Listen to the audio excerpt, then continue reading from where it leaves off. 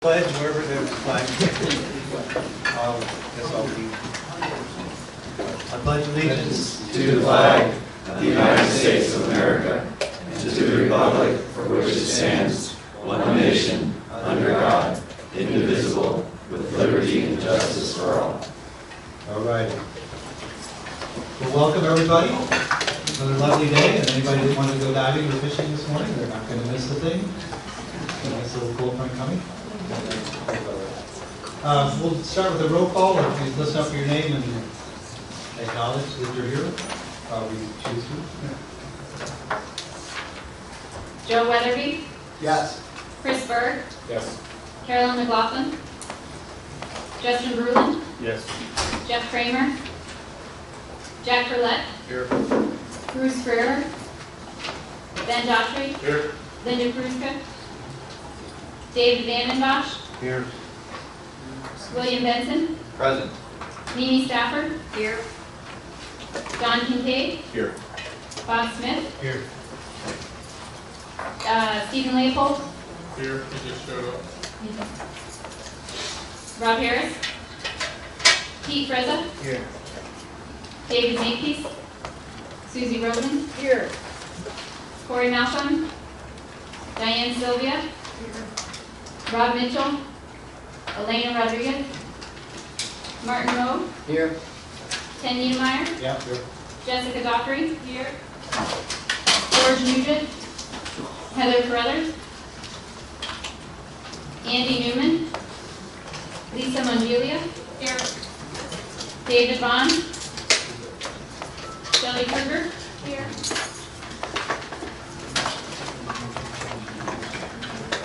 Bill Goodman. Captain David McRae. Here. Tom Matthews. Here. Daniel Clark. Here. Karen Rain. Joanna Walzak. Karen Bonzak. Heather Blau. Here. Christopher Kavanaugh. Honorable Jerry Ellis. Honorable Chris Bull. Honorable Norma Anderson. Honorable Deb Gillis. Honorable Craig Keith. All right. Can I get a motion to approve the minutes from the last meeting? They were sent out several weeks ago. Will Benson, motion. Second, Chris Berg. Any comments, any other changes? I know these came out a couple weeks ago, but I assume everybody read them word for word. But I have to say that Nancy does a great job typing them up. They're good. I guess she has. Somebody must be proofing it too, because it's hard to find anything that's not right. And great job, Nancy. So no comments, no suggestions, no changes. Any opposition to approving the minutes? None noted. All right, great. Any changes to the agenda? I haven't received any. I think it's pretty much straightforward. A lot of discussion on U.S. fish and wildlife issues this morning, and then some Florida fish and wildlife stuff in the afternoon, and an update on our sanctuary process. So no changes to the agenda. We're just going to move forward then. What? She said the order has changed a little bit. I think it's just a couple of people moved around, but no big deal. So my comments. So in January, or actually on my birthday, I flew to Annapolis to do a Sanctuary Chairs Summit. Yeah, that's right, one. And we have those about every other year, 18 months, 24 months, something like that. This is my second. I know that I don't see any of the other past chairs here, but we've all done our time. And this was actually a really good summit. The other two I would not, list high on my must-do, and I was a little bit dreading this one, but it was really, really good. As you know, there's Dan has stepped down, the previous director of the sanctuary program, Dan Basta, and John Armour, the acting deputy director, is now the deputy director is now the acting director, and it's been a refreshing change. I don't want to say that in a bad way, but John is young and he's got a lot of great ideas. He's been around a while, kind of sitting under Dan's wings, and he's ready to do some stuff. And it was a great meeting, very open, a lot of really good discussions that went on, and a lot of good information. And I just felt like the sanctuary program has got a new inspiration and a whole great team of people that are really fired up about it. And so I'm excited about it. Just a few highlights. We had all the sanctuaries. There's 13 sanctuaries, I think that's right, and Papaha, Noa, Mama, Giba, Marine, whatever. You want to say it? I can say it. All right. It's a big marine, national marine monument off Hawaii, and it's a long tongue twister. So there was a representative there. So all the chairs or a representative were there, and a bunch of different staff from the National Marine Sanctuary Program. The acting director of National Ocean Service was there and kind of opened the meeting with some stuff. And so as you know, the sanctuary nomination process is open now, which has been open for a little over a year. And there's two sanctuaries, new sanctuaries that have gone through the vetting process and are now candidates for a sanctuary. What's the right word for that, Sean? I mean, it's going to happen. One is in, it's called Mallows Bay in the Potomac River, and the other one is on Lake Michigan and on the Wisconsin side. So these are two new sanctuaries that are going to be added. Probably it'll be still a couple-year process, but pretty exciting. There are several other nominations that are working their way in. Several public aquariums have nominated sanctuaries that they want to adopt, and so we talked about the role of even public aquariums in the sanctuary program. If anybody's ever been to the Georgia Aquarium, they have a big Gray's Reef display. They had a big Gray's Reef display being taken down. So anyway, there's a lot of partners. The big change in this whole nominating process is that the nominations and the process is going from the bottom up rather than the top down. It's not NOAA picking a site and trying to make it happen. It's nominations and a groundswell of support from communities, advancing these things, putting in these applications. So, and there's a lot of interest, and so it's exciting. It's a great time for the National Marine Sanctuary Program, and obviously it's a stressful time too, because where's the money going to come from? But we'll find it, right? We'll take it out of your budget and give it to them. Oh, yeah. Ken, Yeah. quick question. Lake Michigan, would that be the first freshwater? No, Lake Michigan already has one called Thunder Bay. Oh, okay. Where's that? It's Lake Huron, but it's in Michigan, Alpena, Michigan. So this is it's mostly shipwrecks. It's not it's a different type of marine sanctuary, but it's still a lot of excitement in the communities that have, like in I think it's Alpena, Michigan, where the Thunder Bay National Marine Sanctuary is, and the whole community is now identified by that sanctuary. So it's a great thing for the community. It's a great thing for the resources that it's trying to protect. The guy that came for us for his name, Jim Landon, he's the new head of NOAA law enforcement, is that correct? Sometimes little details, I get them wrong, but he came and presented to us, I think in the fall sometime, and he's a real interesting guy. He did another presentation for us, and he's really fired up about his job and his role, and I felt like there's hope. One of the things I want to try to do, and we talked about it, and of course, the sanctuary program can't tell us to do it, but something that we could do as a SAC and as all the SACs combined. I want to get all the SACs involved in this, but would be to write a letter to him. I know we've done this in the past, and it sounds lame, but he said it would be very powerful for him when he's trying to get funding and trying to set priorities if he could get a letter from every Sanctuary Advisory Council requesting more law enforcement presence and funding for law enforcement, that kind of thing. So I don't have it ready, but between now and the next meeting, I'd like to get a letter out, and I'm going to try to organize the other sanctuaries to get a letter to Jim, kind of to have in his back pocket, so when the right time comes, he can say, look, I've got all these sanctuaries, they're all clamoring for more enforcement, we need more money, we need more help. So I think there's help. This guy is sharp. He's been around the block. He knows the right people. He's got the right approach, and he's passionate about it. So I was pretty excited to see that change. So there's a lot of, good stuff happening at the, the Washington D.C. level. We also did a climate change workshop, and they were working with, how to get a climate change message across in 60 seconds. It's a, a lot of times you have very limited amount of time. You can talk to somebody, and there's some good stuff that the Sanctuary program is trying to develop and get in our hands. I think you'll probably see more of that in the weeks to come, or months to come. One of the sanctuaries has been something we might even consider once we're out from under all this regulatory stuff. We don't have to wait, but would be to have a climate change work group. There's a lot of things that we could do locally in the community and in the sanctuary program that could lead the way. We're not going to cut the world's greenhouse gas emissions necessarily, but there's things we can do to prepare for it, and the role we can play to be a change agent. One of the things that came up, and I don't know where we stand on this, but the idea is for new SAC members that there be a better training mechanism for them. I know we have a Sanctuary Advisory Council handbook, so when you come on, you get a digital, here's all the rules and regulations, but it's more than that. There's a lot of nuances, there's a lot of things we do, and I think it'd be helpful if maybe the education group would want to give a thought at how can we integrate new SAC members into the process a little bit better.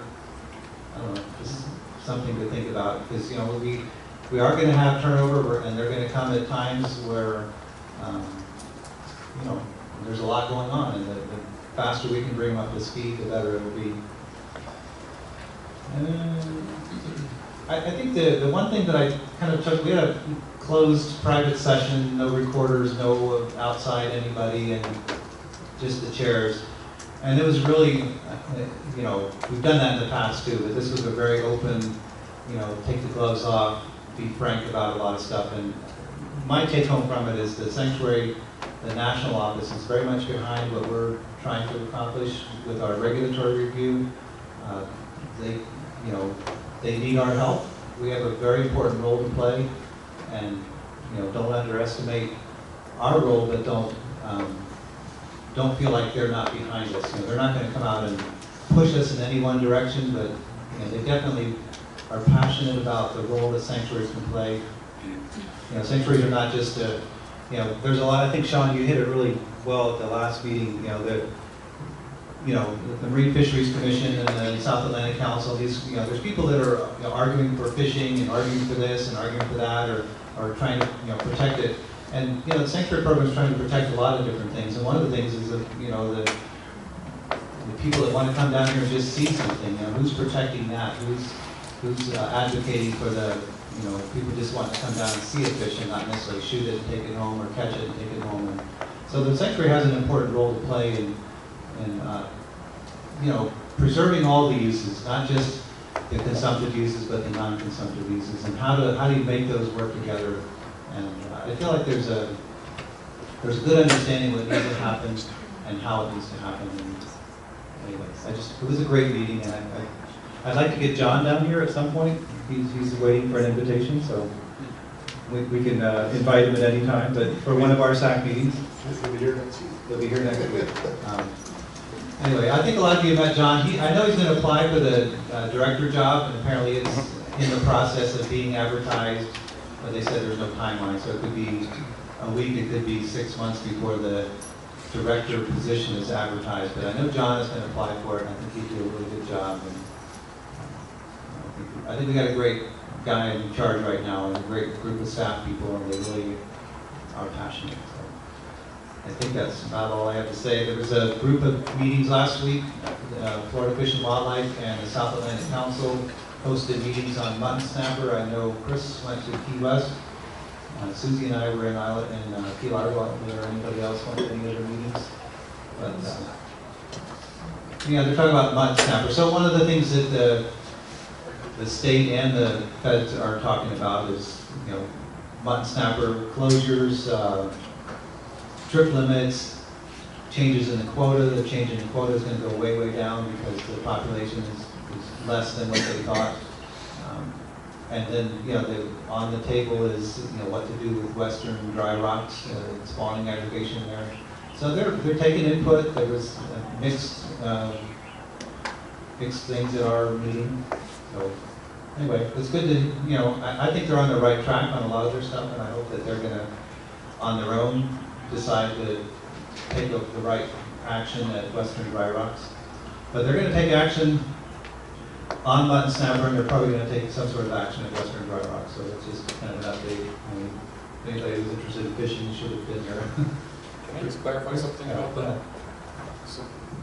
So at least at this Key West meeting, you know, they were happy to take input about western dry rocks and spatial management, whether it was permanent closure of fishing in that area or seasonal closure of fishing in that area, but they weren't actually, that wasn't on their list of things to do. They had a bunch of different alternatives, you know, change the size, change the season, change the trip limit, and so on. That was really what they were trying to analyze. And I made the point at that meeting that this group has asked the sanctuary staff to analyze as one of the alternatives or one of the actions for this draft environmental impact statement, the spatial management of that place, whether it's seasonal or permanent. So we'll see. We'll see how it all meshes together at some point down the road. Well, they did mention at our meeting that it was something they were considering and they were asking for input on it, so we'll see where it goes. All right, so just a few other details and get started. If you have a cell phone, try to turn it to vibrate or off. And if you leave it on the table and it's on vibrate mode, then you'll still know you're getting a call, so I don't know what to say. Maybe turn it off. But, and the meeting is it live? We are recording, and I believe we're live now.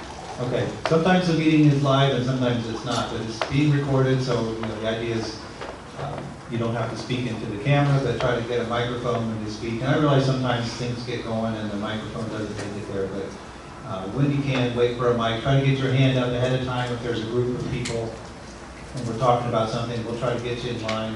I'll try to recognize you, and Nancy will be walking around, or Mary will be walking around with a microphone. When she hands it to you, it should be live, so don't try to fiddle with buttons, because you'll end up turning it off, and then we'll have to turn it back on.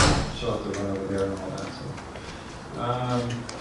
So, the public comment period, anybody in the audience, or anybody on the SAC, I guess for that matter, it's at 2:15, which is after the afternoon presentation by Florida Fish and Wildlife. So if you have comments, oral comments you want to make, that's the time. Fill out a form. Forms are out there. Make sure that myself or Beth gets them. I think that's just about it.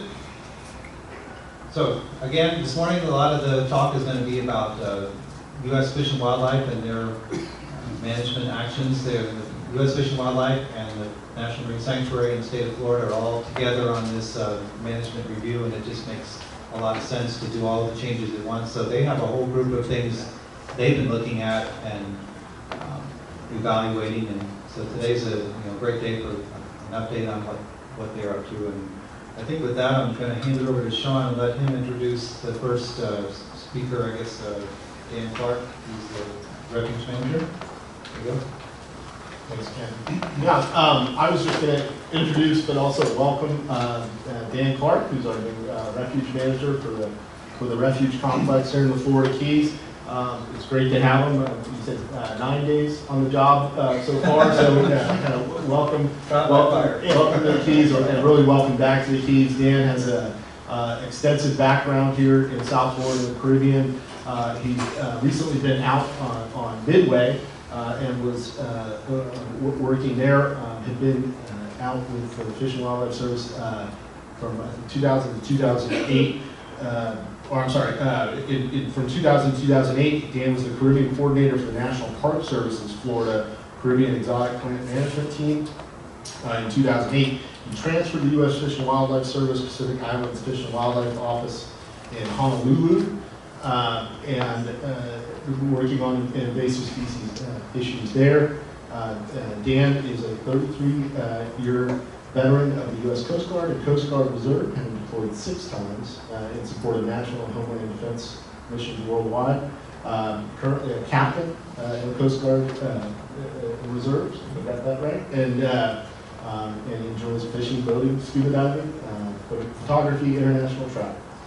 So with that, just want to, Dan, welcome to the Florida Keys, welcome to the Sanctuary Advisory Council.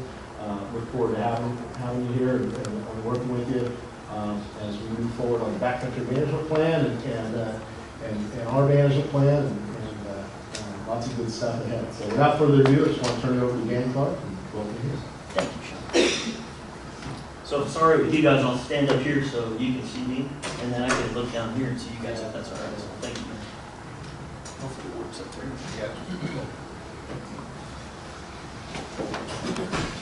Second, mess you up. Can you hear me on this? Yeah.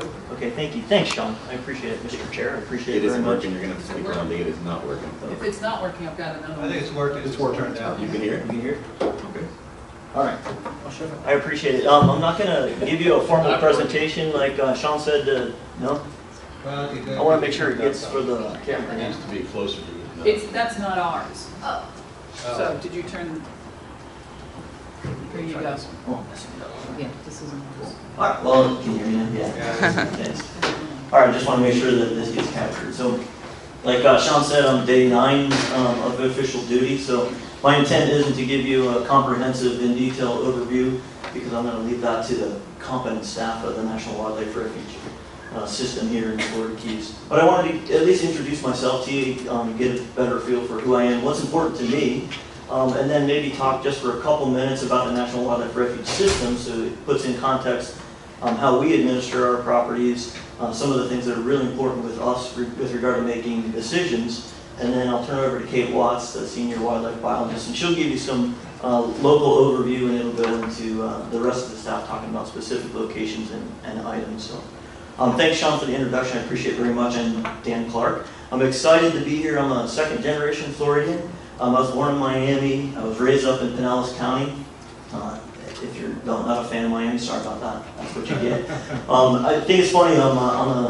On the thing it said complex refuge manager, I'm one of the most simple guys you'll ever meet, so I'm not complex at all. Your refuge complex here consists of 4 units. Of course, Crocodile Lake National Wildlife Refuge, National Key Deer Refuge, Great White Heron National Wildlife Refuge, and Key West National Wildlife Refuge. And Kate will give you some information about all those and talk some more.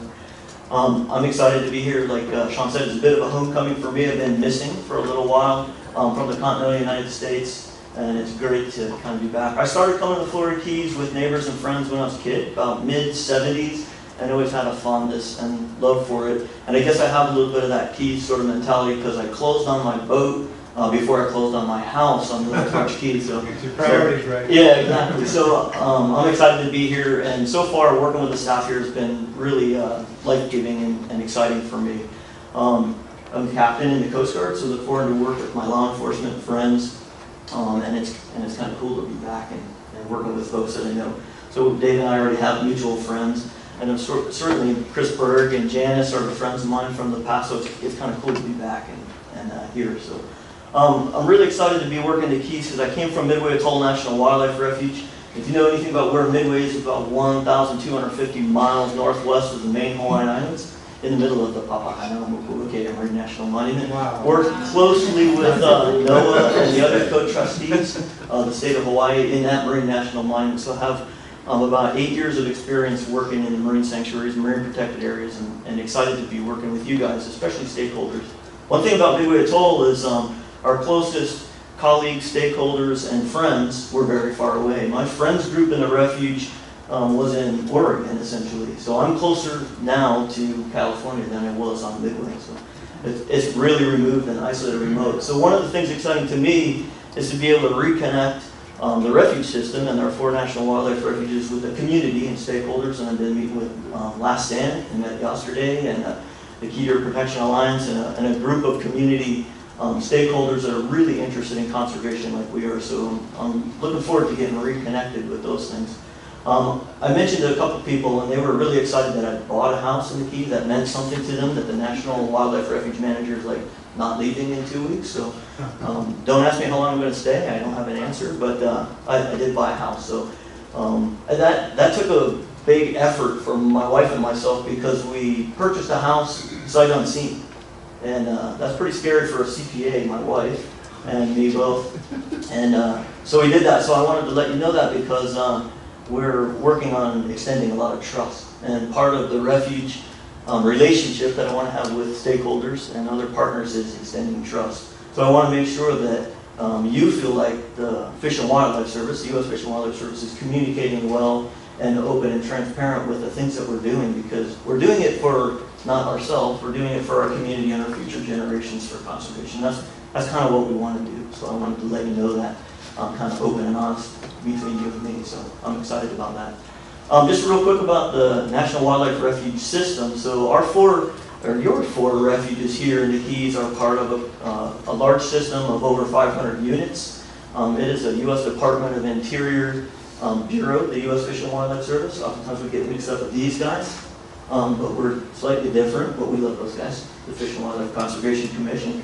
And what we do is a little bit different than our sister bureau in the National Park Service. We also get lumped into national parks. So refuges are slightly different. We have organic legislation just like the National Park Service does.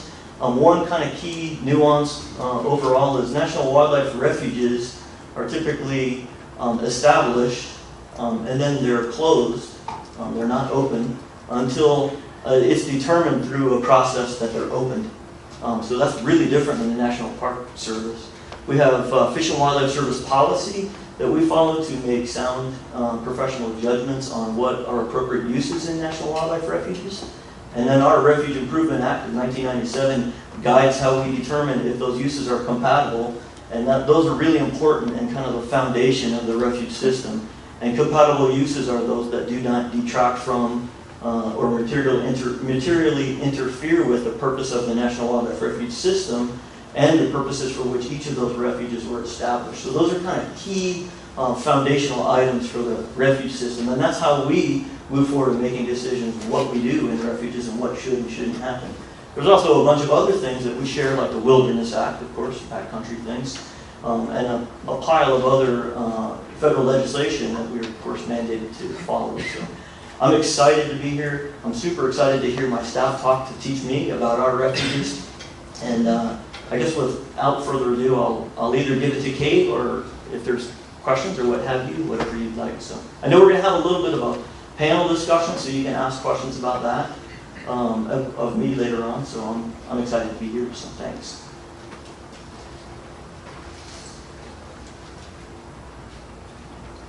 Thanks, Dan. Well said. I don't think we need to say anything else today. Pretty much covered it all. So I don't know how to deal with this for long term, but oh, do you? Okay, thanks. Can you hear me okay? Yep. Thank you, Dan, again for introducing everybody. The Refuge is really excited to be here today to show some of the projects that we're working on, give you some context to how the refuges fit into the sanctuary, and then have a little bit of a conversation about current actions and how we're moving forward. So I did want to introduce, if I can see all the way back there, our staff that are here today. Brierley is our law enforcement officer here today. He's going to be presenting some information on refuge enforcement activities. Erica Henry is a partner from North Carolina State, and she is a butterfly expert. So she's going to be giving us some great information on current activities related to Miami blue butterfly and Bartram's hair streak butterfly.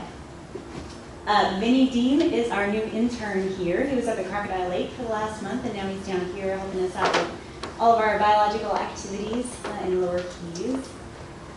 I see Jeremy Dixon, our refuge manager up at Crocodile Lake. He's going to be presenting some of the current management activities up there. And Adam Emerick, I say it's getting worse by the day. He is our staff biologist down in the Lower Keys. And he actually specializes in a lot of reptile and amphibian work, but right now he's doing a lot of other projects as well. Did I miss anybody there? Oh, and Sarah. Sarah Cabrera, Steele Cabrera, is a butterfly technician that was hired through University of Florida to help us with some monitoring for Miami blue butterfly and some of our other imperiled butterfly species. So she's down here for at least a year, maybe 2 years, to help us fulfill some of our requirements and answer some questions about butterfly species and their habitats. So with that, I wanted to give you an overview of the refuge complex. Dan explained some of the basics so far, and hopefully I won't repeat too much.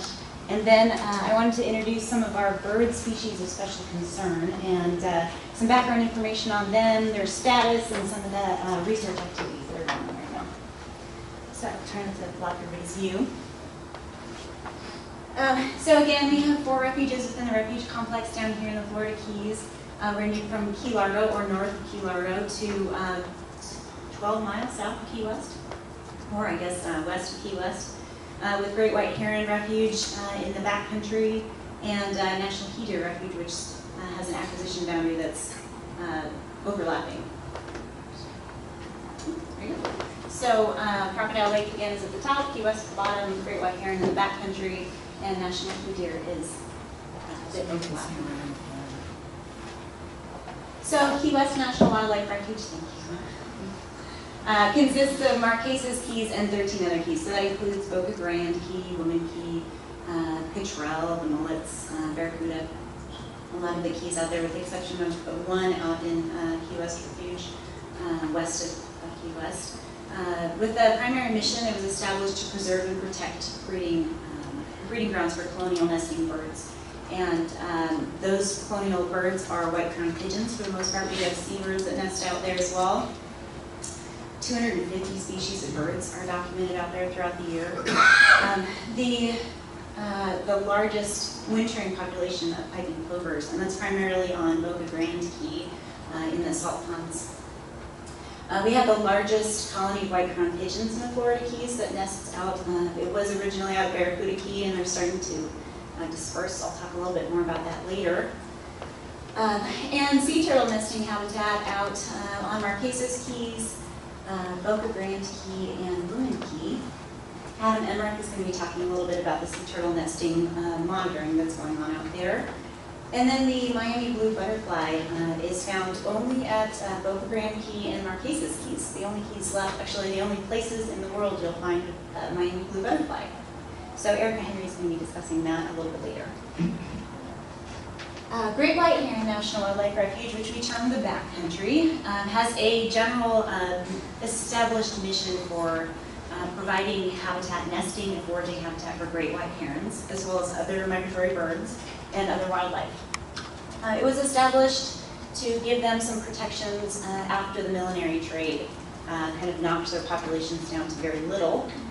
But the refuge also provides nesting habitat for 10 wading bird species, so not just great white herons, but reddish egrets and tricolors and great egrets, little blue herons, all sorts of wading birds. And also provides sea turtle habitat out on a couple of the islands, including Snipe Key, Sawyer Key, and Content Keys. National Key Deer Refuge was established to protect key deer and their habitat. And that was after their population was decimated. It was under 50 individuals. It's now much higher than that. So it's been quite a success.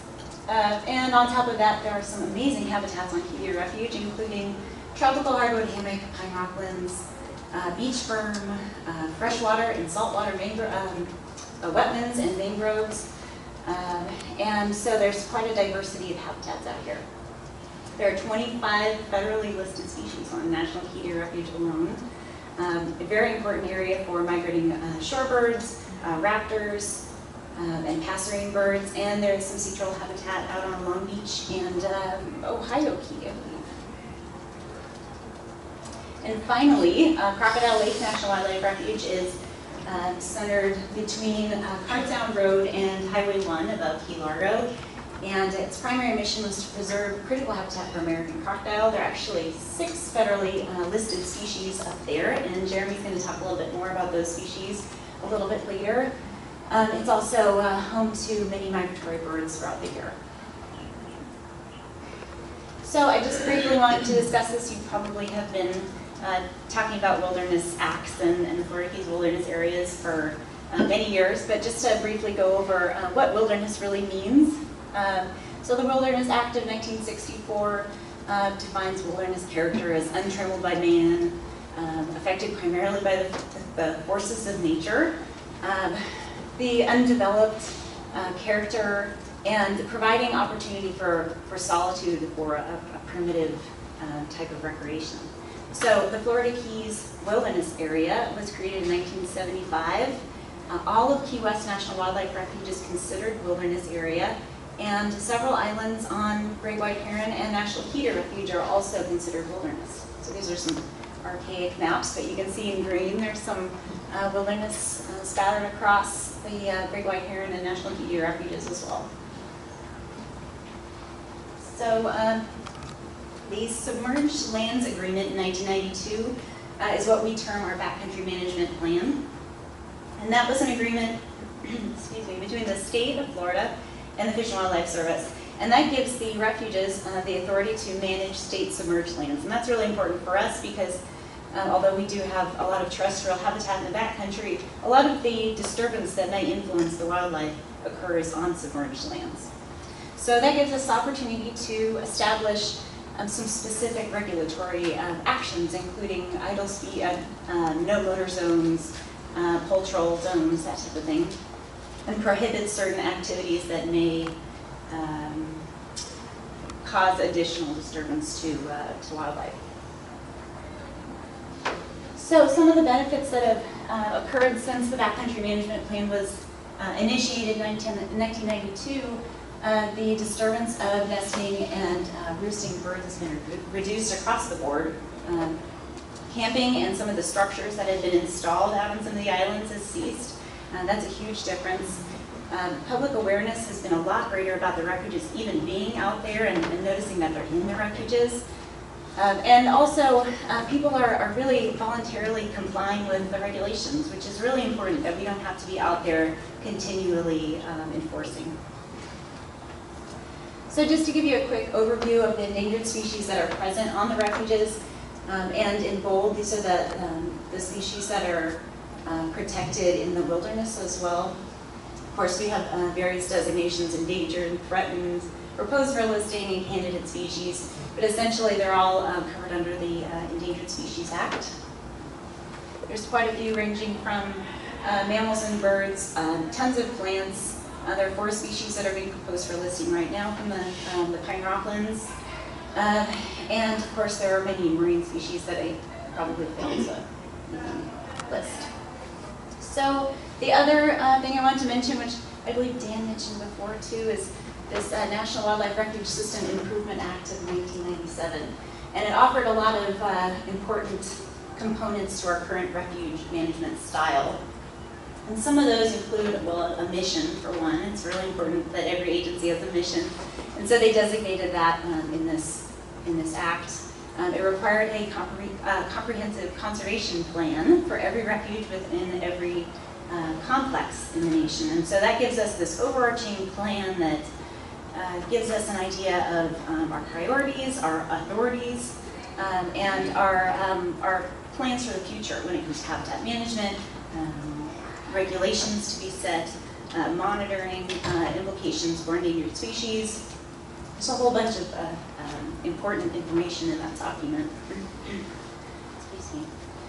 And finally, it's a new process for us to determine our compatible uses. So from our national level, they highlight wildlife-dependent recreational uses that are especially important and most often are determined to be compatible. That doesn't mean that they're automatically compatible within every refuge, but for the most part, we identify hunting, fishing, wildlife observation, photography, and environmental education and interpretation as wildlife-dependent recreational uses that can be determined compatible. And the refuge is given the opportunity to make that determination. If they're determined compatible, then they can be appropriate for public use in that refuge. And finally, I just wanted to give you an idea of how the refuge fits into the sanctuary. The sanctuary incorporates the backcountry management plan into its own management. It terms our refuges as wildlife management areas. It provides additional law enforcement presence knowing that we have sanctuary, we have refuge, law enforcement out there to cover the same regulation sets, and also ensures long-term minimization of wildlife species health in backcountry. So with that, I wanted to talk a little bit more about the bird species of special concern that are found out at our refuges. And it's a funny term in general, bird species of special concern. You can define it in many ways, but essentially I wanted to bring these to your attention because they are not yet federally listed. So they're listed on other lists, state lists, international lists, Audubon watch lists, but our objectives is to keep these species off of this endangered species list by monitoring, by providing quality habitat for them, and through our management actions. So the species I wanted to cover today include white-crowned pigeon, reddish egret, magnificent frigate bird, and great white heron. So starting with the white-crowned pigeon, it is state threatened, it's globally rare and state rare. It's on Audubon's watch list. It's near threatened on an international, the IUCN red list, but it's not yet federally listed. It's a great indicator species for tropical hardwood hammock and for mixed mangrove island health. And I'll explain a little bit more about their habitat requirements and how that fits into it. But their primary threats are that they actually have a couple of components of pressure on both sides of their life cycle. On the winter side of their life cycle, they have a liberal hunting regulation set that's pressuring that offers a high mortality rate. Primarily in the Bahamas, the bag limits, the daily bag limits for that species is around 200 birds per day per individual. It's pretty amazing. And on top of that, the regulatory side of things, law enforcement has a really hard time regulating those the bag limits, and so the hunting regulations don't really explain the full extent of the mortality. So on top of that, the habitat degradation in the Keys and deforestation has really pressured this species as well. So for habitat requirements, they forage mostly on tropical hardwood hammocks. They're known to forage on poisonwood berries, but they do forage on many different species of berries in the hardwood hammock. They nest on black and red mangrove islands, excuse me, and great white heron and Key West refuges. They're preferably nesting on small islands that are void of predators, being black rats and iguanas. And as you may have noticed, there's iguanas on most of the islands now, so it's a tough thing to find is an island that doesn't have predators. And especially, they need to have foraging areas within 15 miles of their nesting habitat. So just to give you an idea of some of the core nesting areas that are in the lower Keys, there is an area, there are two areas in the Great White Heron Refuge that are high density nesting areas. One of them is East Bahia Honda Key.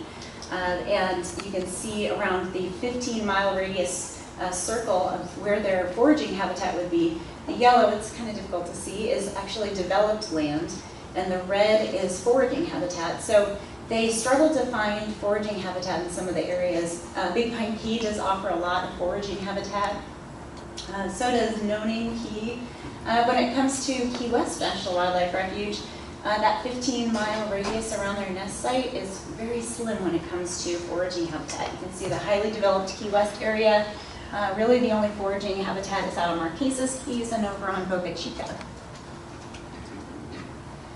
So another pressure for their life cycle is the influence of major storms when it comes to their productivity and their survival. So looking at the top left, Sawyer Key was a high-density nesting area, and that's just a photo of their habitat, which is not very suitable for nesting post-hurricane. And on the right side, Barracuda Key from 1999 through 2010 shows the loss of some significant mangrove areas. This was the highest density nesting area for white-crowned pigeons in Key West National Wildlife Refuge, and has dropped down considerably since the last storm. So this is some data to go along with that. You can see Barracuda Key, the number of nests dropped down post-storm dramatically, as did the nesting out at Sawyer Key. So just being able to provide the excess habitat on a normal year so that we can support them post-storm is really an important component to their life cycle. So in order to learn a little bit more about their habitat use, we put on these nice hats and some satellite transmitters and tracked these birds to get an idea of what habitat they're using, where they're going off-season, and kind of get a grasp of what these pressures are that are increasing their mortality. So we marked a couple of birds last year.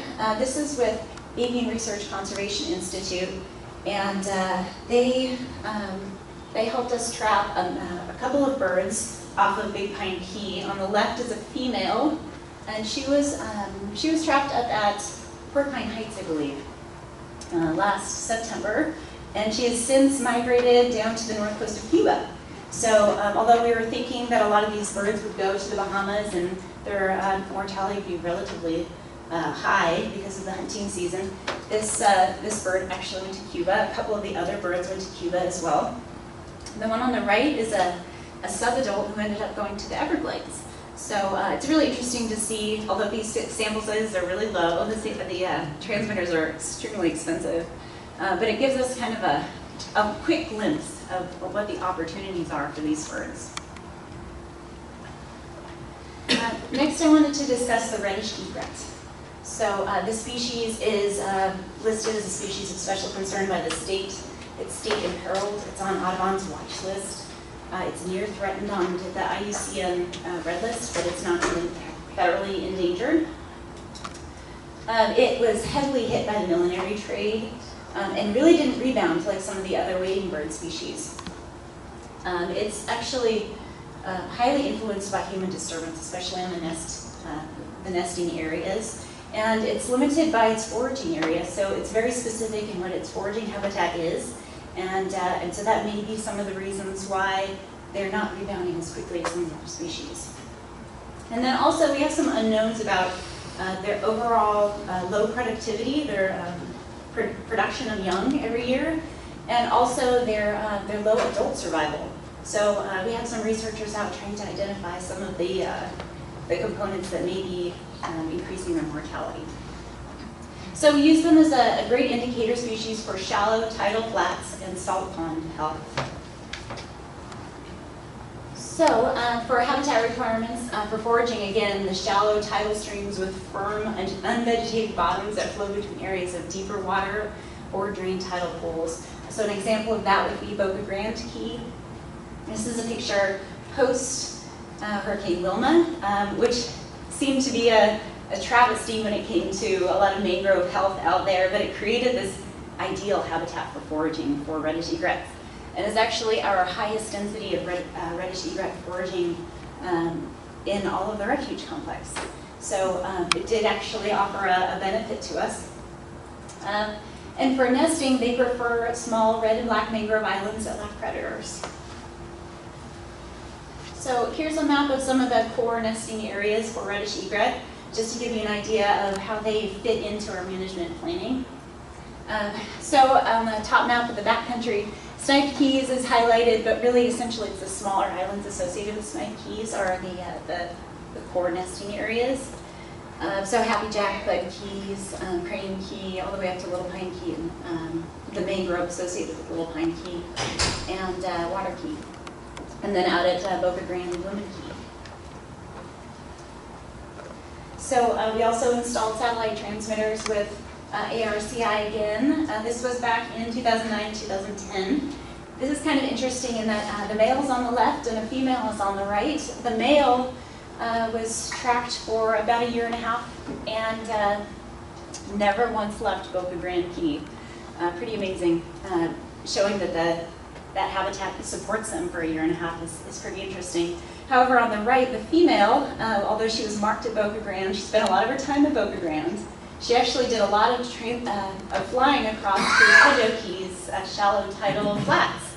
So with very few stopovers, you can see a couple of dots here and some outliers, but for the most part, it was almost a direct shot back and forth utilizing foraging habitat on Cudjoe Key, and then also out of Boca Grande Key.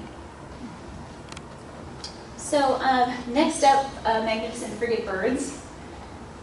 They are critically imperiled in Florida. They're on Audubon's watch list. They're actually listed as under least concern on the International IUCN Red List. And that's primarily because of their wide range. They cover all of the Caribbean, the west coast of Mexico, quite a span. And they're not yet federally listed. Their primary threats are actually, interestingly, hunting in the Caribbean. It's been documented on numerous occasions that on occasion there would be a fisherman that would catch a flying fish and install a hook in the flying fish, throw the flying fish out, and catch the frigate bird and actually eat the frigate bird. So beyond that mortality of adults, which is fairly rare, they don't have predators otherwise, human disturbance during the nesting areas, they tend to nest in colonies, and they spend a lot of time nesting. It's actually about a year and a half to 2 years of nesting activity to actually produce and fledge a young. And so that amount of energy that has to go into producing a young it's very difficult for them to commit to a site, and the human disturbance activity really influences their interest in coming back during a future season. They're actually known to also abandon nests if human disturbance is heavy enough. The only nesting activity that has gone on in the Florida Keys in the past has been during the 1960s. There was a colony that was documented out at Marquesas Key on the west side of Marquesas Key. I think there's a couple of terms for it. There's Rookery Key, bird keys are another name for them. And they nested out there for about 30 years or so until the late 80s. And I think the peak population for nesting was about 200 pairs, 250 pairs maybe, at their peak in the 70s. But they started to drop off the map there, and fewer nests were seen every year. And eventually they stopped nesting out on Marquesas Keys, and they started nesting out on the Dry Tortugas. So that is actually the only nesting population in all of North America, which is pretty phenomenal considering how many frigate birds we see out in the backcountry and on the ocean side throughout the calendar year. And also, this is their foraging areas. They tend to forage on a wide range of species. We'll talk about that in a little bit, but declines to their foraged populations may be a threat to them as well. So we can use them as an indicator of general marine ecosystem health. So again, their nesting habitat would be on mature black and red mangrove trees with minimal disturbance on the leeward side of the island, and they have a very long breeding period. So the female will actually sit on a nest for about 2 months before the eggs hatch, another 6 months before those young are fledged, and then another 6 months after that, post-fledged, where these birds can fly. They just choose to be fed by their parents. So they're freeloaders. Exactly. So for foraging, they're kleptoparasites, so they steal food from others. It's kind of an adaptation because of their inability to get wet. They can't spread enough oil on them, or they don't have the right kind of glands to allow themselves to be waterproof. And so they tend to steal fish from seabirds in general. But they have been known to actually feed on their own. Once in a while, they will catch flying fish, squid, jellyfish. They tend to capture fish on the top water.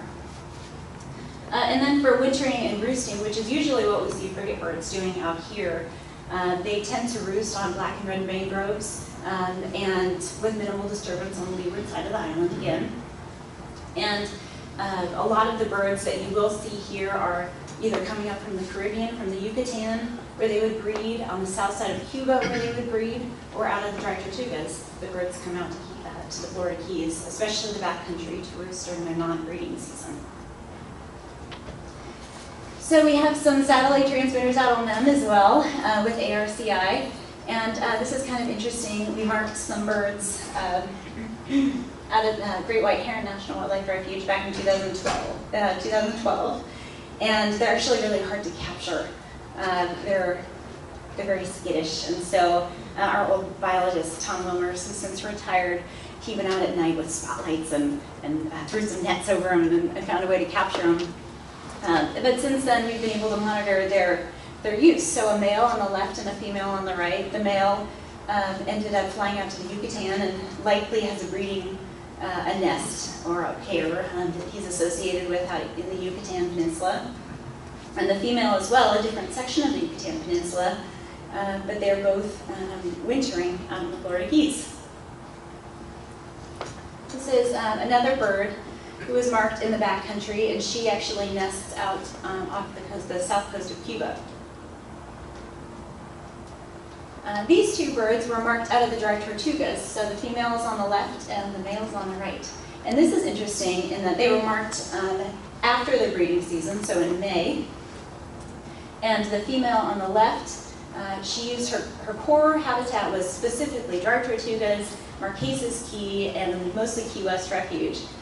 Rarely ever went anywhere else. But the male went all over the place. He went up the coast of Florida on both sides, covered a lot of ground, distance traveled 46,000 kilometers. So a huge difference. So again, there was a historic nesting population out on the Marquesas Keys.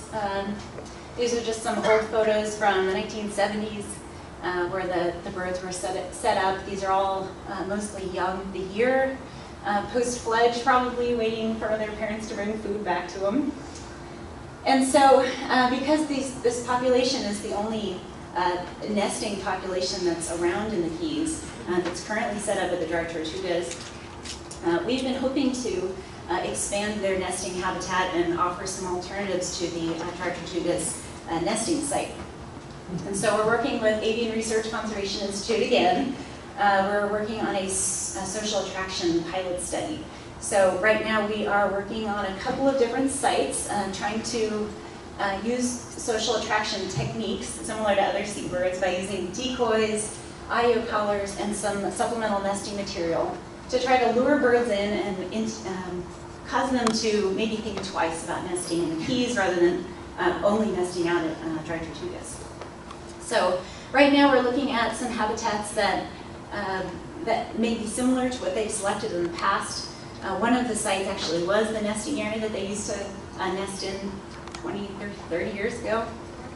And then Cottrell Key and Little Mullet Key are other options for us. So right now we have this equipment set up. The breeding season goes through April. Hopefully it'll take 5 years before we'll learn something. Sometimes nothing happens, and sometimes we'll learn something.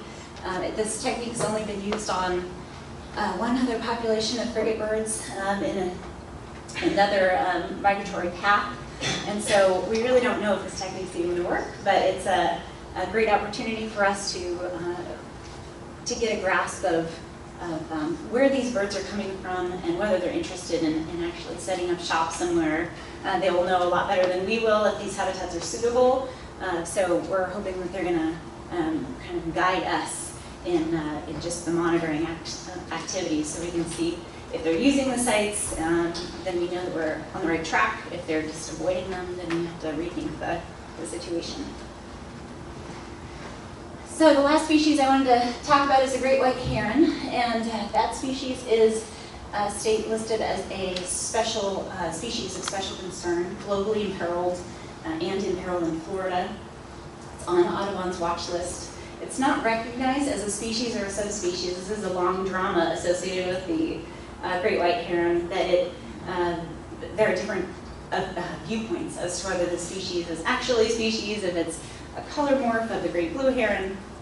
So the Red List hasn't even agreed that this is a real species.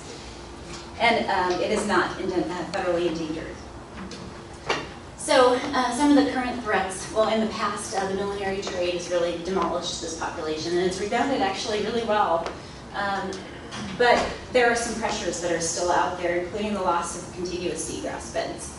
And those foraging areas hopefully are around nesting areas. You'll see it in a couple of slides later that it's really important to have both the nesting and the foraging habitats adjacent to each other. Major storms have been documented to cause some significant mortalities. and human disturbance in general on foraging and nesting areas can cause abandonment and low survival. And this species is also a great indicator for both contiguous seagrass beds and for their nesting habitat, the mixed mangrove islands. So for nesting, again, they use blackened mangrove islands with minimal, black and red mangrove islands with minimal disturbance. For foraging, they forage on seagrass beds and mudflats, primarily fish and crustaceans. So these are some of our core great white heron nesting areas. Cottrell Key is a hot spot. Inside of Marquesas Key is another hot spot. In the backcountry, starting from the south to the north, Bay Keys, West Harbor Key, Coon Key, parts of Snipe Keys, Barracuda Keys. All the way up to Upper Harbor Key, Crane Key, Riding Key, these are all high-density nesting areas. And so some of the activities that we can pursue that may influence their overall success are basically just monitoring their productivity, monitoring their annual survival, and minimizing disturbance through our management actions. So there are a lot of other species that are present on the refuges. They represent a lot of different habitats. We aren't able to manage all of them. There are many endangered species, bird species that we have. We do our best to collect data on them as best we can, and with that, I can answer any questions. Sorry, it's a lot of information. Peter. Thank you, Kate. That was great. Just curious. Oh, sorry. Just curious if you've had a chance to review the recommendations that Shallow Water Wildlife Working Group and then the Sanctuary Advisory Council voted on, approved, brought to you guys for consideration for updates to your management plan. If you like any of those ideas, are you thinking of integrating any of those ideas? None, some, just your thoughts on that. Yes, definitely.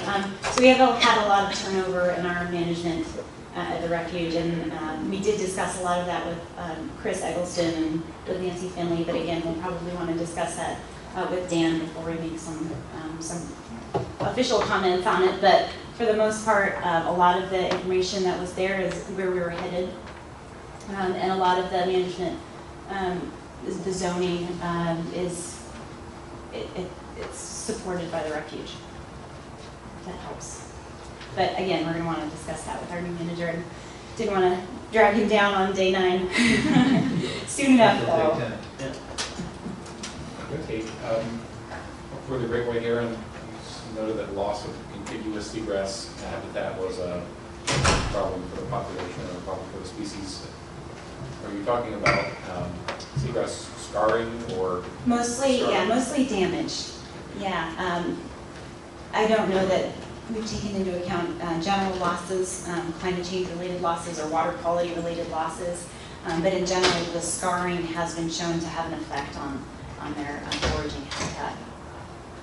Yeah, I know after some of the hurricanes that we've had, big areas of seagrass were inundated with sand, and some of those are coming back and some maybe not so fast. I think a lot of the people that spend a lot of time in the back country have a good pulse on that. One more quick question. For the white crowned pigeon, you listed iguanas, I assume green iguanas as a predator? Yes. Yeah, it's actually, so they're omnivores. They tend to, generally, they tend to eat vegetation, but they do actually target eggs. So on some of the keys, like off of Cudjoe Key, there's a high density nesting area. The iguanas will swim off of Cudjoe Key onto those islands and annihilate the nesting population. So I know you guys do a lot of invasive plant control and do it well. Are you actively controlling iguanas on the backcountry islands or elsewhere? They're definitely taking over out there. They are definitely taking over.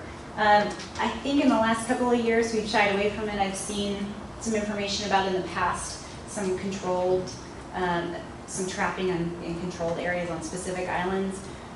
It's a high effort that has to go on in order to make a difference. And so I think in the future we'll probably be targeting areas that are most critical for us. Knowing that the influx is probably going to be continuous, that there's always another source for those species, and that they're able to swim for miles across from island to island, so you may control a whole suite of islands, and then within a year or two you're back on it again. So staffing-wise, we may not have the ability to do that, but maybe with some funding opportunities, we can pursue that a little bit more.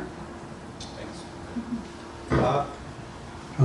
In your initial comments about generally your successes, you seem to present a more positive picture of visitor compliance than I think we're accustomed to elsewhere in the sanctuary. Do you think that's because of your environment, or do you have some other secrets you can share with us? I have no secrets.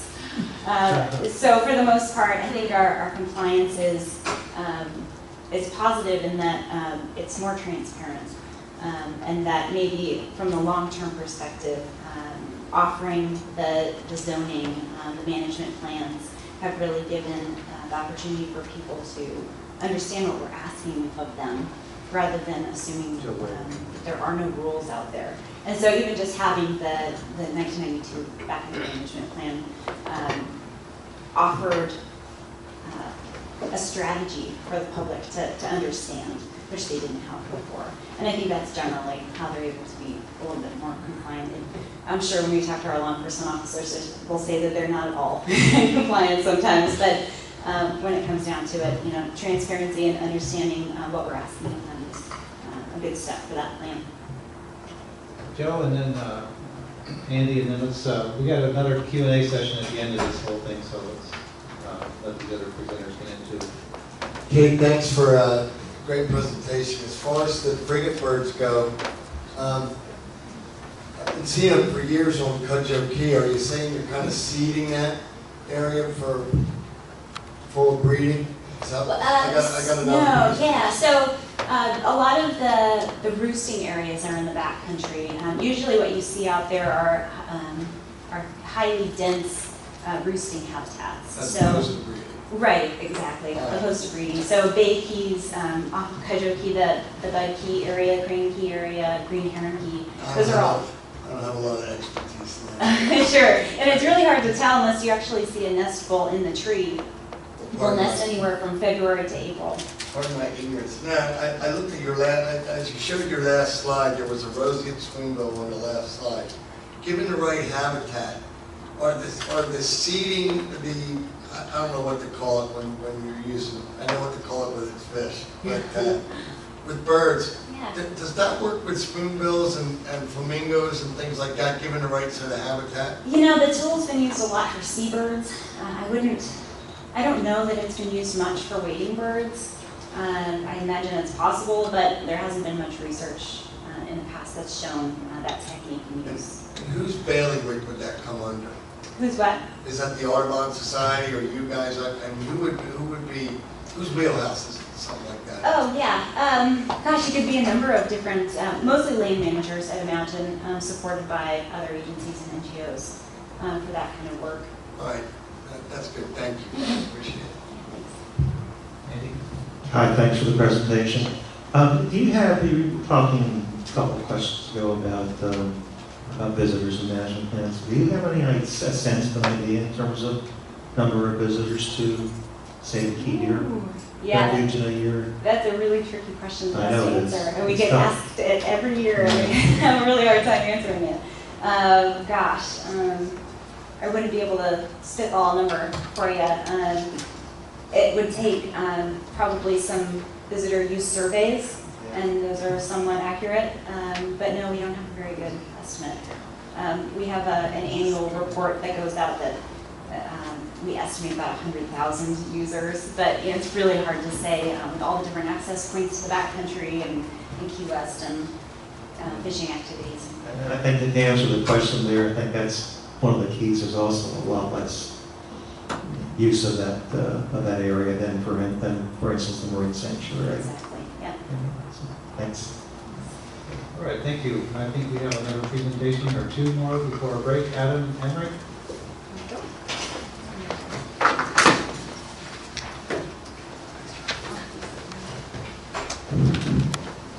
morning. So I'm going to be presenting some of our refuge management activities and an overview of both sea turtles and lower keys marsh rabbits within the refuge complex. And it's kind of an interesting combination, but you know, I'll do what I can, do my best. So, Key West has not exactly had a wonderful history when it comes to sea turtle conservation. There was a pretty active sea turtle fishery up until around 1960s, and at its peak was exporting about 200,000 cases of turtle soup a month. So, and it primarily targeted greens for their meat. But luckily, because of conservation-minded groups and U.S. Fish and Wildlife Service, Endangered Species Act 1973, and the Marine Turtle Protection Act, I believe, of 1992, somewhere around that time, conservation is now predominant among sea turtles within the contiguous United States and the territories that are managed by the U.S. Fish and Wildlife Service. And typically the only turtle meat you find in fluid-filled containers is luckily still attached to living turtles. So the Key West National Wildlife Refuge and the Great White Heron National Wildlife Refuge and just the lower keys in general are extraordinarily important to all life phases of the sea turtles that we see down here. Depending on the species, you know, we have mixed hard-bottom habitats, shallow reefs for grazing of invertebrates and corals and sponges, large seagrass beds for grazing. We have shallow bays, estuaries for juvenile predator refugia and feeding, and of course there's a lot of breeding that occurs in some of the deeper channels and in the beyond the reef edges. So the environment is very important to sea turtles, but sea turtles are also very important to the environment. Green turtles do a lot of foraging in the shallow water seagrass ecosystems and thereby stimulate growth within those ecosystems and contribute to the health of the system. And disturbance of nesting activity on the beaches with the turtles leaving their the biological material, whether they be failed or successful nests, has been shown to contribute to the health of the ecosystem by promoting plant growth. So first off is, of course, the green turtle. Fairly recognizable because as young, they're nice and shiny and really, really nice looking, but they get really dull and gray and kind of sort of greenish. Green sea turtles, I think they were called that because when they were harvested, their meat tends to take on a green appearance because of their almost entirely vegetarian diet as adults. Blunt head, 2 prefrontal scales, pretty easy to pick out. Average size about 400 pounds. Pretty impressive turtle. They are listed as endangered by the U.S. Fish and Wildlife Service. They leave these beautifully large meteor strike nests wherever they are. And if you've ever been out to the Marquesas, I've had the opportunity to go out there and see. It's pretty impressive the type of geoengineering they can accomplish. You know, these females can really, I could stand in a crawl and literally have it be up to my waist. Or stand in a nest and have it be up to my waist. It makes some very impressive nests. They're troopers too. They will climb way up the beach dune, and which is actually good for them because in the context of sea level rise or climate change events, king tides, stuff like that, their nests are probably more inured against these changes because they can and will nest almost into the hammocks and forests of some of these backcountry islands. We have nesting. That's been documented since 1990. Primary nesting areas are the Marquesas, Boca Grande, and this year we were able to document successful nesting on both Sawyer Key and Snipe Point of the Snipe chain. Loggerhead, probably the most commonly seen sea turtle. Easy to tell because it's got a log for a head. It's got an enormous head, whitish to kind of a yellowish color. Juveniles are really striking looking because they have a very highly serrated dorsal spine on the shell. They are threatened. They are the only sea turtle species that is not classified as endangered in one context or another, but they are listed as threatened by the U.S. Fish and Wildlife Service. They are primarily omnivorous and tend to hang out more on reef patches because they really like to eat corals, sponges, and those pesky moon jellies that makes everybody's diving experience a wonderful day. What's interesting about them is they will be on average, again, 400 pounds, but they can get up to about 1,200 pounds, which makes them the largest hard-shelled turtle species, sea turtle species in the world. But they make, conversely, extremely surreptitious small nests. Rarely ever leave a cavity, and will do a very good job of covering up and minimal disturbance to the lower areas of the beach. They do not typically nest high. They nest very low. So sea level rise is really probably it makes it difficult to document nests and probably threatens the reproductive success of these turtles in the near future. Again, a lot of primary nesting activity occurs on the Marquesas Islands, almost all the Marquesas Islands that we monitor. Boca, Woman, Key, and there was a single nest identified as a loggerhead nest on Snipe Point this year, but they have historically just stuck to this area.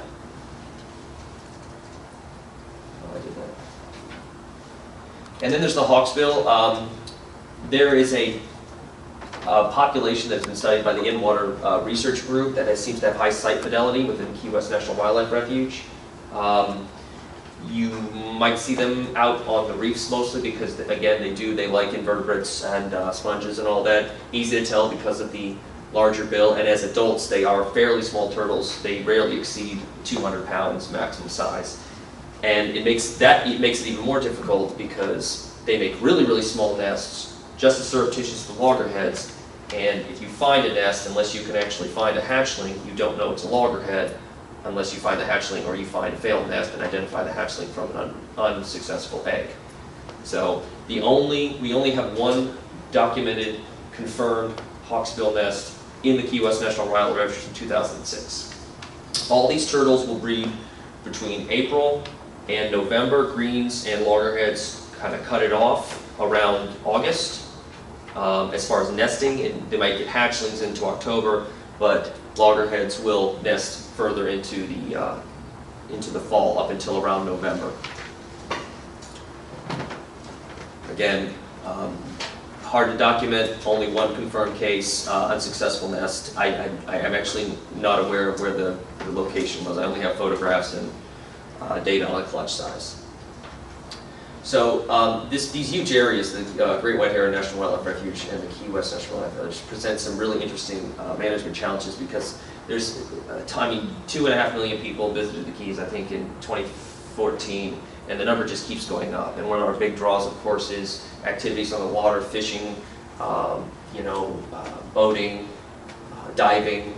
So we have these really isolated areas of quality habitat that are under the duress of increasing public use. So, and these uses can lead to like major habitat disturbance and lowering wilderness character. Of course, there are the natural forces too that complicate things like hurricanes and sea level rise, which kind of puts a little squeeze on attempting to manage the public use because this is something that we really can't stop. We prepare for it by trying to keep the existing areas as pristine as possible. And we do that through, of course, we have the existing protective measures to sea turtles. We monitor the nesting beaches and the productivity of the sea turtles within the Key West National Wildlife Refuge and the Great White Heron Refuge. And we try to maintain the existing habitat, which a lot of is just informing the public potential restrictions on use and trying to maintain the habitat through debris removal. And of course, the best tool in our toolbox is the collaboration of all local, state, and federal groups, FWS, Marine Sanctuary. There's a lot of local conservation groups and research groups that are very interested in turtle conservation. So monitoring, we go out and we mark crawls, we mark nests, suspected nests, and we confirm them by excavating them, do productivity counts. It's a lot of fun. It's really nice out there in the Marquesas. And every now and then we'll get a little surprise in the nest. I don't know if you can see this little guy right here. He was last out of the gate, so we just kind of pushed some sand over him, kind of like we never saw him. You know, he'll figure it out. They're remarkable. You know, you can leave them in the nest if you find a couple of juveniles in the nest, cover them back up, and they do well. They'll come out, and I revisited nests where I found 5 hatchlings that were just kind of confused and were last out of the gate, and cover them up, and come back 2 days later. You know, it's what they're adapted for. So, and fortunately, we had a biologist actually the one was in the position I was in before, named Tom Wilmers, who did an extraordinary job on both bird and sea turtle monitoring research, and he is responsible for this beautiful, consistent, and very precise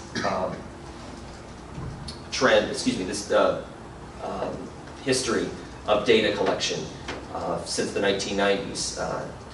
And as you can see, loggerheads have kind of been trending down. They were up about 10% this year, but again, they're very surreptitious. We had some king tides, we have some weather events.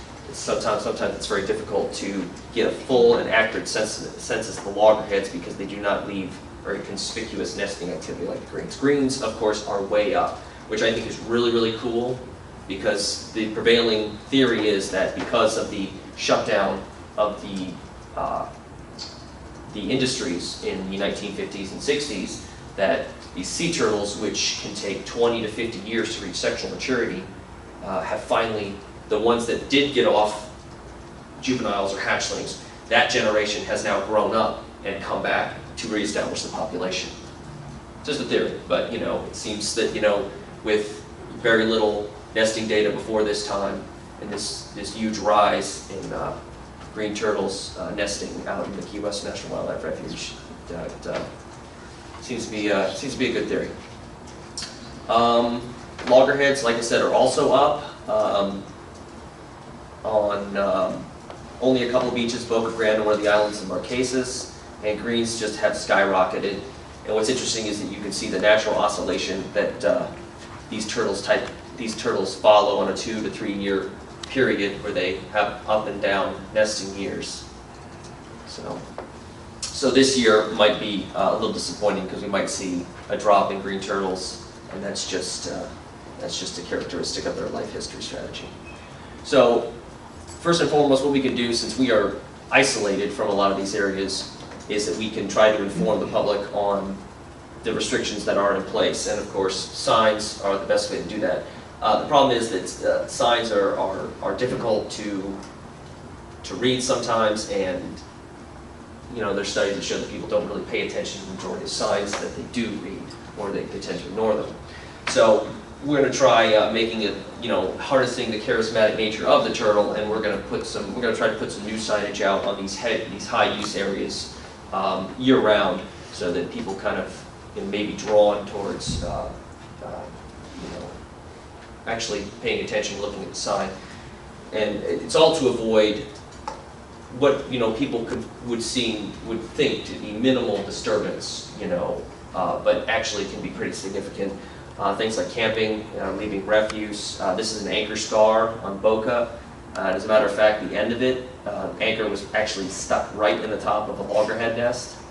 The nest got out. The nest was not damaged, but it was really interesting because the nest was marked with colored tape, but somebody decided that since it was a nice clear area, it was a good place to stick their anchor in. And so we'd like to try to avoid things like that. And also keeping pets on a leash, because pets dig. You know, you've ever seen an area where a large dog like this, they can make some pretty significant dents in the ground, and they can likely smell those turtle eggs. There are places where feral dogs are a significant problem, so, you know, dogs are a concern, so that's why we try to keep them on the leash on the refuge. Marine debris is not only a big issue in the water, but also on the terrestrial component of the refuge, or excuse me, of the lands. The terrestrial managed lands is what I meant to say. Because a lot of these trap lines and debris get pushed up into the dunes and buried, and the adult turtles will encounter this, and the adult females will encounter this and abandon a nesting attempt. This is actually an abandoned nesting attempt. She actually she actually jumped down the beach a couple of meters, and hopefully it was the same individual, and had a successful nest right here. But you could see when the crawl was started that she had stopped. And now this, not only does it potentially prevent reproduction, but if this animal gets entangled in this and then drags it back into the ocean, the potential for injury and or death is much higher. And of course, we have a unique situation down in the Marquesas with the undocumented immigrants that come down, and we have these large, colloquially referred to as chugs, that kind of sit on the beaches, may contain some hazardous waste, and can be pushed around. They can obstruct the beach, they can fall apart, and they can kind of scour seagrass beds, hard bottom, and also alter the architecture of the beach. So what we want to do is we want to, of course, part of our management strategy is to remove these debris using outreach and periodic trips out there. And of course, our biggest tool, of course, is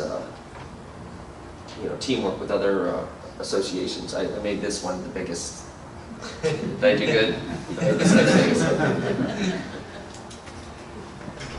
But so again, I said it's very important to protect this existing habitat, especially in these high-use areas, because there are some really dramatic changes to a good portion of the nesting. About, I'd say, 33% of Boca Grande, the beach line has undergone some severe scarping and erosion in the last few years, and this makes it inhospitable and altogether impossible for even the most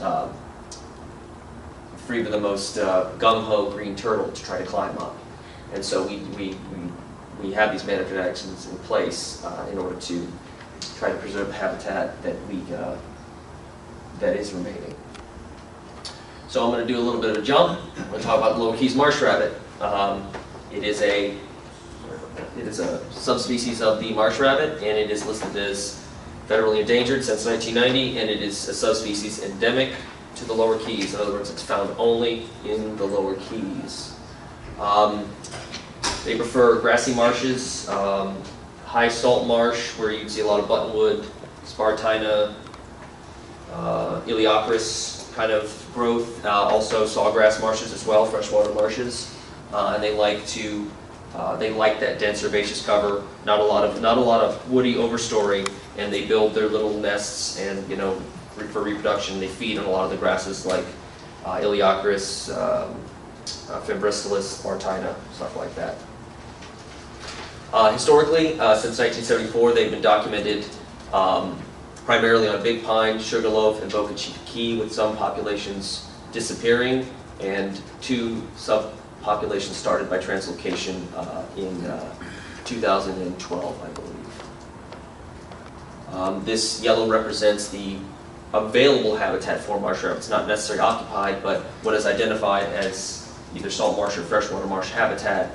And it is highly, as you can see, it's very highly fragmented, split up by lots of roads and public structures. So again, the population centers are in Big Pine Key, Sugarloaf, and Boca Chica. And one of the primary ways that we use to monitor occupancy in the environments where we want to know marsh rabbit was with pellet counts. Go out there and count the droppings, and we use the abundance of pellets and the occurrence of pellets within these patches to kind of get an idea of occupancy and distribution of the animals. So between the 3 populations, 2 of them appear to be trending downwards from this pellet count data, and the one on Boca Chica seems to be have a slightly positive track, but it's not increasing near as much as we probably want it to. And so the management challenges for the rabbit, of course, are loss of its existing habitat through development, encroaching both exotic and natural vegetation, natural succession. Unfortunately, predation by non-native predators, especially free-roaming cats, and road mortality, because a lot of their environments, such as the ones on Boca Chica, are separated by runways and roads. And so our recovery actions right now are range-wide monitoring, research into these management techniques, whether or not they're successful, attempting to reduce the predation pressure on these animals, and of course maintaining or improving the existing habitat. Unfortunately, non-native predation is a real and very significant threat in pretty much everywhere that humans are inextricably tied into these natural areas. And it is widely recognized and researchers will pretty much tell you, anybody that's working on the marsh rabbit, that any management action is pretty much precluded by predation. So this is one of the most immediate threats that we can make a significant impact on at the refuge, is to reduce the predation pressure on the marsh rabbit. So what we're going to do, or what we're starting to do is, in lieu of pellet counting, which requires a huge time commitment over, I believe, at one point it was about 3,000 patches per year. Whittle that down to about 1,000. It's still a tremendous amount of work for occupancy. Moving to camera trapping to determine areas within the identify critical habitat where these animals are still using. And this also allows us to keep track of, also within these same environments, where the predators happen to be. And unfortunately, like I said before, so this is critical habitat for marsh rabbit, this is critical habitat for marsh rabbit, and these are the exact same cameras, these are the same places. So we have a lot of co-occurrence of these non-native predators with the marsh rabbits. So we'll be able to keep track of the marsh rabbits within critical habitat, but also the areas where we can do focused predator removal and hopefully alleviate some of the predation pressure on these animals. And we do that by live trapping the animals and removing them from refuge properties.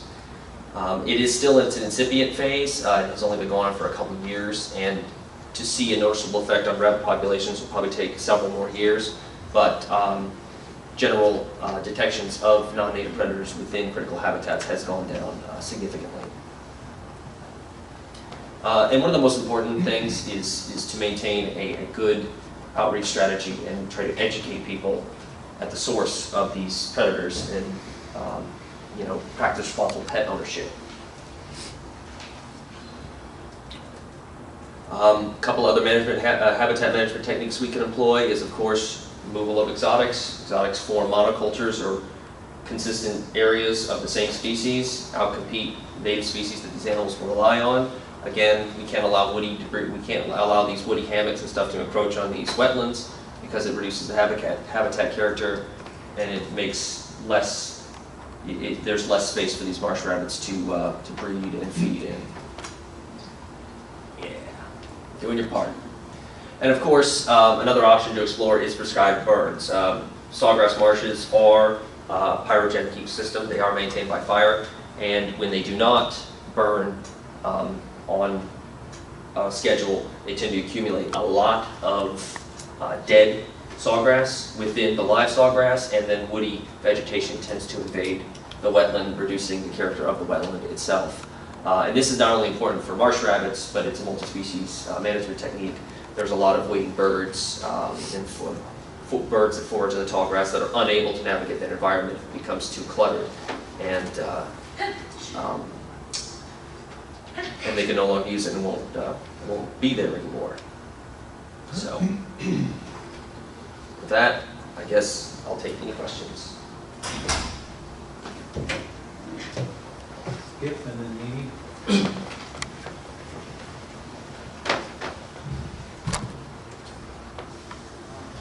Thank you. Just out of curiosity, when you do a controlled burn, do you get any mortality of the marsh rabbits in that burn?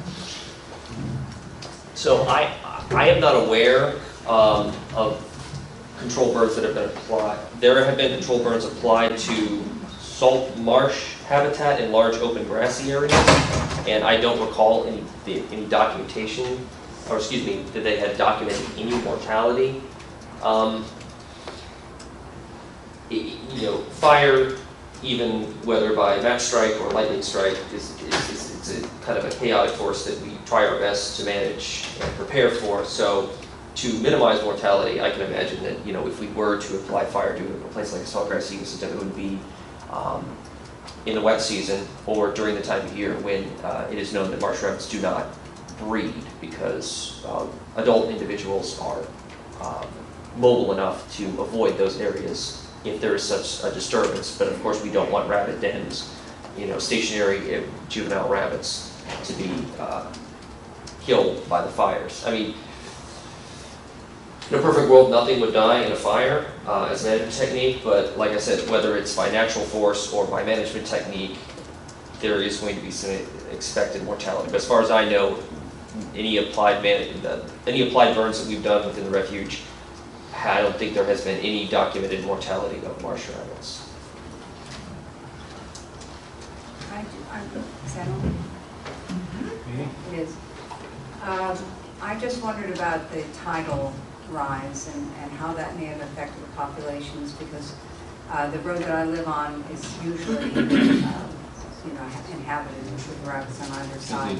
And since the king tides, we haven't seen any. So I don't know if they've moved to different areas or if they were affected. So again, they're highly mobile, and with the highly fragmented nature of their habitat, it's very possible that these smaller, what they would call betta populations, are moving throughout the system as areas become, you know, less habitable. I mean, I think a rise in tide would affect things like the availability of fresh water. Typically, may affect some of the grasses that can't, you know, tolerate some of the higher salinities, and that might alter the habitat character. And that's might be why you're not seeing as many rabbits. But that's really all I can say. I mean, without, you know, consistent monitoring of all these areas where we know that marsh rabbits could potentially be, you know, and how much they're using those areas. They tend, actually, on big, like, you live on Big Pine Key? No, Boca Chica Road. You live in Boca Chica? Yeah. I'm not sure about Boca Chica population dynamics, but in like Big Pine Key, they tend to stick towards the interior freshwater marshes, because I think they've kind of been squeezed in there a little bit. But as for Boca Chica, I'm not entirely sure what parts of their habitat within that area are being used. The Navy base has its own management plan that they're drafting right now, and I'm actually attempting to collaborate with them to try to get a little information to see if we can, you know, swap notes. Yeah, that would be good, because I know they've extended or expanded their wetland area considerably as part of their management plan as well. So I didn't know if they moved somewhere else or if they were actually drowned. I doubt very seriously that they would swim. drown. I mean, you have to imagine that in the geologic time scale, I mean, we see some pretty terrible weather events like Wilma and all that, but, you know, over tens of thousands of years, there's going to have been cataclysmic floods and severe weather events, and these animals are still here one reason or another. You know, so I think they're inured, they're partially adapted to those type of drastic habitat changes. It's just with, you know, anthropogenic change, we might be increasing the frequency of these or intensity of these events, and that might be a little bit too much, push it a little bit over the edge. So we have to watch out for that. You're welcome. Okay, we have one more question, and then I'm going to we'll take a break and kind of shift the schedule around a little bit. We're about 20 minutes behind right now, so Chris, and then we'll take a quick break and get back to the next presentation. So thank you. Back to the sea turtles. Those population trends that you showed for the keys, how do those compare with either statewide or the population-wide? As far as, you mean like the oscillations? Well, the oscillations are throughout time, but so right now it looked like overheads were generally trending down and breeds generally trending up.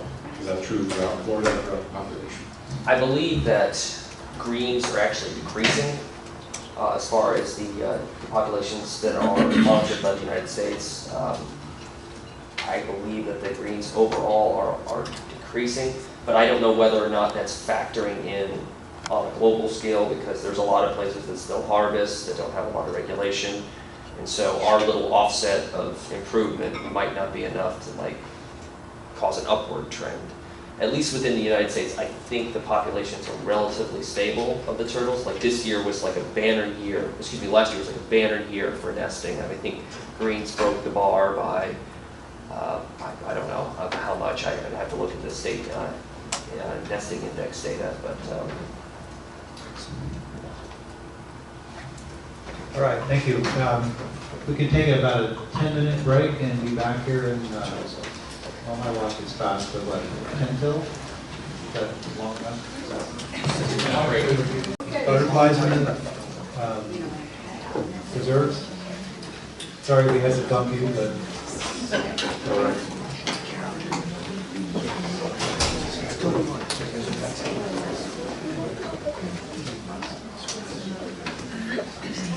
Okay. Well, everybody's getting settled.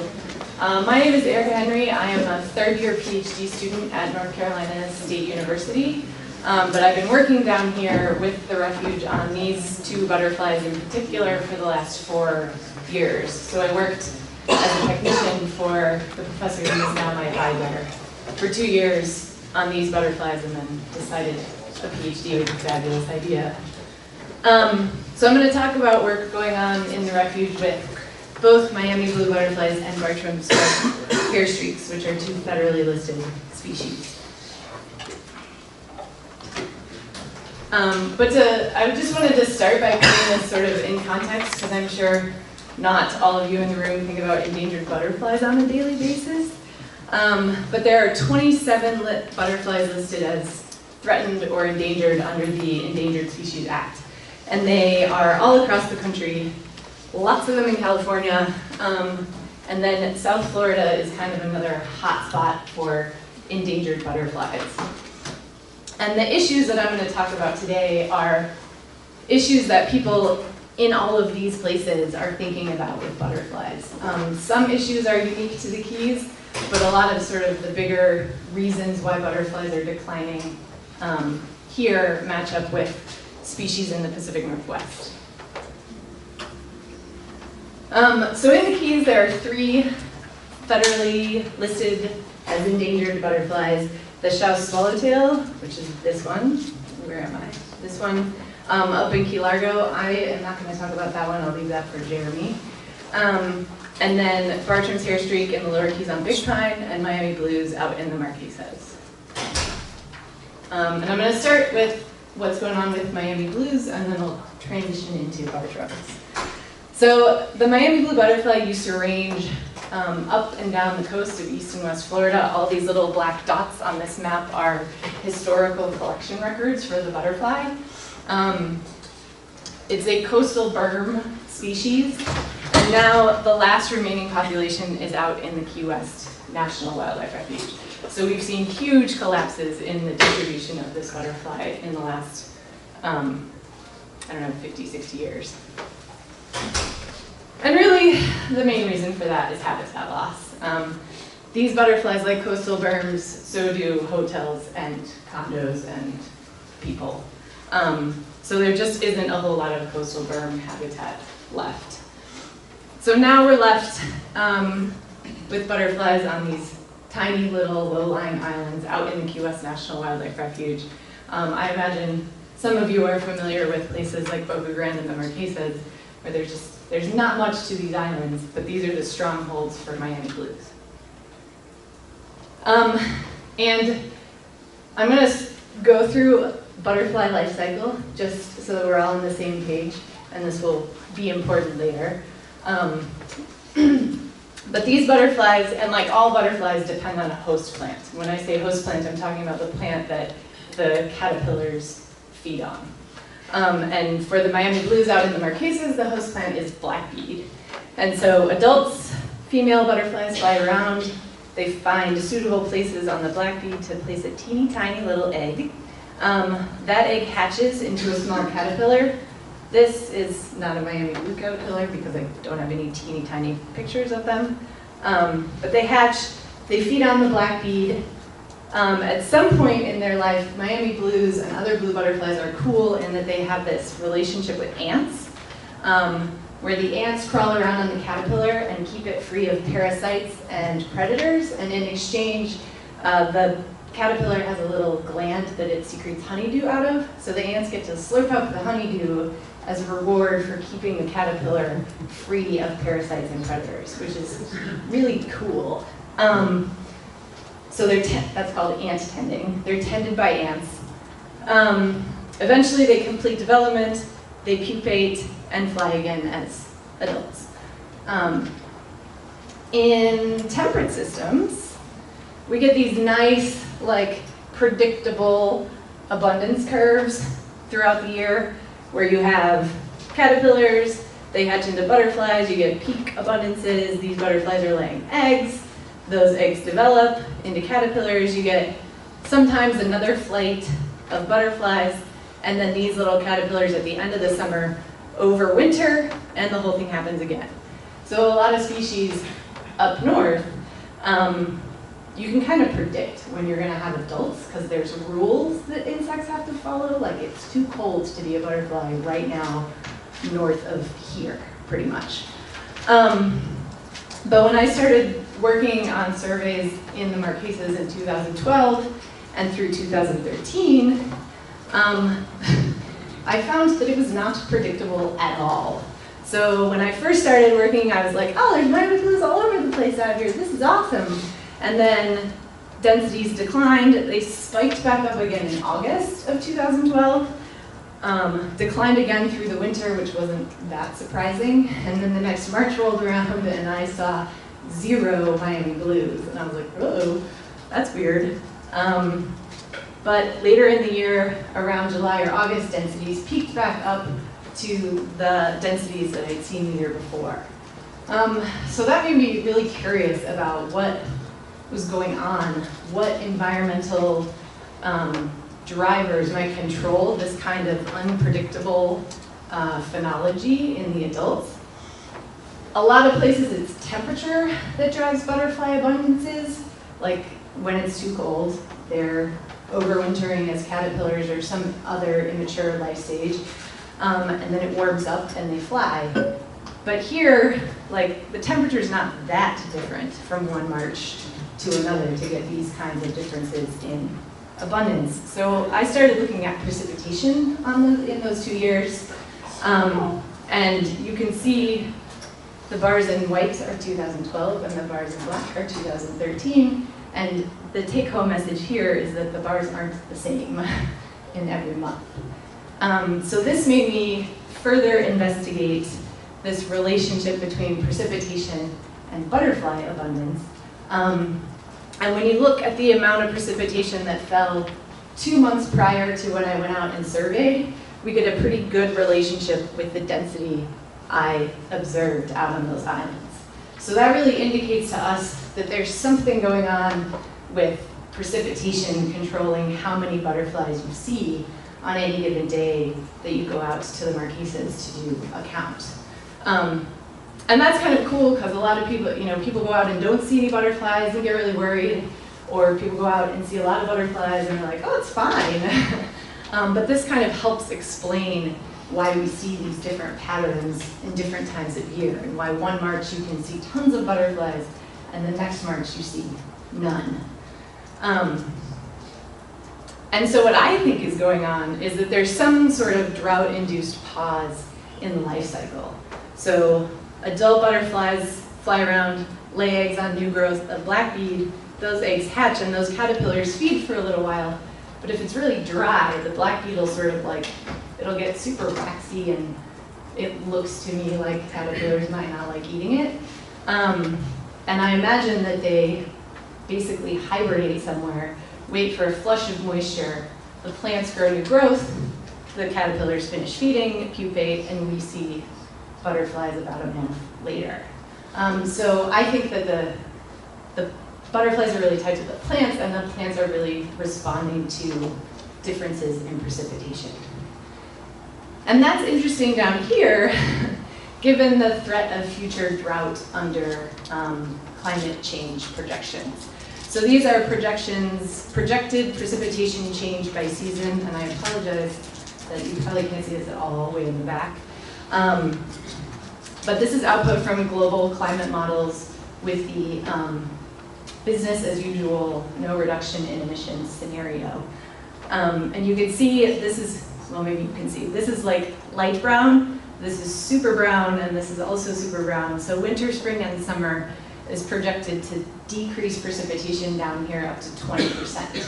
And that could have really big impacts on these butterfly populations. So I'm moving forward as part of my dissertation. We're continuing to monitor these butterflies, and it's awesome that Sarah's down here now to do that kind of full time.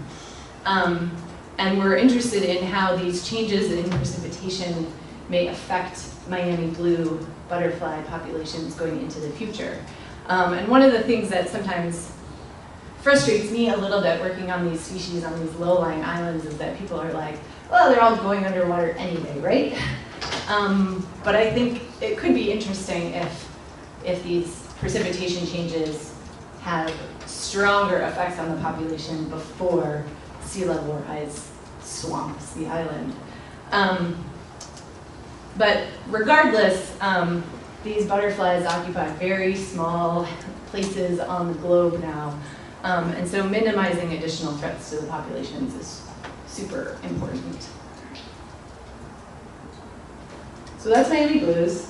That's, as I said, we're continuing to monitor and we're developing some new questions to ask about just some of the natural history. Because these butterflies are out in the US National Wildlife Refuge, it's, access is tricky, and so any little bits of knowledge we gain with each trip are super important. So then the other butterfly that's down here in the lower keys is the Bartram scrub hairstreak, and I'm going to talk about work that's going on in the refuge with habitat restoration for this species. This is a female Bartram right here, and you can see her little abdomen is curled, and she's tucking an egg right up in the flower buds of this croton plant. And this is the host plant for the butterfly. Their eggs look almost exactly like these little flower buds. This is just another picture of the butterfly and its croton host. It's this fine-leaved sort of shrub that doesn't stand very high. I mean, the biggest ones that we see are maybe like 1.5 meters tall. But this plant is found exclusively in pine rocklands, and like Miami blues, habitat loss is a big problem for these guys. This is Miami-Dade County, and you can see historic distribution in 1900. This is all pine rockland. It's the high elevation habitat down here, so it was the first to be developed, really. And now there's probably even fewer of these little dots on the map today. There's one great bit of pine rockland in Everglades National Park in Long Pine Key. And this is what pine rockland looks like up there. It's really open. There's tons, you can't see it in this picture, but there's a lot of croton in this picture. And the reason that it's open like this is that it's a fire-adapted system. So people have been burning these pine rocklands for a very long time. And that maintains this nice open habitat structure. And if you remove fire from the system, you get habitat degradation. So not only is habitat loss a problem, but the loss of that nice open park-like structure is a problem. So this is a pine rockland, also in Everglades, that hasn't been burned in a while, and you can see shrubs developing. This is easy to walk through. This is terrible to walk through.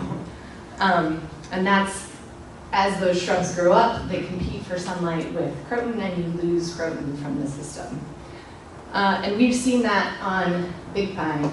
Chad Anderson, who many of you probably know, used to work for the Refuge, and he and I went back through old key deer papers and tried to figure out like how much croton was on the island in the 50s and 70s.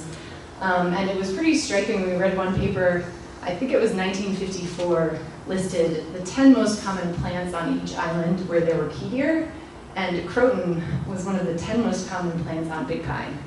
And now I would say croton is like one of the 10 least common plants on big pine. And we've really seen this precipitous decline in croton abundance over the last handful of decades. But we have some evidence that croton really likes fire. This is data from work that Chad did in a burn that happened in 2011 on Big Pine. And he tagged 150 croton plants and then followed them 2, 4, and 12 months following the burn. And you can see, first of all, that there are some of the plants, these white bars, that just don't get hit because the fires don't consume everything. They're patchy and they wiggle around the pyrophorans. These black bars correspond to new plants that showed up that weren't there before. And then these hatches are plants that were there, burned, and resprouted. And it's pretty dramatic that it went from 150 plants pre-burn to around 300 plants a year after the fire. This was just one little spot on Big Pine, but that is pretty good evidence that these plants don't mind being burned. But if you're familiar with Big Pine, you know that burning is tricky because there are lots of houses, there are neighbors, and we have Bartram's hair streaks in some of these pinelands. And so trying to figure out a way to manage this landscape when it looks like this, instead of Everglades where they have 20,000 acres that nobody lives in, you know, it's a challenge. So what we're working on Big Pine is this experimental restoration project where we're looking at fires but also alternatives to fire to open up the understory and get sunlight back down to the ground where croton can find it. So on Big Pine we have 3 different areas with these restoration plots where we have control plots where there's no treatment. There are mechanically treated plots where we're mechanically removing the understory. Fire plots where we're burning them, and then the combination of the two. So reducing the understory before the fire and then putting a fire on the ground to get rid of the duff that's left over. And just to give you an idea of what that looks like on the landscape, we have blocks divided into different bits, and each one of those areas gets a different treatment. And then what I'm doing with help from the Refuge staff is trying to really understand how these different disturbance treatments affect croton populations. So in July, I came down here from Raleigh and walked around in the pinelands and tagged 300 croton plants with these little metal tags. And I will tell you that tagging plants in July is horrible. I don't recommend it. And I also put in metal stakes in the ground so that I can come back, find my plots. I tagged every plant within a 2.5 meter radius of that stake. And it was interesting to me to find, like, this is croton, all this, you probably can't see this way in the back, but all this fine-leaved stuff is croton, and these are new thatch palms that are just growing right up through it. I mean, it's like super obvious when you walk around and tag 300 plants that they're being outcompeted by things like thatch palms that aren't being removed from the system with any kind of disturbance. So I tagged 300 plants, and I will go back to those now that I'm down here for the next few months and see mechanical treatments were then implemented in July. We haven't done any fires yet. Hopefully that'll happen this summer. But I'll be able to go back and see which of my 300 plants survived treatment, didn't get hit by treatments, and how many new plants show up, just like Chad did in that 2011 number. But we have some pretty decent evidence that I'm pretty optimistic that these treatments should be great for the croton plants. This is a plant that burned in last February in a little wildfire. And this is a picture of that plant in June. So 4 months later, it was a foot tall, totally happy, flowering. It's pretty amazing how fast these things can respond. And then this is a plant that was hit by mechanical clearing this summer in July, and this is a picture of it in October. So again, 4 months later, it's a foot tall, it's flowering. It doesn't seem super unhappy that it was whacked off by the mechanical treatments. So I'm hoping to go out and find a whole lot of these plants. But in addition to looking at host plants, I'm also interested in what these treatments due to potential predators. Because butterflies need resources to eat, but they also get eaten by lots of things. So we're going to do some surveys for ants and anoles. I've seen cagey little anoles like trying to pounce on adult butterflies, so I'm sure they slurp up a couple here and there. And then I just want to end by saying that lots of butterflies need disturbance. Like, this is the part that is not unique to the Keys. There are numerous endangered butterflies across the United States that live in these habitats that have been historically maintained by fires, and getting some kind of disturbance on the ground has really helped in a lot of cases. This is actually an example from Great Britain, where these blues also had ants that tended them, and they figured out that if the grass got too high, the ant community shifted away from the ones that benefited the butterflies to ones that ate the butterflies. And they actually removed cows from the system because they were worried that they were eating all the butterflies, and it made the population drop even more dramatically. And then they threw grazers back in the system, and the butterflies have now rebounded. I'm going to talk a bit about Fender's blues in a second. But St. Francis satyr is another butterfly that I work on up in North Carolina that's in the longleaf pine system.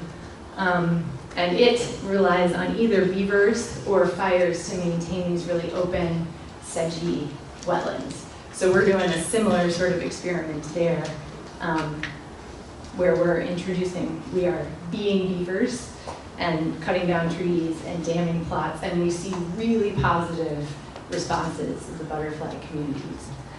But one example specifically with fire is the Fender's blue butterfly in Oregon. This was the distribution when the butterfly was sort of discovered in the mid-90s.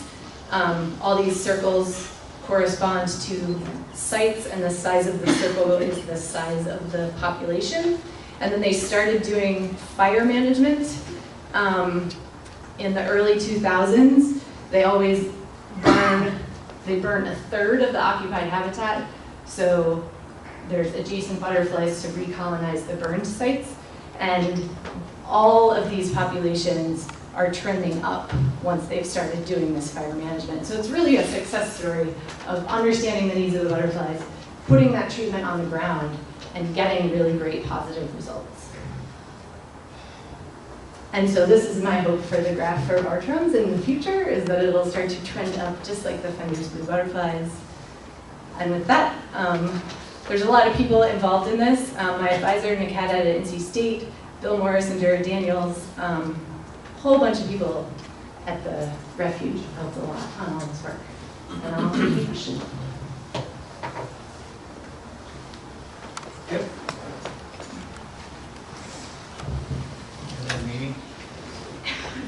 You're hiding. Thank you. Have you done any work or looking into the potential or possible effects of our continuing and increasing use of herbicides and pesticides like atrazine and Roundup, and what effect they have on, if any, on the butterfly populations? And then the second question is, in your work with the management of our vegetative systems for butterflies, how does that affect other organisms, such as key deer, for example, in terms of management for butterflies, and what effect that has on the general ecology? So to answer your first question about pesticides, I haven't done any work on that, but in that Fender's blue system in the Willamette Valley, they use a lot of grass-specific herbicides because they have tons of non-native grass species that really change the structure of those sites. And they've actually found that it's not necessarily the chemical itself, but it's the surfactant that they use that is the thing that gets the herbicide to stick to the plants. And that's actually more nasty for the caterpillars because it like coats the caterpillars. So they've done a lot of work trying to change the timing of trying to balance the spraying with like before caterpillars are really out and the grasses are. I don't know, like within the refuge we don't really use pesticides. So I don't know that pine rocklands are really exposed all that much on big pine, but I haven't really looked up, and I don't know that much about like. Well, Big Pine has a large population base, and I'm sure homeowners there use occasionally or frequently pesticides and herbicides on their grounds. Yeah, and I mean, I can't really comment on that. I don't know the effects of that. And then in terms of management effects on other species, I mean, we're trying to really create that historic structure that all of the species on Big Pine evolved with, and we're following the fate of a bunch of other native plants. I see key deer often in the most open pine rocklands, and I think, I mean, the thought is that native people burned these areas to provide really great habitat for deer so they could come back and harvest deer. So I would imagine that what we're doing should be positive for everything. Okay. Amy? Well, those were my 2 points as well. Amazing, I don't know what's going on today. So. But the only other thing I was going to ask you, when you say mechanical clearing, what actually does that mean? That means driving, what's the machine called? Skid steer. Skid steer through the pine rocklands, and we do it to sort of mimic the mosaic pattern of a burn. So the target is to clear 40% of the understory because that's the prescription for burning. And we have a GPS tracker in the machine so we can see exactly where it went and how much it cleared and stuff like that. And it's basically like knocking down and grinding up the understory. Okay, thank you. Can I just make a couple comments? Yeah, Dan. Harry, Just a couple comments to add on to everything. Thank you, Erica. The Fish and Wildlife Service, and it's really interesting, because we often get asked about, well, you're managing for specific single species, and you're not managing, like Skip was talking about, for the whole ecosystem, and that's not really the intent of the service management regime. Certainly, we're very interested in preventing extinctions and recovering endangered species. So some of these things will help us get more information about what this specific species and potentially other ones need in those pine rocklands. The other thing is that species, I think, is an indicator of the health and the status of the pine rocklands that are so rare.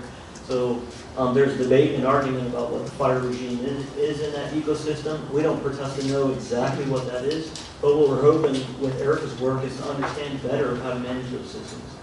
And I think another thing I wanted to toss out to you is palms are really important, and they're a state-listed species, especially silver palms and thatch palms. The Fish and Wildlife Service does not hate silver palms or thatch palms. We really, really appreciate those. And I'm a plant guy by classical training, so I love those palms. And the intent isn't to rid Big Pine Key of beautiful palms. It's to really try to help restore that ecosystem while maintaining those palm populations as well. So our goal isn't to get rid of those. And then also to pay attention to natural regimes too. We're not trying to create a large amount of duff or an unnatural thing. We like to try to get that in concert with what nature would typically do. And then lastly, some of the fire management goals that we have are to be very conservative and cautious in size with how we do fire on Big Pine to prevent problems. We certainly want to be sensitive to the community with regard to what they think about prescribed fire, what they think about natural fire and fire suppression, and then the size and the intensity of those fires, and also help the community by reducing hazardous fuel levels, as you're all aware of. You know, we build up that ecosystem with a highly, piled up fuel thing, and it gets more and more dangerous. So we're trying to do our part to keep that down. So I look forward to talking to more folks about that pine rockland because it's super important, and then how we help manage that and how we do that together. So thanks, Eric. Yeah, I didn't want to make the point that all understory is bad. That's why we do it in like a mosaic. So there's openings and stuff like that. Patchy is better. All right, thank you. Jeremy Dixon, Crocodile Lake. All right. Thank you for joining me today. Really interested to talk a little bit about what we have up in Crocodile Lake. We have quite a few very interesting species that I'm going to discuss today. So as Kate mentioned, we have 8 species up on Crocodile Lake. I'm only going to talk mainly about 2 of these today, the American crocodile and the Key Largo wood rat. So the American crocodile, it historically ranged throughout South Florida and throughout the South America and Central America and throughout the Caribbean actually. We are on the very northern extent of its population. It is somewhat cold tolerant. It's different from alligators, as we all know, and I'm not going to go into specifics about that, but it is most certainly different from an alligator. In 1975, it was listed as a federally threatened species. Probably less than 100 of those out in the wild. In 2007, we actually downlisted the crocodile from endangered to federally threatened. So it's somewhat of a success story. In terms of nesting populations, they only occur up in the northern Keys, in North Key Largo, at Crocodile Lake, at Turkey Point Cooling Canals, and Everglades National Park. Those are kind of the 3 main nesting populations. And the nesting habitat of these guys is very limited. I think Erica was talking about beach berms being very limited. Well, crocodiles would have nested in these areas where they had somewhat of a natural beach. Those really don't exist much anymore. So the reason that the refuge was founded was because there was still some nesting habitat there, although it was an artificial means. So before it was a refuge, there was plans for development. A lot of areas had canals, and that spoil from those canals were built up, and that's where crocodiles were nesting, some of the last areas. The really cool thing about crocodiles is they have to actually return to the nest to excavate them. So that's one of the reasons that the refuge was initially closed and remains closed today, is the fear that any sort of disturbance can alter that process. I'm going to link back up so people can see. So that's not a Tic Tac in your mouth, that's an egg. So crocodiles actually go back and excavate these nests. It's really kind of a cool process. I don't know if you can look closely, there's some other debris and stuff in her mouth. So this female worked for around 20 hours excavating this nest. And then she takes the hatchlings down to the water's edge, and they're there to fend for themselves. So they hang around for a couple weeks. But as you can imagine with most small reptiles like this, the mortality of these little hatchlings is pretty high. They're really great food for tarpon and wading birds. The really cool thing about Crocodile Lake is we have nesting habitat right next to really great hatchling habitat. We have 4,000 acres of mangrove swamp. So it makes it a really great nesting habitat. We work with several partners, including University of Florida and Florida Fish and Wildlife Conservation Commission. We actually go out and capture and tag these hatchlings as part of this really larger look at the population. There's a lot of threats to crocodiles in general. I mentioned habitat loss, but also roads. Same sort of issues we talked about with Key here. You know, crocodiles do get hit on the roads. Fencing has helped somewhat. Everyone knows about the fencing down the stretch, and that has helped tremendously to reduce the numbers of road kills. There's also human-wildlife conflicts. We get lots of new people in the Keys every year, and not a whole lot of them know about crocodiles. So when they see one, you know, in the canal behind their house, they get concerned. We have probably around 2,000 adult crocs in South Florida.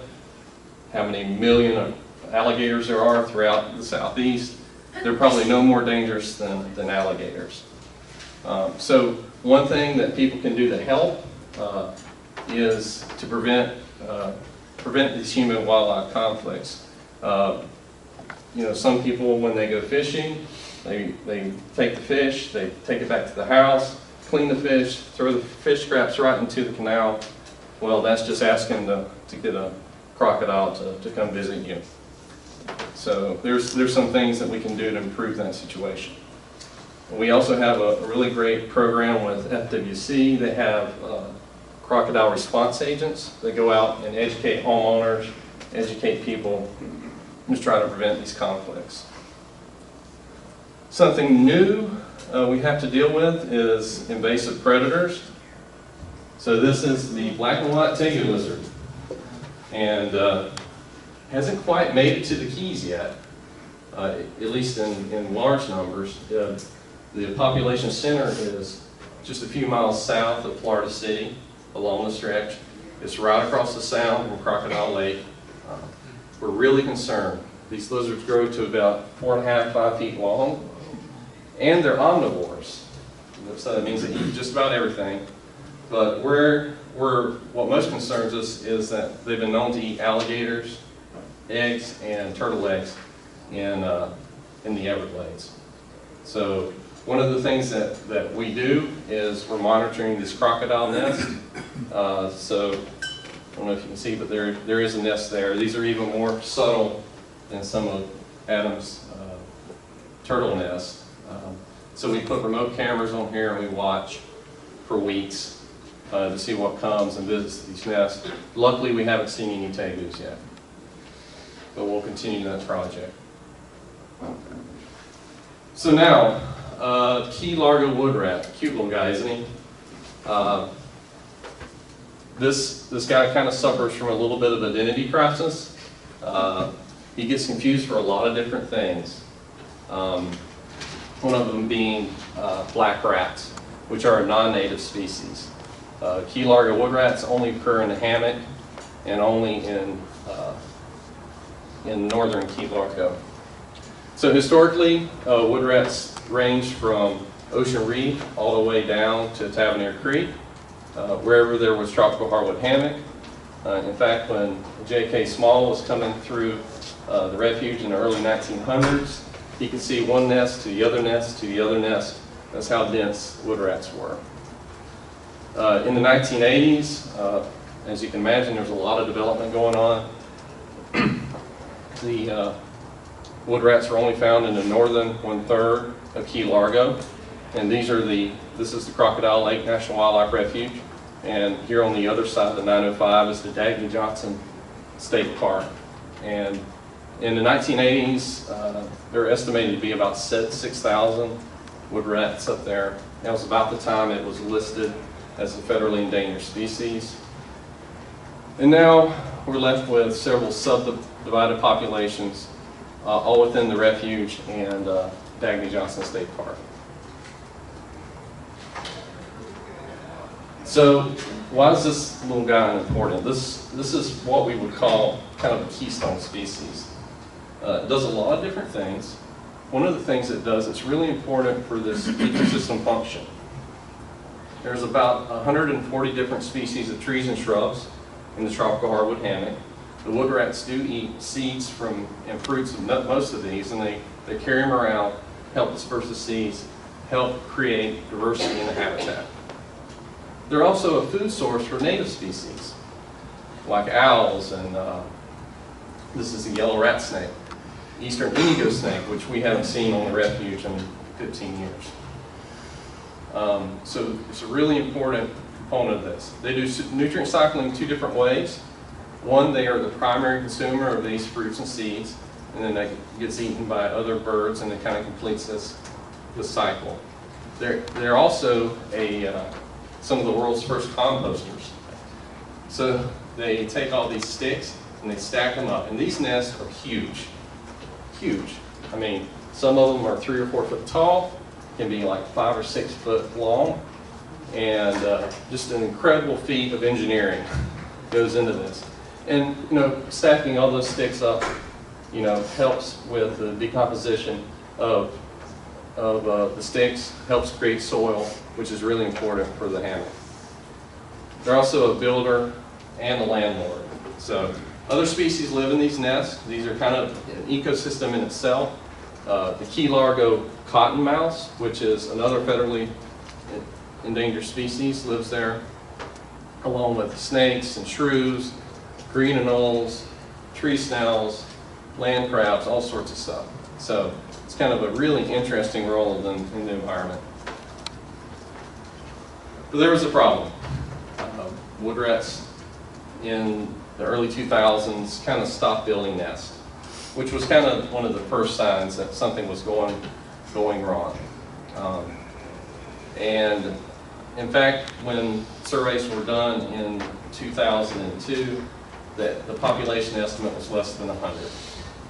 So something was certainly going wrong. So there's some question of what was going on in terms of the habitat and whether or not it had to do with introduced predators. So, you know, it's interesting, we're talking about the marine sanctuary, and Key Largo was once part of the marine sanctuary because it's an ancient coral reef. And it wouldn't have been flat like it is now, but agriculture and development kind of filled in those areas. So they took away all the nooks and crannies and cracks and crevices that wood rats would have used historically. So one thing that we started doing back in 2004 is building these supplementary nest structures for wood rats. And so it works for wood ducks, works for bluebirds, why not for wood rats? So here's one design here. It's just a black plastic tube cut in half, stack rocks on it. Maybe with rocks on it, it's more defendable in terms of predators than kind of a natural stick nest. We also are experimenting with other different types. This one using high pressure water to create cracks and crevices underneath tree roots. So to date, we've built about 800 of these, and they are certainly making a difference. So this is one that was just built January 16th of 2014. Here it is 7.5 months later. So this is what we want to see. And in fact, I have a couple volunteers that have been working with us for over a decade. And they've been mainly working on Key Largo wood rats. And they are so excited right now because we have so much of this going on. So on to invasive predators. So in 2007, we were doing a research project with Key Largo wood rats, and we had a wood rat that was making very erratic movements. We weren't sure what was going on, so they tracked it down. It was in the belly of this python. He and his brother. So that kind of started a large project with USGS, where the same sort of stuff was going on in the Everglades. So from 2008 to 2012, we had about 75,000 trap nights on the refuge using these snake traps. Only one python was caught. Recently, though, we've kind of had a little bit of an increase in the number of pythons that we've observed. This one was actually beneath a debris pile, a building rubble pile in the refuge that we were removing. Same sort of thing happened in Ocean Reef last month. I actually went and picked up a python there, that same sort of thing where it's a debris pile and they found the python. So we're not sure if this was, more of the same, or because over the past few years we've been able to detect about 1 to 2 pythons on the refuge or in areas around the refuge, but kind of a recent spike in activity. Oh, you see a python, there's a number. I'm sure you guys have heard about this. This is the I've Got One phone number. Our partners with FWC kind of running this for us. But most important thing, if you see a python, stay with it, call somebody, because these things are really difficult to find. If you say, oh, I saw it over in that neighborhood, that does no one any good. don't have to catch it. So, turns out that wood rats on islands are in a bad mix.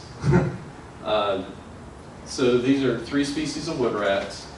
All of them have went extinct over the last century, all on small islands. This is actually, all these islands are in the Baja area of Mexico, California. And the post-mortem on all of this pointed to 2 things. It was habitat loss and the introduction of feral and free-ranging cats to these islands, with the introduction of cats being more of an issue. So why are these wood rats so vulnerable to cats? Well, one, it's their behavior. They love to stack sticks. And some of these sticks they're pulling 20 meters away. So that's quite a ways to go if you're a rodent that's 6 inches long carrying a stick that's 18 inches dragging it through the leaf litter. So you're making a lot of noise. You're not used to a non-native predator like feral cats. In fact, feral cats are known to cause extinction of at least 33 different species. In the U.S. alone, they kill billions of songbirds and billions of mammals each year. So, big issue. This is what we think is a wood rat there. Also place. So, not many rodent species build a big house and say, here I am, come get me. But with wood rats, that seems to be the case. And that was kind of what first alerted us to this important issue. Last thing is time. So wood rats, cats are active at the same time of night. They're both nocturnal. So we are doing work similar to what Adam suggested with marsh rabbits. We capture cats out in a wood rat habitat. So those are the red bars, and this is per month. And then on this right side, these are percent remote camera trap nights with cats. So this just gives us an idea within our habitat how we're doing with removing the cat predation. And you can see it goes up and down. Anybody kind of know what that is? The cats are trapping. They don't live really in the refuge. They happen just to keep invading the refuge. So this is more of a concern for the community, and how we're dealing with our overpopulation of pets than anything else. And most of these cats that we are capturing are feral cats, or what we would deem as feral cats. So what we're doing is working. We actually had a project with NC State, Mike Cove. We were looking at the occupancy of these nests. And over time, with our management actions, the numbers of these occupied nests are increasing. Wood rats are also expanding their range. They're in areas they didn't used to be. And the creation of new natural nests in the habitat, which is kind of a bonus. And more importantly, more stick stacking in nests. This is what we really like to see. So one thing that I can say is that we've really increased the density of wood rats in these core areas of the refuge. If you notice from the map, it's a long linear strip. And we're doing pretty well at keeping the middle more or less cat-free, and the wood rats are responding. It's the edges that we have issue with. So one of the things that we're trying to do is do more outreach, more education. Talk to people about responsible pet ownership. Anyone heard of a catio? No, it's like a cat patio. So they can hold 3 cats, they can hold 300, they can hold 3,000. You just have to scale up. But this is one way we can get out our message and do it in a way that kind of alerts people to this very important issue. And we're doing this building a catio workshop at our Outdoor Fest. If you haven't heard about it, go to the Faber website, register. We got tons of events, a lot of nature tours, walks, and it's happening in Key Largo and also down at Big Pine Key that whole week of March. So with that, I just really want to thank our volunteers. I am the only paid employee of the Crocodile Lake. So I depend on a team of very dedicated and supportive volunteers to do the work we do up there. So just wanted to give them thanks as well. So thank you. Any questions? Andy, and then Caroline, and then Joe.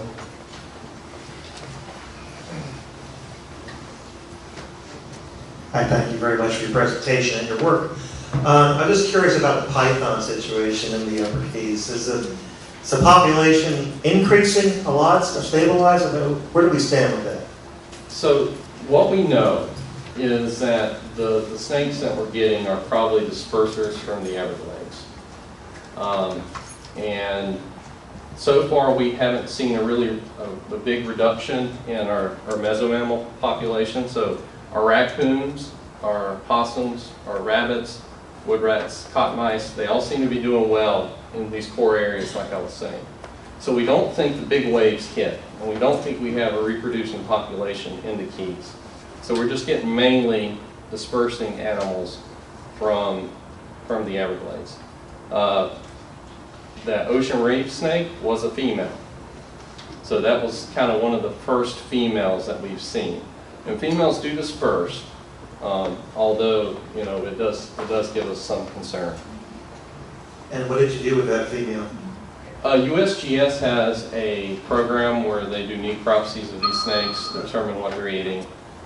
So we're still waiting on some of the necropsy results. So there's no plans for a mass python hunt like going on the Everglades right now? I don't think it would be very, very fruitful. Okay, thanks. Caroline? So thinking about favorite crocodile nesting habits, and I know that crocodiles used to favor the cooling canal system at Turkey Point, but recently they've had all sorts of problems in terms of increased temperature and salinity, and there's been some discussion about or concern about the fact that crocodiles seem to have reduced population numbers in the cooling canals. Have you seen any evidence of increased crocodiles at the refuge because of that, or do you know any more about the situation? No, I haven't really seen an increase in nesting, and I think we're really limited on nesting habitat. In fact, some of our nesting habitat is declining. So it's sea level rise, mangrove encroachment. These spoil areas that they historically nested on, they're slowly subsiding into the sound. So I haven't seen an increase, so to speak, in terms of nesting at this point, but maybe this year. Joe? My question is also about what's Turkey Point. Again, leaving aside nuclear power and crocodiles as a movie topic, maybe. Is there anything going on with Florida Power and Light and Army Corps? I think it's who it was, right? Doing husbandry. Are they breeding them there? And if so, do they release them in the National Wildlife Refuge? Or, is there any helping of the population move around or populate areas that might be more conducive to reproduction? Not that I'm aware of, no. I mean, they've done so well there at Turkey Point for quite a while, and it's just unfortunate the events that happen there. But yeah, I know of no programs where they're releasing animals or breeding animals. And is there any kind of, you're talking about the berm subsiding, is there any way to bulk them up? So, and I did not mention that, but we, call it nourishment. So we have added some where we know there's crocodile nesting and it's getting a little lower than what we'd like to see. We've added some sand and marl, and those areas have helped keep nesting going on in those areas. Pete? And then I'd like to move on to the last speaker. Hey Jeremy, I have basically the same question I asked Kate. Is Crocodile Lakes considering any management changes in terms of their update to their backcountry plan, in terms of the nearshore waters that you guys have within the refuge? I'd probably answer the same as Kate did, that we we will take that into advisement, and certainly we offer to discuss any changes with you. All right, thank you. Final speaker, Jared Brierley.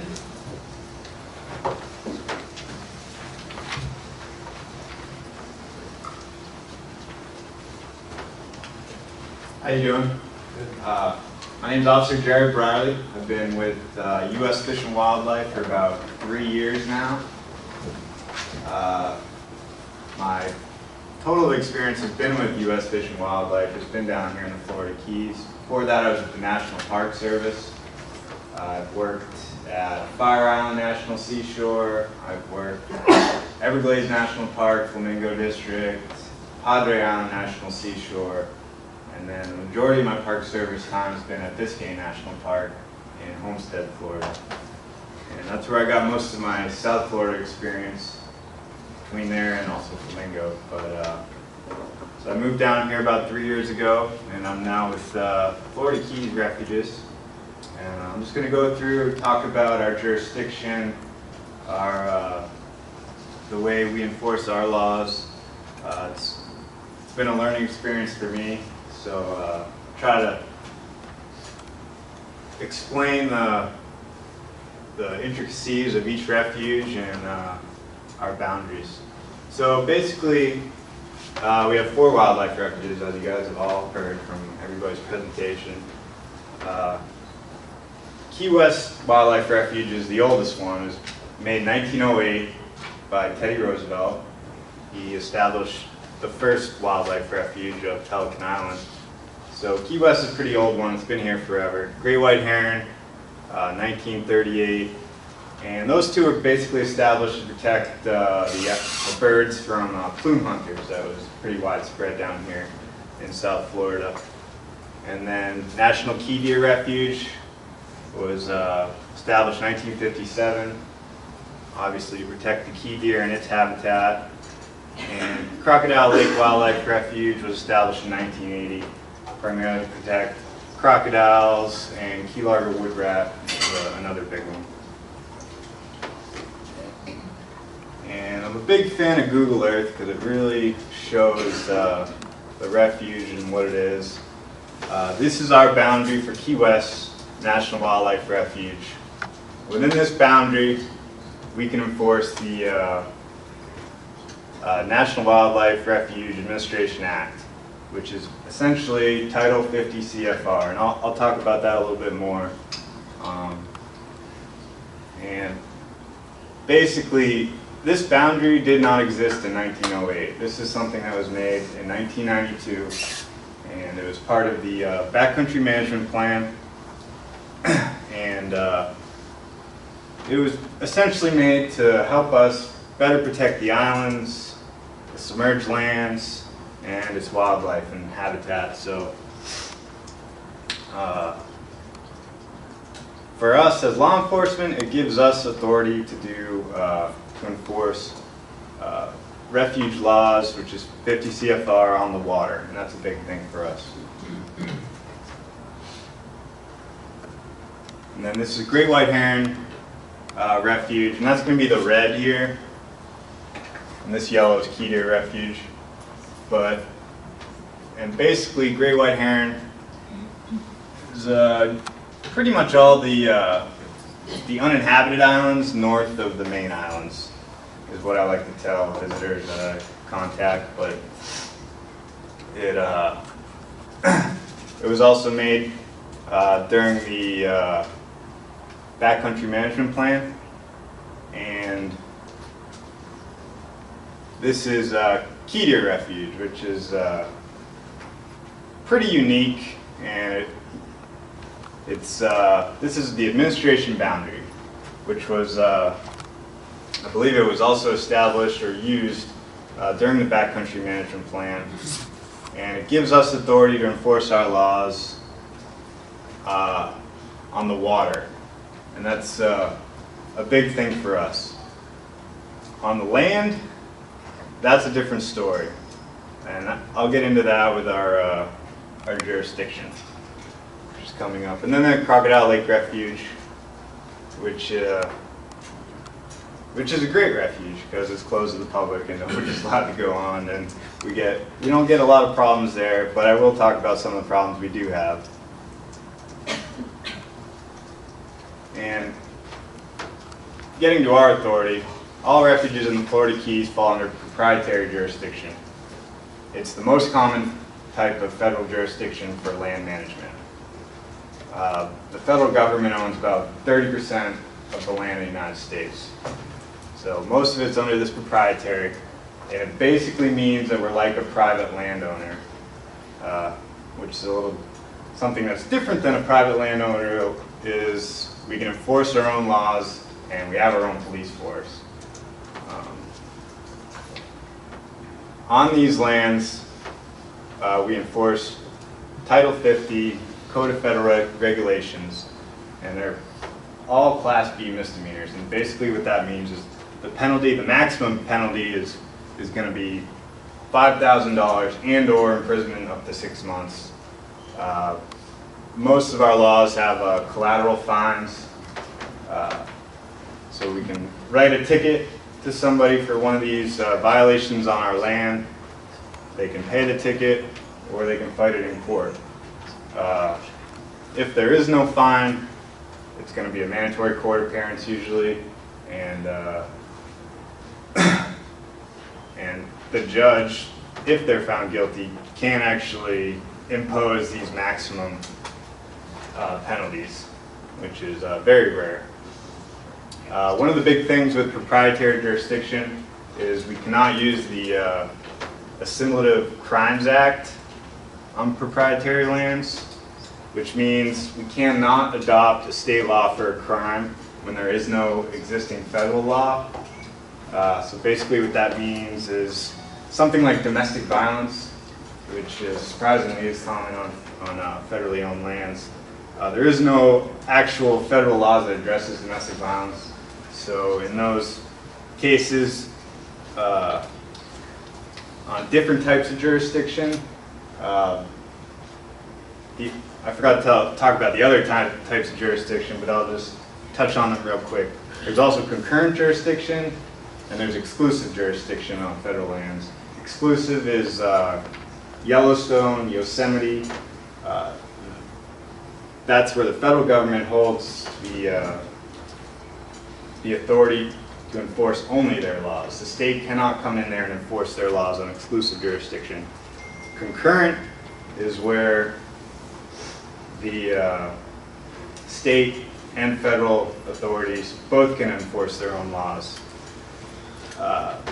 That was the case at Biscayne National Park. It's concurrent jurisdiction there.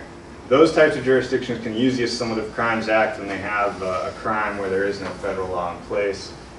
Proprietary land we cannot, which means basically we'll turn the case over to the county or FWC. And so what can we enforce? Like I said before, we can enforce the National Wildlife Refuge Systems Administration Act, which is Title 50 CFR. And we can enforce that on the water within our boundaries. That was made during the Backcountry Management Plan. On land, we can only enforce it on the land that we own. So key to your refuge, it's a patchwork of land that we own. It's not just one big boundary, you're in the refuge. It's all the land, all the different lots and larger portions of land that we own, and that's the only place we can enforce our laws. So once we step onto the road or the right-of-ways, we don't have authority to enforce this Administration Act anymore. And that's basically called territorial jurisdiction. And then U.S. Fish and Wildlife also has what's called subject matter jurisdiction. And that gives us the right to enforce the Endangered Species Act. And that's what gives us the authority to step off of our lands and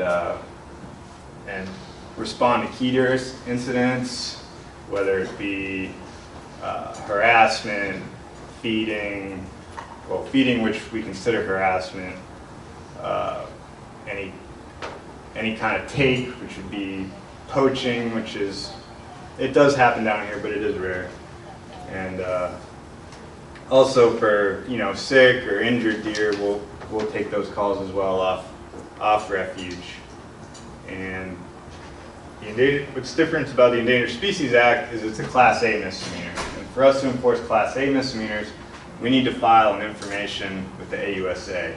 So if we step off the refuge, we can't just take out our ticket book and write somebody a ticket for feeding a key deer. We have to file an information with the AUSA.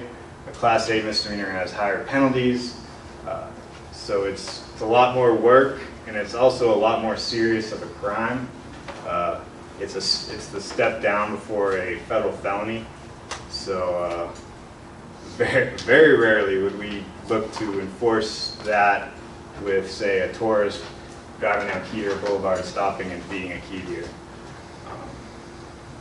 Going on, some of the other acts we can enforce off refuge is going to be the Migratory Bird Treaty Act, and that's basically used across the United States for duck hunting enforcement.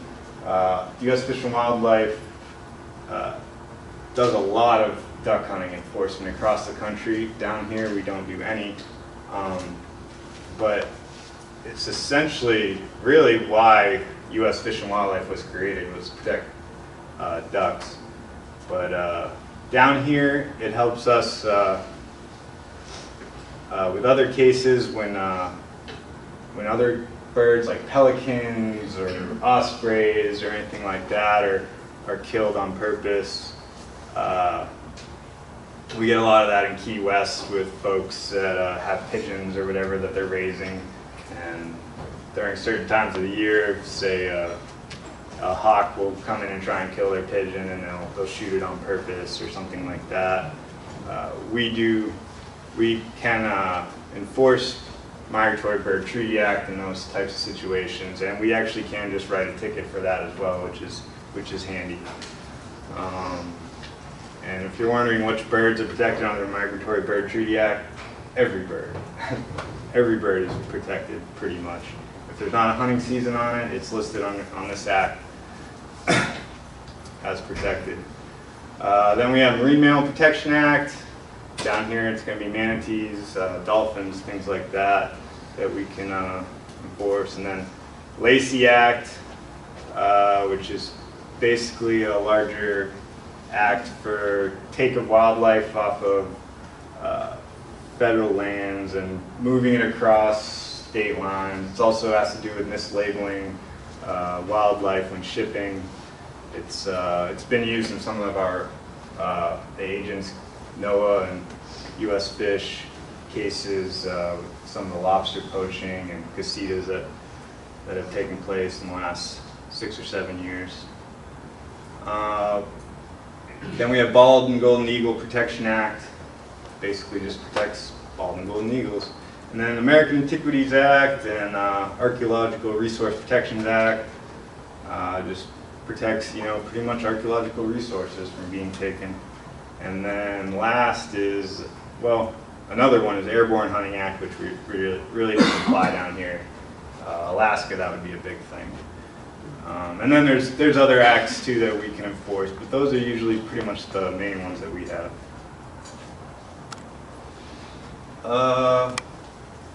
So this slide just touches on what I've been talking about, why our boundaries were created, gave us a little more authority to enforce our rules and protect the islands and the backcountry better. Why did this happen? I mean, a lot of you probably know better than me why that happened back in '92. Problems include bird disturbance, PWCs, water skiing, camping, fires, clear cutting, litter, discharge of firearms, unrestrained pets, social gathering areas. Even read in the backcountry management plan that they were having baseball games out on Northwest Bay Key. And most of these problems still exist, so they've been addressed, but they still occur. So what is the backcountry management plan? It basically created all these no motor zones, no access zones, no entry zones. all these regulations to protect certain bird colonies, different types of bird wading habitat, and unfortunately, since the plan was made so long ago, you know, some of these zones don't really protect anything anymore. That bird colony may have left or whatever, and that's why we're addressing the management plan now and looking to make some changes. So, I mean, you could be out in the backcountry and see, you know, that this one island here in the Marquesas is a no entry zone. If you're out there right now, you won't see a sign or anything like that. That was probably protecting the frigate bird nesting habitat that doesn't exist there anymore. And then some of the specific rules we enforce is operation of PWCs. All this is closed to jet skis, water skiing, airboats. I think the water skiing definition needs to be addressed because, I mean, it's not just water skiing anymore. It's wakeboarding, kneeboarding, kiteboarding, all kinds of different stuff. And then landing of aircraft and unrestrained pets. And I'll talk about just common violations in key deer refuge. And I think one of our presenters showed this picture earlier. It's a cat with a marsh rabbit in its mouth. Unrestrained pet. So, biggest thing in key deer refuge, harassing key deer, feeding, touching, chasing. Feeding is a huge problem. It's bad for the population. It teaches them bad habits. They congregate by the roads, communities. Their overall health goes down, and it's not just tourists that are feeding these deer, it's locals. There's a lot of locals out there that feed these deer daily. It seems to spike a little bit in the wintertime, but it goes on year-round. Unrestrained pets. Dogs chasing and or killing key deer. We've had a handful of those cases. And then cats, hunting birds, silver rice mice, marsh rabbits, pretty much all native species. And cat feeders are a big part of the problem. It's not just they're feeding deer, it's they're feeding cats.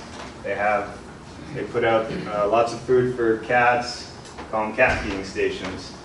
And they're feeding, you know, feral cats and supporting these large colonies of cats, and they don't stay on the property. They obviously go off on their own during the day and night, and it's just what cats do is they hunt, and they go on to our lands, and they hunt, you know, our native species, and it's kind of turned into a big problem on Big Pine and Key Largo. Entering closed areas. All refuge lands are closed after dark. During the day, you know, people can go on most of our lands. Some of the areas are closed 24 hours. And that's usually to protect, you know, a certain species. Vehicles driving on refuge lands. We get trucks, ATVs, motorcycles, people going onto our land. A lot of it on Big Pine. Cudjoe, Sugarloaf, it happens. It's usually ATVs. I did make a case on a truck, you know, doing donuts on our land and in Fort Pine Heights, but that's common. Illegal dumping, we have that everywhere. I mean, no matter where you are, you're gonna have illegal dumping. Homeless camps, that's a big thing. On Big Pine, we have a large homeless population, and unfortunately, the only places for them to camp is the unoccupied land, which is federal land usually, and that just creates more problems. It creates littering. We've had a couple of wildfires that have been started because of homeless people, and it's just one of those issues that we're trying to address, the county's trying to address, FWC, everybody, so. And then human-caused wildfires, like I said, sometimes from the homeless, sometimes it's just from people that are tourists that are just down camping or whatever. And vandalism, which is pretty much going to be common anywhere. And then common violations in the backcountry, Great White Heron, Key West refuges. It's wildlife disturbance from party zones, boaters, fishermen, whether it's on purpose or inadvertently. Usually it's going to be inadvertently for the most part. We have certain areas that spongers will anchor their boats. Maybe around the Bud Keys we had an issue with that where they were anchoring their boats too close to a frigate bird colony. But it goes along with that is we also have discharging of firearms. It's usually target practice. We've had that on many of the keys. Bud Keys, East Harbor Key, made a case out of Marquesas, people firing weapons. And we have illegal camping, and that sometimes that goes along with firearms. Litter, clear cutting, ground fires, constructed structures. Some of these islands, people have actually built things for their camping. So when they go back out there, they have a bench or a table. And then closure violations, entering the islands above the high water line. All the islands in the backcountry are closed to entry. We do allow some of the islands people to use the beach. Boca Grande Keys is a prime example for that. Unrestrained pets, dogs disturbing birds, digging turtle nests, that's a big thing. Personal watercraft operation, PWCs, it's a tough thing to, I think we've addressed a lot of the local PWC operators that were going back there, but a lot of times you have tourists that come down and bring their jet ski and they don't know that they're not allowed back there, so a lot of education on that. Idle speed zone violations, we have a few idle speed zones, mud keys, snipe keys. Then we have seagrass destruction. We're allowed to ticket for that, but on the bigger cases, we're going to hand it over to FWC and NOAA. They're much better suited to civilly go after and get that restoration money that's critical in some of those cases. And then fishing violations, that's also a big thing. It's not why the refuge is created, it's not our main goal, but it is something we do enforce, and obviously that's going to be pretty common in that country. Common violations, Crocodile Lake. Crocodile Lake is closed to the public, so anybody entering is violating pretty much the main rule there. And people enter to hike, explore, fish, go to the bathroom. Like, it's fortunately it's pretty buggy up there most of the year, so the bugs protect that refuge pretty well. And then unrestrained pets, feral and domesticated cats from surrounding communities. That's pretty common up there. They have a lot of cat feeding stations. I mean, one was right behind Winn-Dixie. I think it's still going on there. And then here's just a couple cats. This one has a wood rat in its mouth, and this one has a songbird in its mouth, caught from a couple game cameras they had up there. Now let's go over some cases from each refuge that I've had. Here's a key deer take by dogs on Big Pine. This very small key deer, only about this tall, coming out of the water, and it was attacked by these little min pin dogs that are literally like this tall. And they attacked this key deer coming out of the water, and they went in straight for its throat, punctured its throat and killed it. And I didn't believe it when I first saw it, but I had multiple witnesses that said these are the two dogs that did it. They are notoriously roaming around off leash. The owners were out of town at the time, and I believe they had their grandparents in town, and they were unaware that the dogs got out. So it was tough. We did warn them about the violation, but we didn't charge them with that Class A misdemeanor. But we haven't gotten any more complaints about those dogs being loose since then, which has been good. But yeah, I mean, any dogs off leash can do something like that, you know, even like those little guys like that. Something we had in Great White Heron Refuge. This is Howkey Mangrove, north of Howkey. We have people going out and taking driftwood, or just wood, just cutting mangrove wood pretty much. I mean, there was also driftwood down here that they were cutting, but that's going to be a violation of 50 CFR. Taking any kind of plants or animals or anything from the refuge is a violation. This was given to us by a fishing captain who is also a big birder, so he really did understand the importance of this habitat, all these limbs and stuff for, you know, birds to use to rest. And he actually made this little thing too, which I thought was pretty cool. But I mean, that's something that's common, people going out and taking this wood to make art or whatever to sell. And then we have this one happened in Key West Refuge. This is out on Boca Grande Key.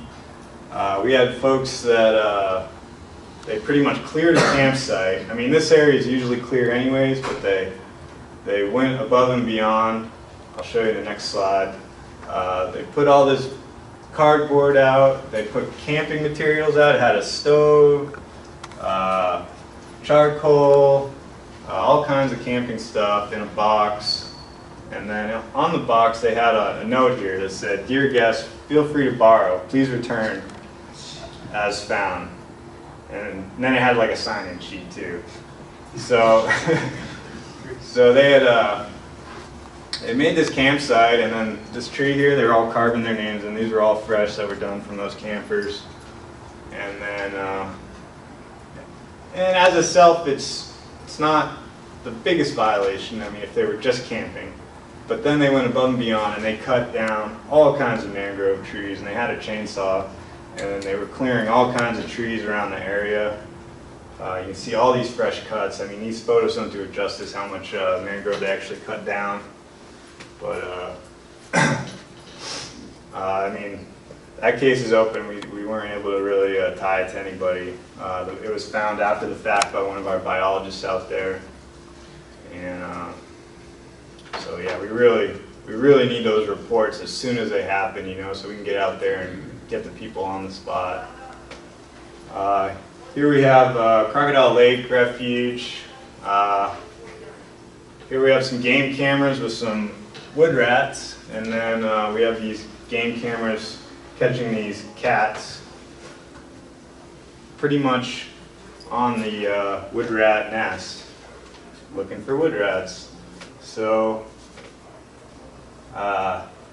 here's that same cat from earlier, and from these photos, during our cat trapping program, we were actually able to catch this cat, and what we do with the cats is we bring them to the shelter.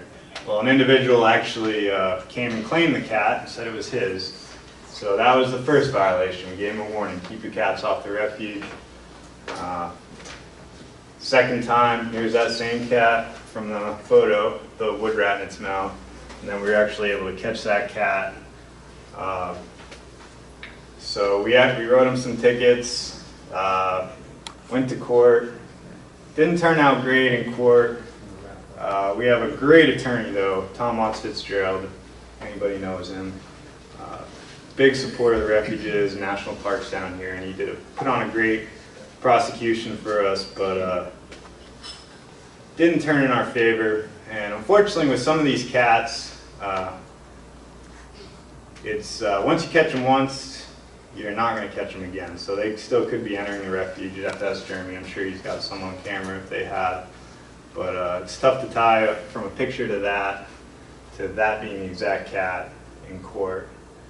And that individual lives right across from the refuge, and he feeds the cats pretty much daily. And he had about 8 or 9 feral cats.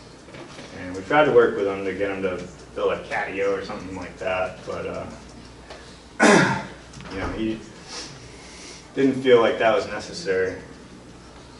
And this is the last slide, just enforcement problems we have. I mean, we have 2 wildlife officers to enforce all these, you know, wildlife refuge specific rules. I mean, obviously FWC's out there in greater force than us, enforcing, you know, all the state laws. But for those specific refuge violations, it's me and another officer usually that are out there trying to enforce everything.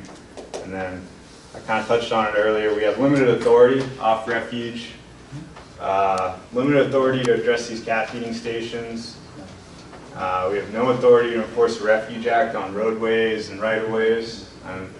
These key deer zones where people are speed through, we're unable to make vehicle stops because we don't have authority on the roads. And then we also have, like I said, can't write those tickets with fines for key deer issues off refuge as well, feeding, harassing, unrestrained pets. And most of this stuff is happening just right on the road, you know. Everybody drives by, everybody sees it. And there's something I forgot to mention earlier. If you guys want to know like what 50 CFR is, you can go to ecfr.gov and go to Title 50, and it'll show you all our laws that we're able to enforce. And yeah, that's about all I got. Any questions? Bob and Will? Can I make a quick announcement? Hi, anybody here who has children at Stanley Swift Lake right now? I just want to give you a brief update. I know nobody has. Marathon. Is that a high school or? It's Marathon. It says the sheriff's office at Marathon High School. Okay, Marathon High School, good. Then you got the information. I had Stanley Swift Lake here, which I couldn't understand, but that's the first information I got. Yeah, bomb threat. Monroe County Sheriff's Office is on scene with another bomb threat. Marathon High School, I believe that's more accurate. Than the information I got. FWC's on scene, Highway Patrol's on scene, they're going through, everything's on lockdown, and they're working through it, but I wanted to make sure you knew, since none of you have cell service, if you had to take any action, you wouldn't even know what's going on right now, so they're working on it, and I'll keep you posted as I get more. Thank you. I can add a little bit if you want. Go ahead, would you? That's fine. Says students are safe, if parents feel the need to come to the area, they should go to the Kmart, where they will receive regular updates on the situation. Parents will not be allowed to go to the school itself for security reasons. That's from the Sheriff's Office, PIA. Thanks, Andy. Thank you. Bob? Let me throw one thing on that. The reason, one on this security thing, is sometimes the parents become part of the problem when they have things squared away. That's why they're saying that. My real simple question here is the presence of an unrestrained pet a violation? Just the presence of them in the refuge, is that a violation? Yeah, simply if you're walking your dog on refuge land and it's not on a leash, that is itself a violation.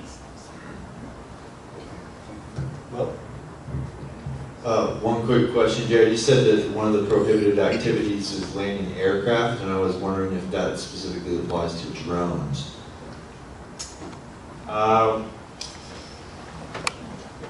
Drones are a new thing, and I think it's being addressed now, but as it stands now, there's really nothing in 50 CFR that addresses drones, and that's maybe something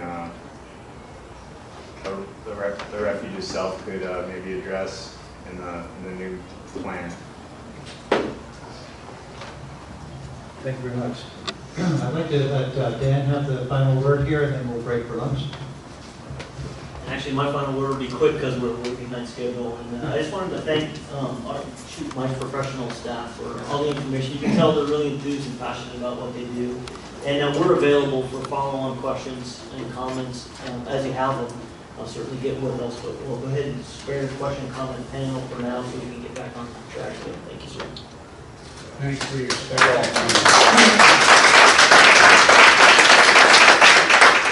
Yeah, great job. And if anybody's ever been in these refuges, they're real gems, they're treasures. And we're fortunate to have as much area protected as we do. And all power to you guys. Great job. So, break for lunch, an hour. Be back at 1:30. We're running late, but it is what it is. See you. Tom is ready to dive in and do his thing. So, Tom Matthews, Florida Fish and Wildlife. Welcome. Thank you. Still finishing from lunch. Yeah, no, we are good.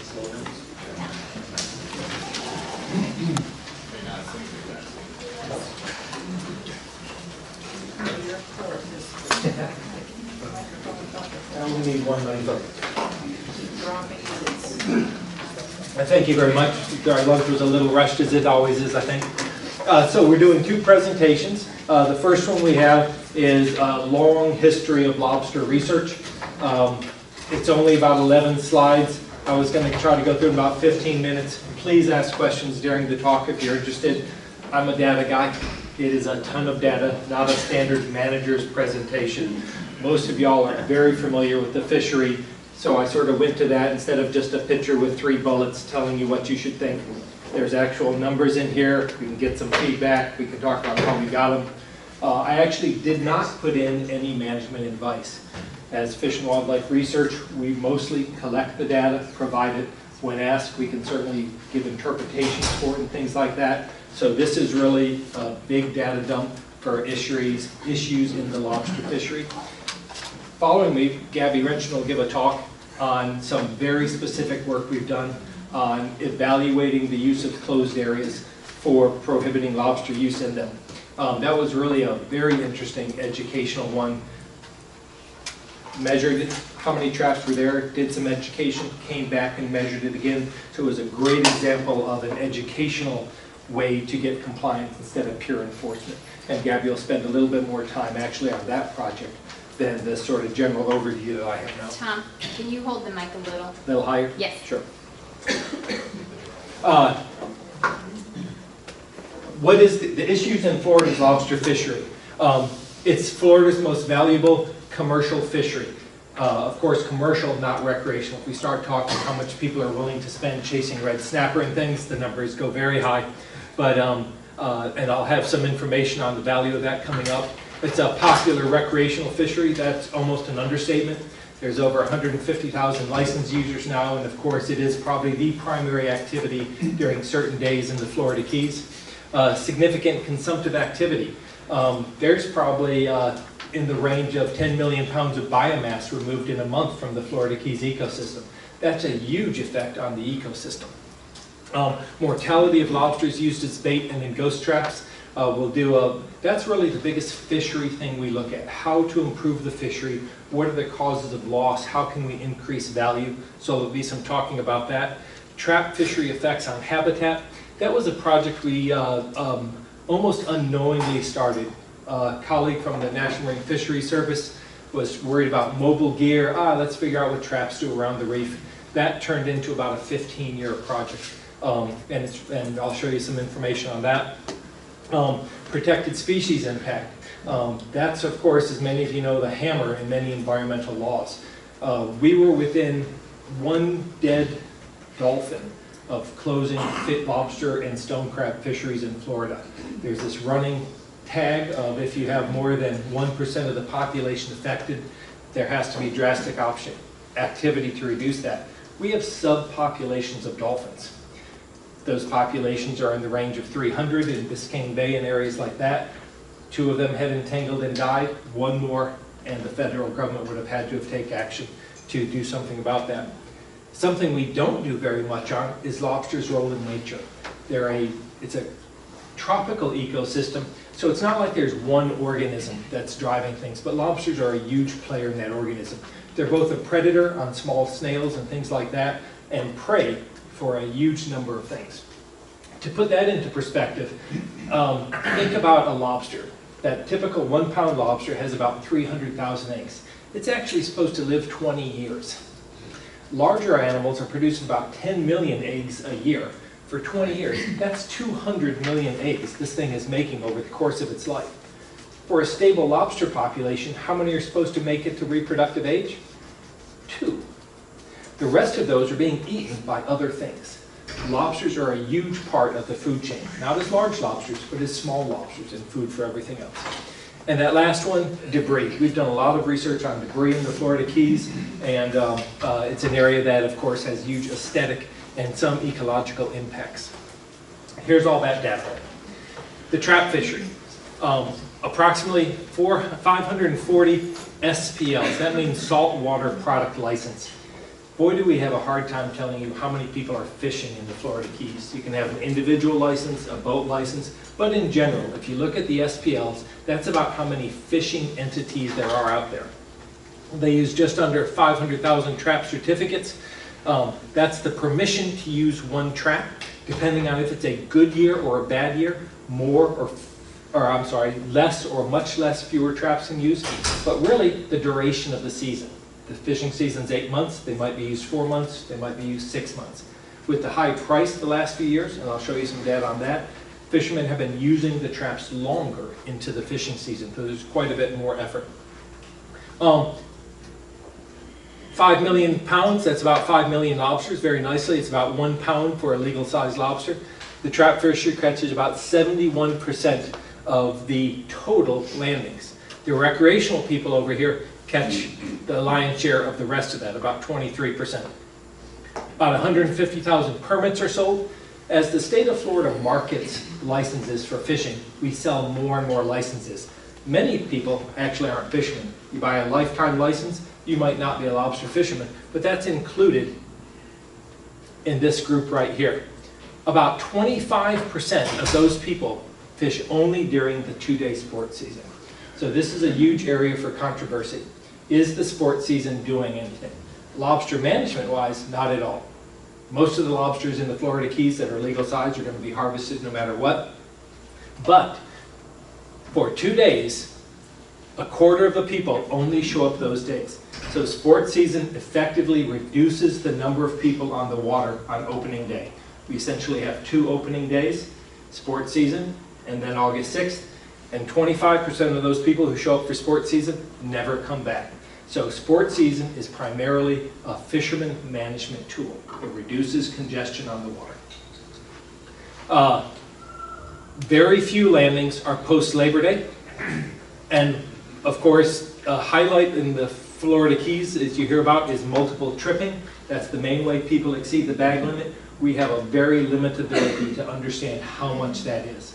If you put it in perspective, though, if everybody went and doubled their landing days, that's the ballpark that could put this into perspective. So people have asked me to model this. What could be the worst scenario?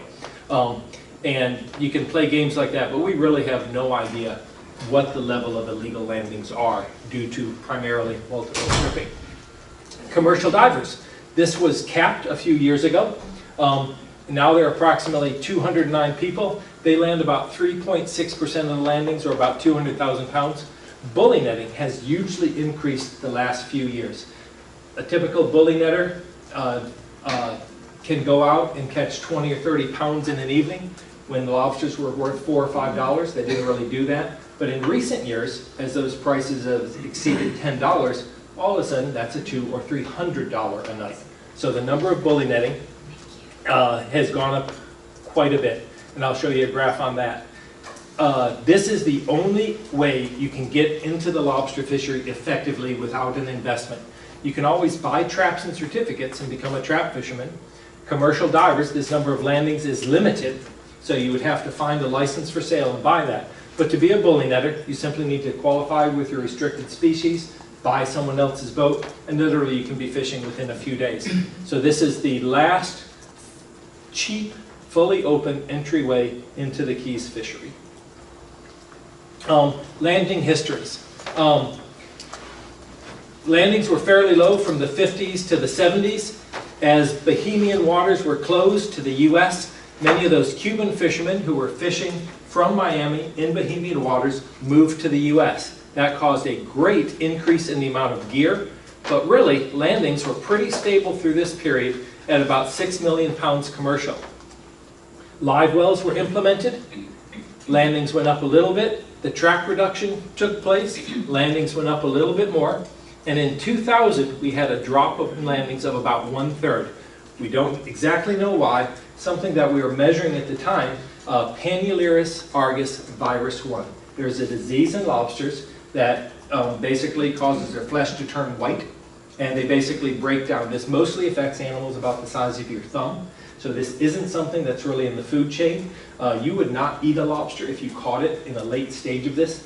If you broke the tail off, it would literally flow like liquid blood. It's not that nice sticky blood that sticks to everything. You would think it's rotten and you would not eat it. Even if you did, it would not affect your health one way or the other. It's more almost just rotten meat. The blood cells have actually ruptured. That's what the virus does. It takes over cells, reproduces, those cells burst. And so this is not a healthy animal. You die after about 90 days of this virus infecting the body and going full blown. I've drawn this line out to here, but you can see very nicely for 3 out of the last 5 years, and this is going to be another pretty good year we're in right now, landings have come up to the old low. So they definitely haven't recovered. The nature of lobsters is about a 2 million pound swing, but these peak landings are where the lows used to be. The virus is still out there. We're not sure what has changed, so somebody like me is not going to jump to a conclusion of why this is going on. But we're optimistic that landings have creeped up a few years. There's obviously still some very low lows going on, but the fishery seems to be recovering a little bit.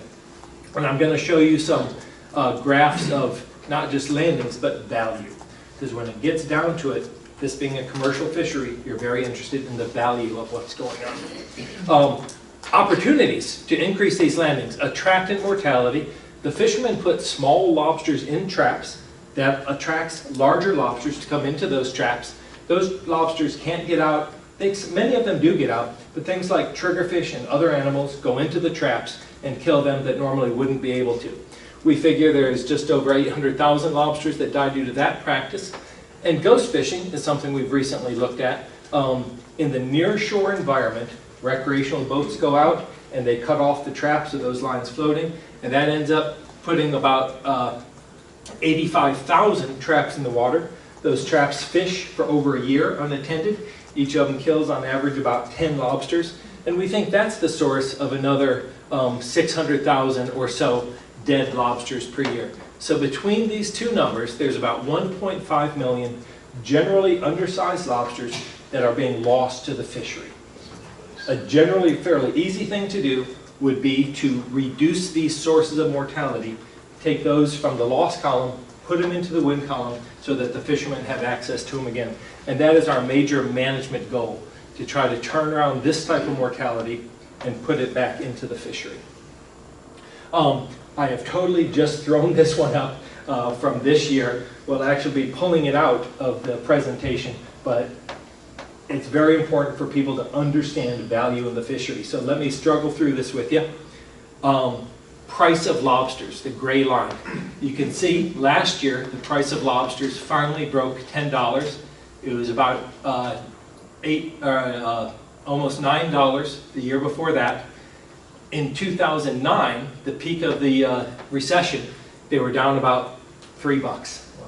So even though landings, sorry, I don't have landings here. Landings were pretty good in 2009. They only got $3 a pound. You can see the value of this fishery bottomed out greatly. Right now, the value of this fishery is over $50 million annually. We used to talk about it being a $20 or $30 million fishery. As far as the value goes, because of the live exports of these animals to China, the value is very good, even though landings are still down 20% to 30% of our area. Easy to see, the gray line here, income. Now, this graph is simply to look at trends. When we really talk about fishermen, there's 100 fishermen that catch greater than 20,000 pounds. The rest of them catch less than 500 pounds. So when I say there's 540 people out there catching lobsters, this isn't guys like Justin. This is just, oh, I'm sorry. There's a handful of highliners that are the guys that really drive the lobster fishery from a yearly basis. So these values really don't reflect those, but it does sort of show what's happened the last few years. Also, there used to be 1,400 fishermen. Now we're down to that. I said 540, that regards to trapped fishermen. So there's about 900 between the divers, the bully netters, and the trappers. So we have greatly reduced the number of fishermen. Again, we put a cap on the number of divers due to the casita fishery. The number of trap certificates is a sellable commodity. Those are, what are they going for now? About 150. So there's 500,000 of them out there. So you can actually see what that's $75 million worth of value the trap certificates have given to the fishery. Let me walk you through this one. Days in the fishing season. So this is August 1st. This is March 30th. Each dot is when one fisherman sold his catch. So one fisherman somehow sold lobsters for $26 a pound. So it's not how many he totally caught. He might have only caught one. Don't look at this one point and think that's what the price of lobsters was. Look at this group of data here. That's what we call the green or the dead market. And then you get these peaks. And this is the live market. So here is about 60 days into the season. And here's the Chinese holidays of the extended New Year's. And I'm actually not sure what this holiday is. That's about 7 months into the season, so late January. But all of this is sort of that demand from the China market. So we have a split price. The local or dead market is down in this range, and that export market, and that's what's driving the value in the fishery. We land 50% of the lobsters here. There's a huge loss opportunity because we catch and sell lobsters at the wrong time of the year. If we could displace that catch for later, and boy am I not suggesting how we do that, but you can see there is such a huge opportunity to increase value in this fishery. The live market slowed down a little bit, but it's still there. And so this is probably the biggest thing going on in the fishery right now. Again, the valuation of the lobsters. Moving on to some of those other topics, habitat conservation. We did a lot of work. Fishermen dropped traps. Only about 2% of those traps are actually on the reef. Every time that trap is dropped or lifted, and that is about 12 times a year, it basically does the amount of damage the size of your hand. You can say if that's a lot or a little bit, but that's about what it is. It's every time that trap lands and is brought up, it damages about that much bottom. We are doing this. Look, our goal was to look at 50 traps and see what happened. December rolled around, our first cold front came in. The traps went mobile. It's actually when these traps slide around. Now this, of course, isn't the reef. This is a hard bottom area, and that's about 11–12% of the keys. But as these traps slide on the bottom, that's when the real damage occurs. Now, this looks barren, but what this habitat mostly is algae. So algae gets scraped away. There are certainly small sea fans, corals, and sponges there that take damage also. And this would be one of our gorgonians with some damage here. But this barren mark you're seeing is again mostly the loss of algae. It is certainly the loss of anything else that was there. We worked with the fishermen to try to reduce this movement, because if this trap moves, that's potential for it to be lost also, something the fishermen don't want to happen. Basically, unfortunately, the only trap we found that didn't move was the one that was predominantly wire. These wire traps, they do reduce movement, but they also increase bycatch, and if lost, they ghost fish for longer. So yeah, we found we could potentially fix one problem, but then we'd be introducing two others. Increased catch of fish, and if those traps are lost, that they might continue to ghost fish longer. I mentioned a little bit about protected species. This is mostly rope interactions. Ropes tangle in. We're in the center of the population for loggerhead turtles. They actually see these buoys, bite them. I'm not sure if they're biting the buoy or the small gooseneck barnacles here, but certainly turtles interact with the ropes more than just by random chance. We tried to do a study actually marking these ropes. That was one of the protected resources people from NOAA's National Marine Fisheries Service. wanted to be able to identify if the buoy was gone, if the rope was entangled on a turtle, what fishery it was. Was it blue crab, stone crab, or lobster, our primary trap fisheries? We tried many techniques to mark these ropes, and unfortunately none of them actually worked very well. You can certainly use ropes of different color, which is something they've done in our Atlantic coast fisheries, but that really wasn't sufficient. The ropes are used interchangeably between the fisheries. Most guys are doing multiple stone crab or lobster fisheries.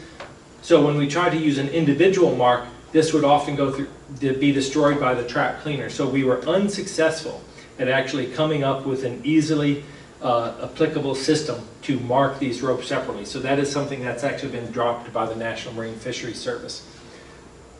That was the rope movement. The rope test, the trap movement testing was those wire traps. We actually tested 32 different designs of traps, different buoys, different ropes, different trap designs, traps with little legs. We went through a lot of different things before we came up with the wire. And what Gabby will be talking about is no trap areas.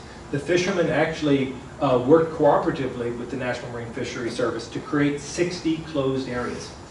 Most people don't know about them. So the fishery actually did close 60 areas for access to traps. Gabby has gone out and measured compliance with those, done an educational program, and she'll show you some of the results of that. Other marine protected area research. So this is Boca Chica, the Western Sambos Ecological Reserve. This is simply taken from the Sanctuary webpage.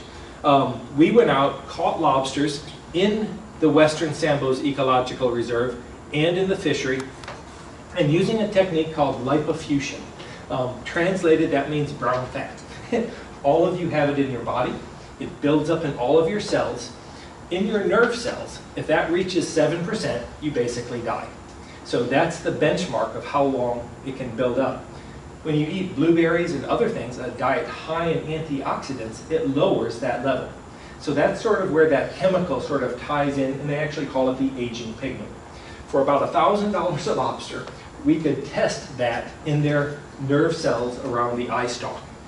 If you do that in the fishery, the average 1 pound lobster we're catching is actually only about 1.6 years old on this graph. So if we use the 1.9, sort of a natural break on this graph, 93% of the females in the fishery are harvested. So these animals were taken from the commercial catch. So this animal is supposed to live 20 years. We catch it at about 2 years old. Most of the animals we're catching are not mature. They're underage for reproduction, even though they're of a legal size. In the Western Sambos, the closed area, you can see after 6 years of protection, when this data was done, half the animals were now over that same, basically 2 years old, and all of these animals would be of reproductive age. So this was the true value of the Western Sambos Ecological Reserve from a lobster perspective. These animals are reaching the appropriate age and are now capable of reproducing. In the sense of a lobster, this is a pretty dang small area. One of the very first animals we tagged for movement, we tagged in a patch reef right here. It was the very first one we tagged. I happened to be the diver. We came back 120 days later, and the lobster was in exactly the same den. We pulled the tag off it, downloaded the information. It had actually walked out to the reef, to an area we call the offshore bar here, at about 100 feet of water, 3 times. Timing with the dark of the moon. It was walking out past the reef, actually outside of the protected area, and releasing its eggs. Lobsters release eggs on the open ocean side, catching the currents. So this lobster was utilizing this whole area as part of its reproductive migration. On a daily basis, it really didn't leave this area about this big. So this is an awful lot of work we've done now. Again, Rod Bertelson in our office, who does movements of these little lobsters, legal-sized lobsters. We've done it in the Gulf. We've done it here, and we're actually doing it in the Upper Keys now. Very interestingly, I didn't put it in the talk, in the Gulf environment around the casitas, these lobsters are basically westward walking zacks, to coin a phrase from Dr. Seuss. They'll wander around an area for a month or so. After they bolt west. And so that was a very interesting thing we found out about that Gulf environment where the casita, the diver fishery, was run for a little while. Just a couple more slides. Debris research. 70% of the submerged debris in the Florida Keys is traps. This, take this with a little bit of a grain of salt. We weren't counting little pieces of monofilament.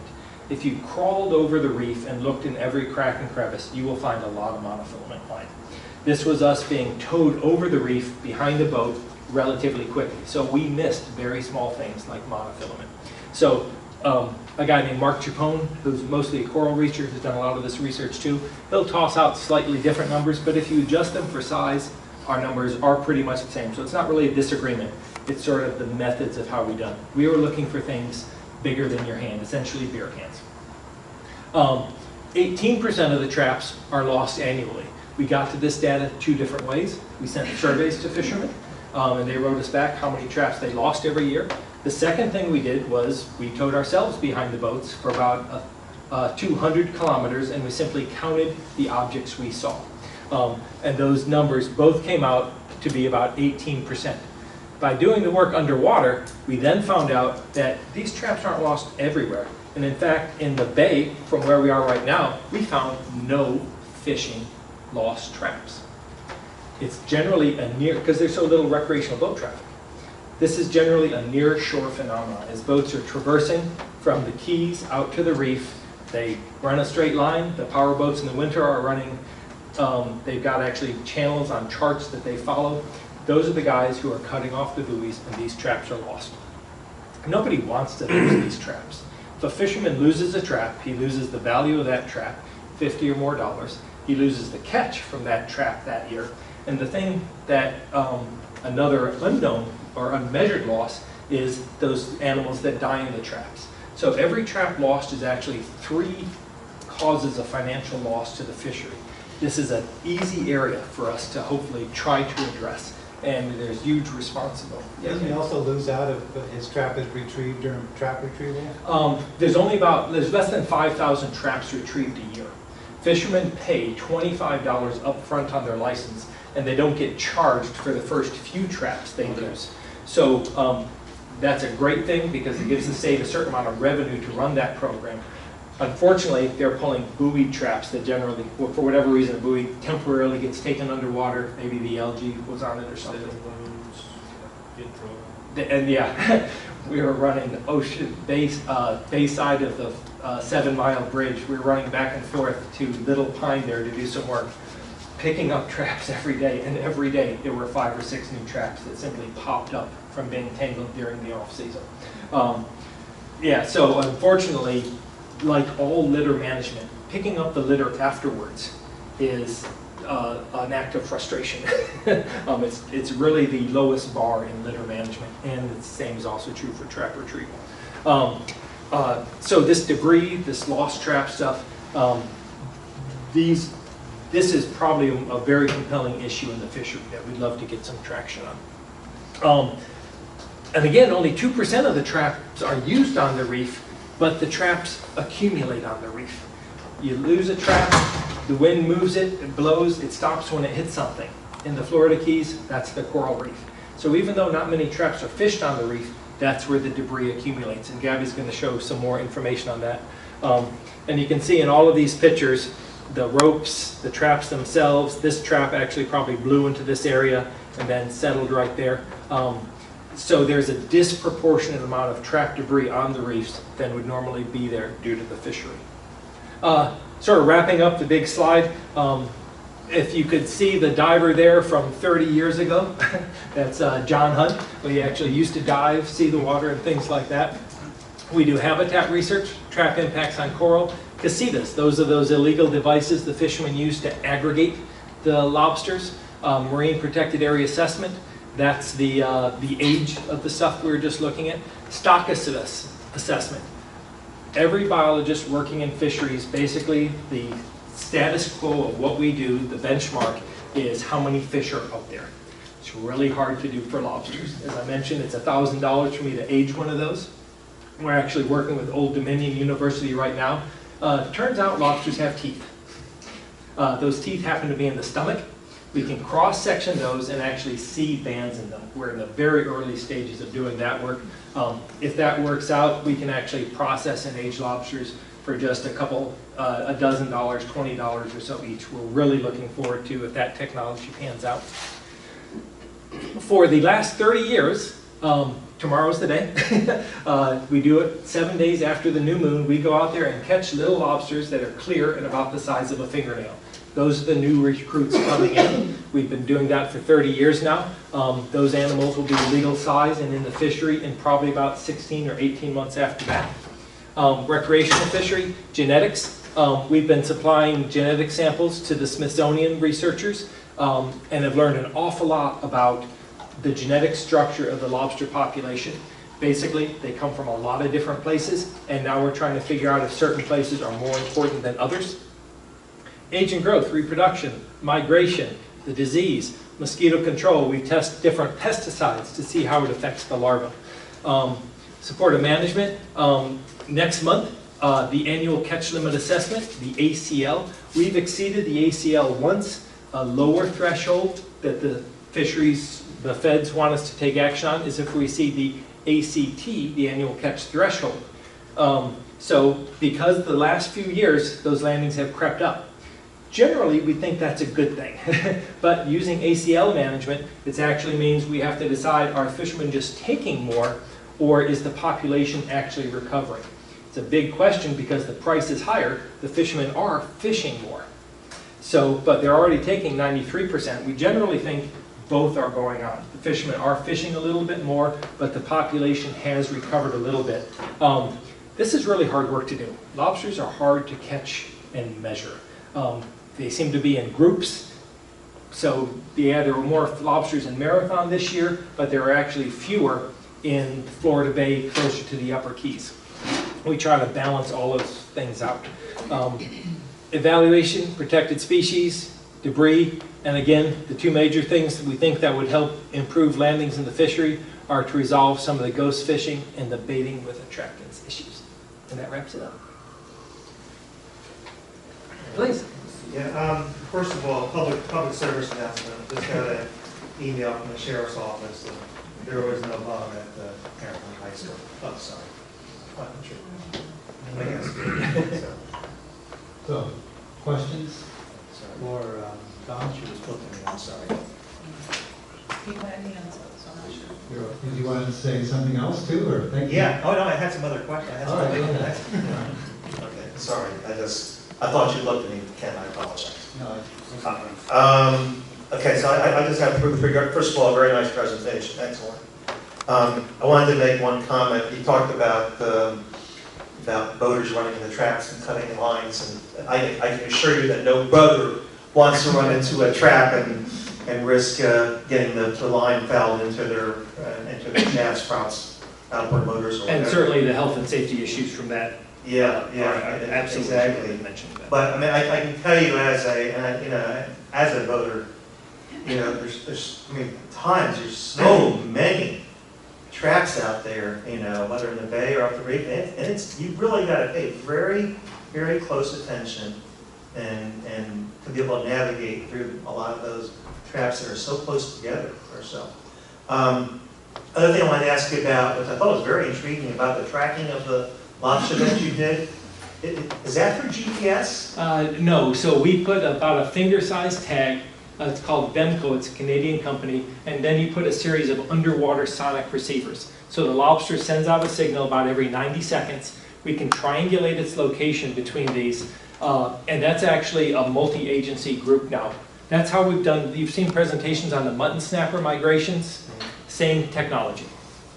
Wow, that's really cool. And then finally, and it's not to be thinking of now, but the mini season, I would debate that with you in terms of whether it's good or bad. Well, again, I'm not saying it's good or bad. That was just what it did, and it lowers use on the water on a daily basis. From a lobster management point of view, it is not a lobster management issue. It is absolutely working with people and human dimensions issue. All right, Skip and then Pete. Thank you. Yeah, Tom, things have changed over the years. What is the situation? I need a little more information on that viral situation. Is the incidence of the virus increasing or decreasing? It is exactly the same as what it was. So if I go out and measure lobsters about the size of my thumb, on any day about 6% of the lobsters have it. They die in 90 days, so multiply it by 4 to get you to the year. So we think about 24% of this size lobster is dying. Lobsters smaller we really can't see. More might be dying, but it seems I've seen it in larger lobster than that. There's a couple other things, microsporidium and things that also cottony lobsters is something we've known about for a while. Same end result, but totally a different cause. But absolutely, just like many diseases, if you're exposed to it, you might test positive for it, but the lobsters actually don't have it. And that's actually cutting edge information. Don Berenger at the University of Florida is still working. His whole career will be spent working on this virus. So there is an awful lot of, just like human doctors work on viruses, Don will be working on the lobster virus for quite a while. One other wonderment. I've always worried about the lobster fisheries in the Caribbean and the effect that they will have when they really get going, which I guess they are now, in terms of the their reproduction and the recruitment that will occur in the Keys. There is probably not a place in the Caribbean where lobsters are not fully exploited right now. Overall, the landings in the Caribbean have declined since 2000. The virus is everywhere, but fishing effort has also peaked. We measure these little tiny lobsters every month. We've been doing that since 1989, and we've seen no reduction in recruitment to the Keys, despite the Caribbean reduction in landings. I'm not going to make a conclusion from that. Again, it's just data we have that we don't think the loss of lobsters locally was due to the number of babies. Again, if you think about that female that might produce 200 million eggs during her lifespan, there's a lot of very small lobsters. Tiny little things in Florida Bay, the amount of algae, the disease, is really what's probably controlling their population level in the Keys. But then as those larger lobsters are fished out, then there'll be a precipitous decline, possibly. One would have thought, but we've been doing this for 50 years, catching absolutely every lobster people see, and that decline hasn't occurred. Absolutely, there is a population required to keep reproduction up. We don't appear to have reached that threshold with lobsters, but it's out there. Okay, Tom, I think Pete is next, and then if we could take just a quick break. We're supposed to have a public comment at 2:15, so between your presentation and Gabby's, if we could just break for any public comment. If anybody has public comment, I need to see your public comments sheet up here, and if you don't have it, then we'll just move back into our agenda. So just interruption. So Pete, go ahead. Thank you. This is great data. And I know myself and many of us just learned a ton. Really excellent. Thanks. But something I thought was a little confusing, didn't quite catch, was the age that a lobster becomes sexually mature. 1.9 years. And if so, 93% of trap caught lobster are being caught before they reach sexual maturity. Is that correct? So it turns out lobsters, like many crustaceans, actually reproduce based on age, not on size. Rarely in the bay, where about half the fishery occurs, will you find an egg-bearing lobsters. That's where they've settled, they grow up. When they reach reproductive age, they migrate to the ocean side. Or in the case of cold fronts like we have now, all lobsters might leave. But yeah, the majority of the lobsters caught annually are probably below reproductive age, even though they're of legal size. 93%. Well, that was high. Certainly if you did somebody else's catch, if we did that in the bay, they'd all be young. If we went to the Tortugas, which we have done, turns out there's lobsters about 70% of the lobsters in the dry Tortugas are over reproductive age. So that's it. So when I say fishery, I mean from here to the Marquesas. We do have the Tortugas population, which is between 10 and 20% of our lobsters. and many of those are older, but still only up to about 4 years old. So yes, we harvest our fishery very intensely, and that makes them very young. Justin, and then Will. Sorry. One thing I didn't hear you talk about at all was about how many our legal lobster, larvae of our legal lobster comes from outside of the United States, and then our larvae leaves, goes into the Caribbean. So we are 6% of the lobsters in the Caribbean. It seems to be one population. So every month we now do a genetic structure of the lobsters coming in, and they seem to be different, meaning they came from a different area. So we are one big mixing bowl of lobsters. That egg hatches, it takes it 6 months to turn into that little stage that I measure later. That is a huge, long time period. So pan-Caribbean management is absolutely necessary. We get our larvae from someplace else. Maybe some of them are kept here, likely not, but definitely our lobsters then go someplace else also. And ultimately, it's one big circle in the Caribbean, and so it's one population. So what happens elsewhere absolutely matters here. Well, that was my exact question. Do they know where our lobsters likely go, or I mean, the current would take them up north, it would seem, and maybe they land in Ireland? And we have caught Haniulurus argus, our species, in the Canary Islands, a handful of lost ones. And yes, the Gulf Stream likely can carry a number out. There's some current modeling now that suggests there are cycles in the Gulf that the lobsters can be in and return them. But the Gulf Stream actually also splits occasionally and heads south more towards Quesada. So the current does split a little bit, and those animals can get in trains, go around the Dominican Republic and up through Cuba. Very likely, things to the south move north, and things in the north where we are do potentially get lost. So we don't have a good handle on who contributes to who. We've got the genetics now, we've got some current stuff, but I wouldn't want to give a definitive answer yet.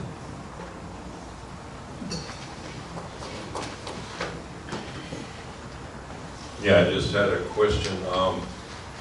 When we're diving, we come across lost traps quite often.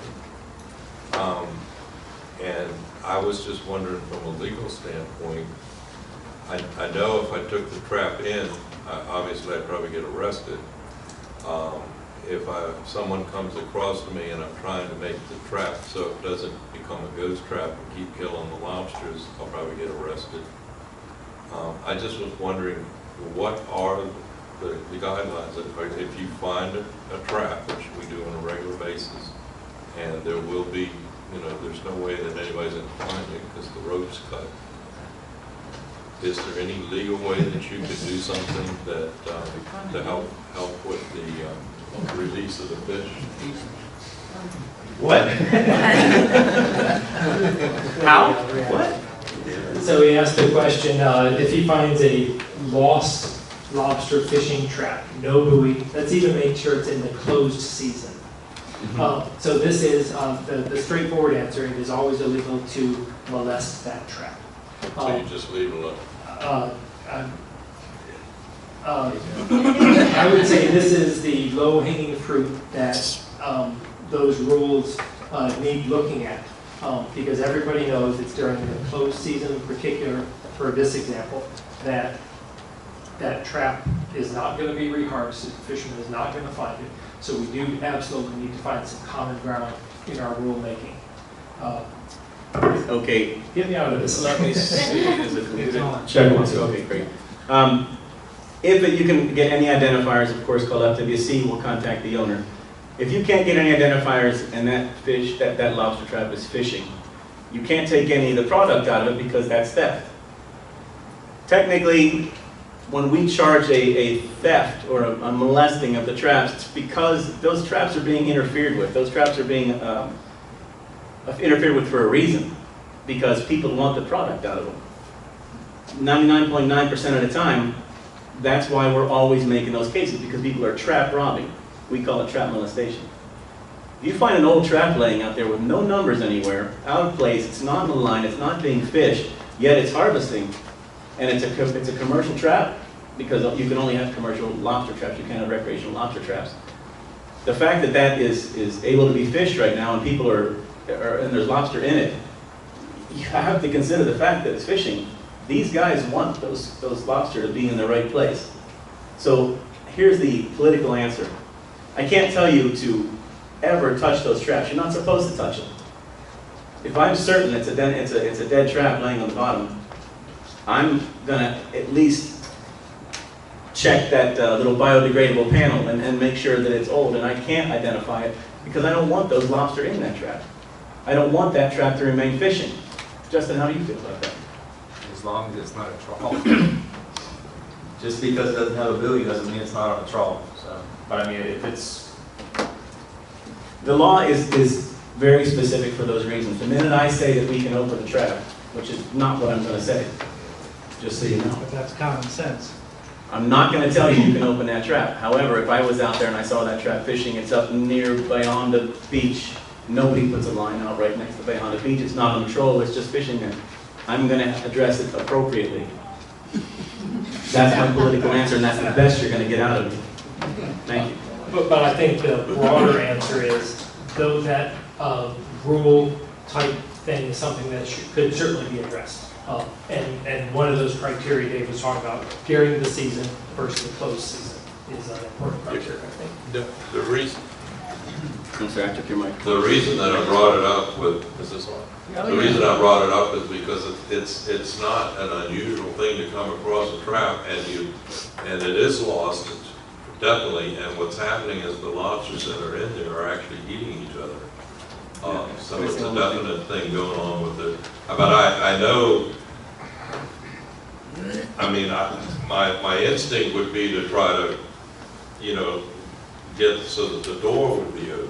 But at the same time, I know if somebody comes up, I'll probably end up in jail, so. Well, I can't begin to tell you that it'd be okay because here's the reason. The bottom line is we have people trap robbing all the time, both recreationally and commercially. I'm not going to open the door to allow anybody to have another reason, another excuse. Already the excuse is, oh, it wrapped around my prop. I was just taken out of my prop. Oh, we came across and I was helping my buddy get his traps back in line. I mean, there's dozens of excuses. The minute that they change that rule and open it up to say, okay, well, if you find some lobster on a trap that seems to be abandoned, you open up, we're done with law enforcement. You may as well forget about it all the way across the board. So we can't do that. No, I think you made a good point. All right. We could keep this among the SAC people and not, you'll have your time for comments and questions. Justin, and is there any other SAC questions, comments? I just want to add to it that as a fisherman, we do not want to lose our traps. We all have grapple hooks on our boat, and when a trap is missing at a line, spend 5, 10, 20 minutes trying to find it. That trap's lost. It's a whole season worth of, because FWC is not going to give you another certificate to put on another trap. So, out of season is one thing, but we're coming back trying to find those traps. And thank you. Dieveney? Well, I have spent an inordinate amount of time this season trying to find traps that have been purposely cut away. And I wondered if it would be possible to have some site where people could upload numbers, like GPS coordinates. If they find something, I know there was some restrictions of mine because I've been in the water and on the water looking. Just a thought, because I think, if we could get it free out of the water, we would all prefer that. Yeah, the nature of the traps is that they're spread out. I know. So much like the boa constrictors, our wildlife colleagues said, yeah, you point it out, but coming back and physically finding it is quite difficult, and you know all this. But absolutely, I think these are issues that really need to be resolved in the fishery. You don't want to lose the traps, you're losing value, and it's just a loss to everyone involved. So Tom, I have a question too, but I wanted to ask the people that have signed up for public comment if you want to go now or you want to wait till after Beth's presentation. Originally, public comment was supposed to be after Beth has a presentation on her zoning update. So if anybody wants to go right now, we'll stop and you can go right now. Otherwise, we have another presentation, and then Dieveney has a presentation, and we'll go from there. So I don't know who's. I don't see Peggy, Jan. Peggy anywhere. Did you want to go now? I'm willing to. I don't want to interrupt your flow, but I'm not interested. I'm not here on the regular career. why don't you go ahead and go now? Did you guys want to wait? Okay, just a quick break and we'll keep going. And you're not off the hot seat yet, Tom, so. Oh. But you let her do her thing first. Oh, well, I don't mean to. No, you're up. I'm up. Was Okay. Gabby, did Gabby have? Right, Oh, yeah, so that you're not right there. You're perfect. All right. I have a handout. If you wouldn't mind sharing down there, there's a number here. My name is Jan Edelstein. I'm from Cudjoe Key, and I'd like to talk briefly today about protecting the sanctuary waters from the underground discharge of large quantities. As you pass the handout down, the statements I won't talk about, perhaps you could read at your leisure later. I do want to just flip through and have you look at pictures.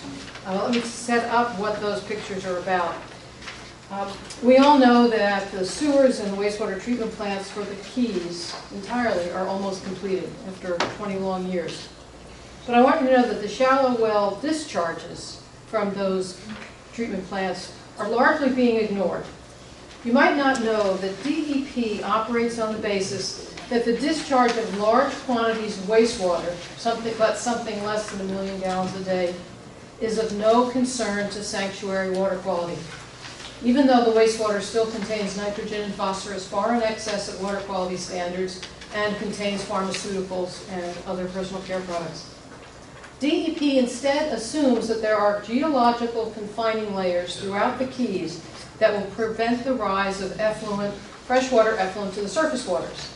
My goal today is simply to highlight the fact that geological information is easily obtained to refute this assumption and should be obtained before any more large quantity shallow well permits are issued or renewed. Now, for example, when DEP issued the shallow well permits at Cudjoe Key, they assumed the existence of confining layers. Nevertheless, because of the litigation that stopped the permit issuance back in the summer of 2014 and public scrutiny at the Cudjoe wastewater treatment plant, last summer DEP did require from FKAA, in addition to an aquifer capacity test, new core borings and well water elevation tests. These two items prove conclusively that there is a direct and rapid connection between the surface waters. And if you flip through there, you'll see the cover, the inside cover is the cover of the FKA's geology report. The next page are excerpts. The top diagram is of the tide change over 2 weeks. And then the bottom diagram is the water levels in 4 wells, 2 of the shallow wells at 80 feet and then 2 25-foot monitoring wells. And you will see that they all go in sync. The first statement on the first page is from Dr. Persino, who says very clearly in an email to the Fish and Wildlife Service, this is direct evidence of a direct and rapid link between the two. The other statement on that is an excerpt from a statement by Jim Forquin, the sanctuary's seagrass expert, who explains why the sanctuary should be worried about these large discharges of even advanced treated wastewater. I'm here only to urge the advisory committee or as individuals to look into the DEP practice, urge them to routinely require this kind of straightforward information before they issue any new shallow well permits or renew any permits, and particularly with respect to the wells that are about to be drilled on Stock Island. Stock Island is about to have their permits issued that will allow them to increase their discharge to 849,000 gallons a day on an annual average, which means a max day of about 1.5 million gallons through shallow wells. Again, there was an assumption, DEP said, there are confining layers. There's no, the litigants in that case tried to do a dye tracer study. They were blocked by DEP and the operator of the site. This kind of basic information will help us all, and we would all appreciate your help in getting DEP to collect it. Thank you. Thank you very much, Dan. Any comments among the SAC? Is this something you want to talk about it at a later time, or just, I tried to open us up, make any comments after public comment if you want. So, I'll take the microphone for a second. okay, let's not get too far down the rabbit hole, I don't mind. Well, let me just say I share Jan's and many other people's concern about the discharges of large volumes of even treated wastewater into shallow wells, and I'm on the record on that. It's no surprise to people who have been following the issue.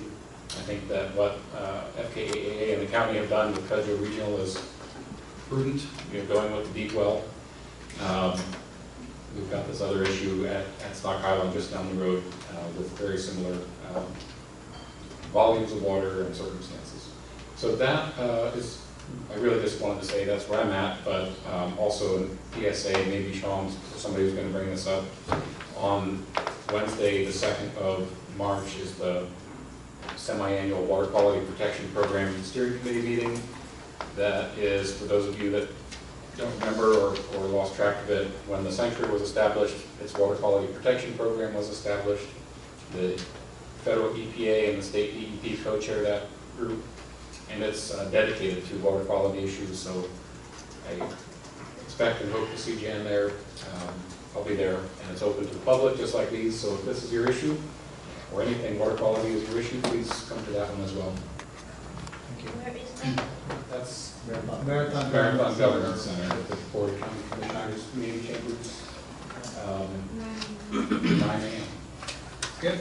I'm tempted to talk at length on water quality issues, but I won't. Let's not.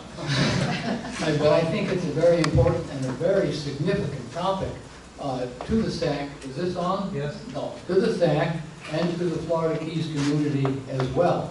And I would make the suggestion that at some point in the future, after the Water Quality Committee has worked on it some, that we spend a little bit of time on water pollution in the Florida Keys, past, present, and future, at a SAC meeting, as a topic of concern and a topic of investigation.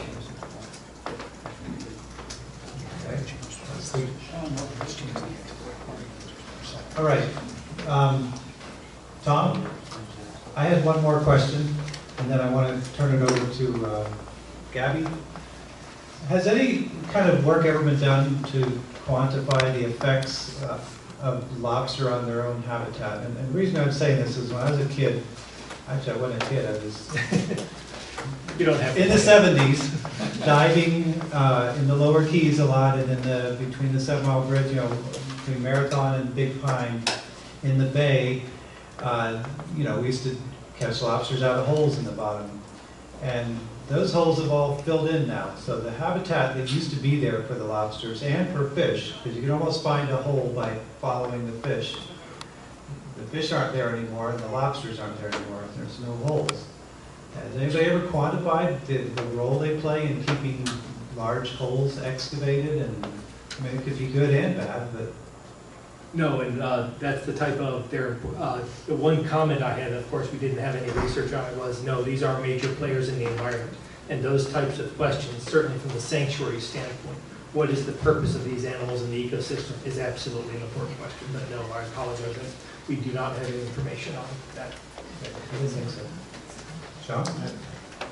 One question is, you had some of the data out there, just generally, what is the overall split between lobster exports versus lobster staying here? You kind of have dead and alive. My understanding is most of the lobsters and finfish in the Florida Keys is actually exported.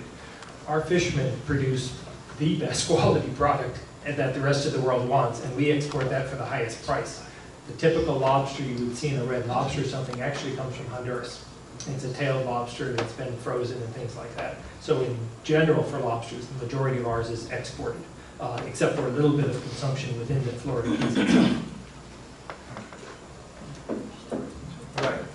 Gabby, go ahead. Thank you, everyone. My name is Gabby Renchen, and I'm a biologist with FWC. I work with Tom doing lobster research. Today I'm here to talk to you all about some work we've done starting in the fall of 2014 through now, trying to assess rain protected areas that prohibit lobster trap fishing. So this project had two main purposes. One was to evaluate fishermen compliance with these MPAs that prohibit trap fishing, and then to go out and evaluate marine debris accumulation in these same areas. And really quickly, I just want to acknowledge that our project was supported by funds from the NOAA Coral Reef Conservation Program that was awarded through a National Fish and Wildlife Foundation grant.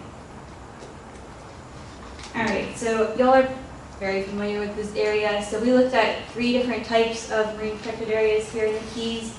We looked at the sanctuary preservation areas, the Pennicamp lobster exclusion zones, which are off of Key Largo, and then some relatively new areas created by the National Marine Fisheries Service that were made to protect the cropra from lobster trap fishing.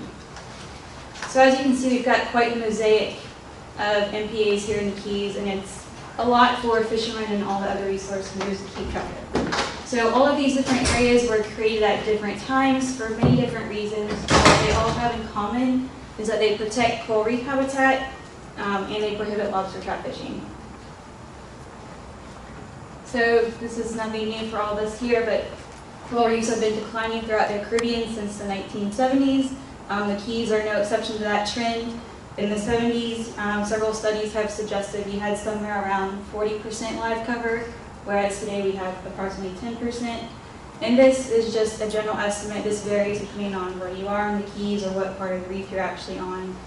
And in addition, our cropra species have also declined, and they were listed by the Endangered Species Act as threatened in 2006. So there's many natural and anthropogenic stressors that affect our coral reefs, but today our main focus is just going to be the lobster trap fishing. I think I'm just going to skip through this. Tom pretty well covered the background on our lobster trap fishery here. It's very important culturally and economically to the entire state of Florida. And he also briefly touched on the trap impacts.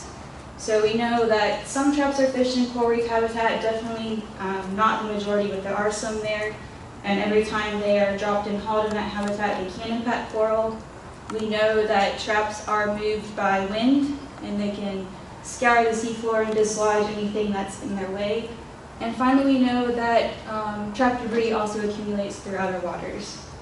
And so here I have a picture of some colonies of Acropora cervicornis, and here we have it's kind of hard to see, and I apologize for that, but we have a trap rope here that's wrapped around one of the colonies, and then we have a trap slat laying over here. We don't really have a good handle on what this does to the corals, we just know there's a lot of this debris that's out there. Okay, so as I mentioned before, we focused on 3 MPA types. We looked at the FKNMS sanctuary preservation areas. These were designated in 1997. These are physically marked on the water. Their corners are marked with these big yellow buoys, and their information is also found on the navigation charts. There's 18 of these throughout the Keys. We also looked at the Pennicamp State Park lobster exclusion zones. These were designated in 1993. They are marked on the water with several of these buoys, but their information is not found on navigation charts. And there's only 8 of these. And finally, we looked at the NMFS, the cropra protection zones. These were made in 2012, so they're relatively new. They're not marked, and their information is not on navigation charts. And there are 60 of these dispersed throughout the Keys. Okay, so the first aspect of this project was trying to evaluate fishermen compliance with all of these different types of MPAs. And basically what we did is we just went out and counted the number of traps and trap owners in every type of MPA. So we did this starting in the fall of 2014, and then also during that same year we did an educational effort. I'll talk about that here in just a second. And then after that we came back in the fall of 2015 to see if our education had made any difference. So we surveyed all 18 sanctuary areas, 18 of the NMFS areas, all 8 of the Pennicamp areas, and then we also had 18 control areas that are open to trout fishing. So at each of these sites, anytime we found a buoy like this inside of an MPA, we went to the buoy and followed the trap line until we found the actual trap and recorded the GPS location of the actual trap, not where the buoy was. And because of the marking requirements here, all of the fishermen have to have each of their traps marked with a buoy unless it's in a trawl line. And that C number is like an identification number that we can use to identify who the actual fisherman was in that area. So moving to the educational effort, like I said, we did that in the fall of 2014, the first year. So we went out and attached what we're calling a courtesy notice to the top of the buoys with a zip tie. So we tried to place it somewhere that it wouldn't get caught in their trap haulers. So we did this, we attached them to every single buoy, trap buoy that we found in those areas. And then we also worked with the federal councils to coordinate a mailing to fishermen, providing them with this booklet right here that they made that's a guide to the new closed areas, the NIPS areas. And in addition, we had some other contact with the fishermen, especially when you were out on the water.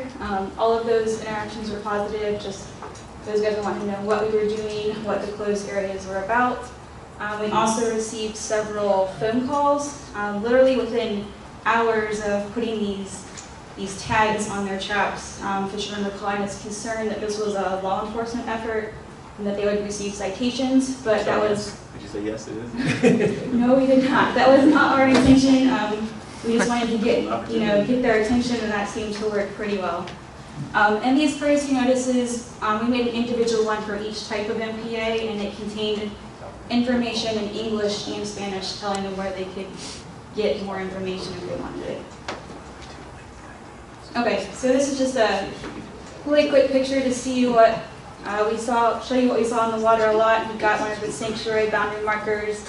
This track was actually inside of the spa, but its buoy was resting right next to the boundary marker. So this is a graph of the density of traps. So all of these MPAs are all different sizes.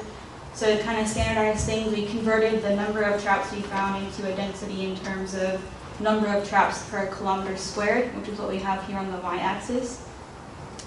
The black bars represent the density of traps from the first year, and then the gray bars represents the density of traps from the second year after our educational effort. So as you can see, the NIMS areas, which are not marked on the water and they don't have info on the charts, they had the highest density of traps. The state and sanctuary areas, which are physically marked with buoys, had a lower density of traps. And then as you can see across all of these, their density was lower the second year after we did our educational effort. You might be wondering why the densities were lower in our control sites, and we're not exactly sure. They had similar habitat and were similar size to the other MPAs, but perhaps fishermen didn't perceive them to be as productive of fishing grounds.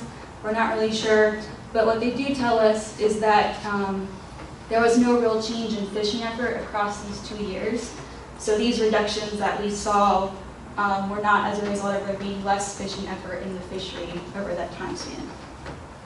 So the take-home points from this is that the unmarked MPAs obviously had the highest density of traps, and then the density of traps decreased during the second year after we did our education. Okay, so I'm just going to show you a quick series of maps to give you an idea of what we were seeing. So this is Alligator Reef Spa. The boundary is in yellow, and then these red symbols each represent a different fisherman. And as you can see, the traps are pretty much concentrated along the boundaries of this area. And again, this spa has boundary markers in each corner. This is Mosquito Bank South, which is one of the Camp Lobster exclusion zones. Again, these are physically marked on the water with buoys.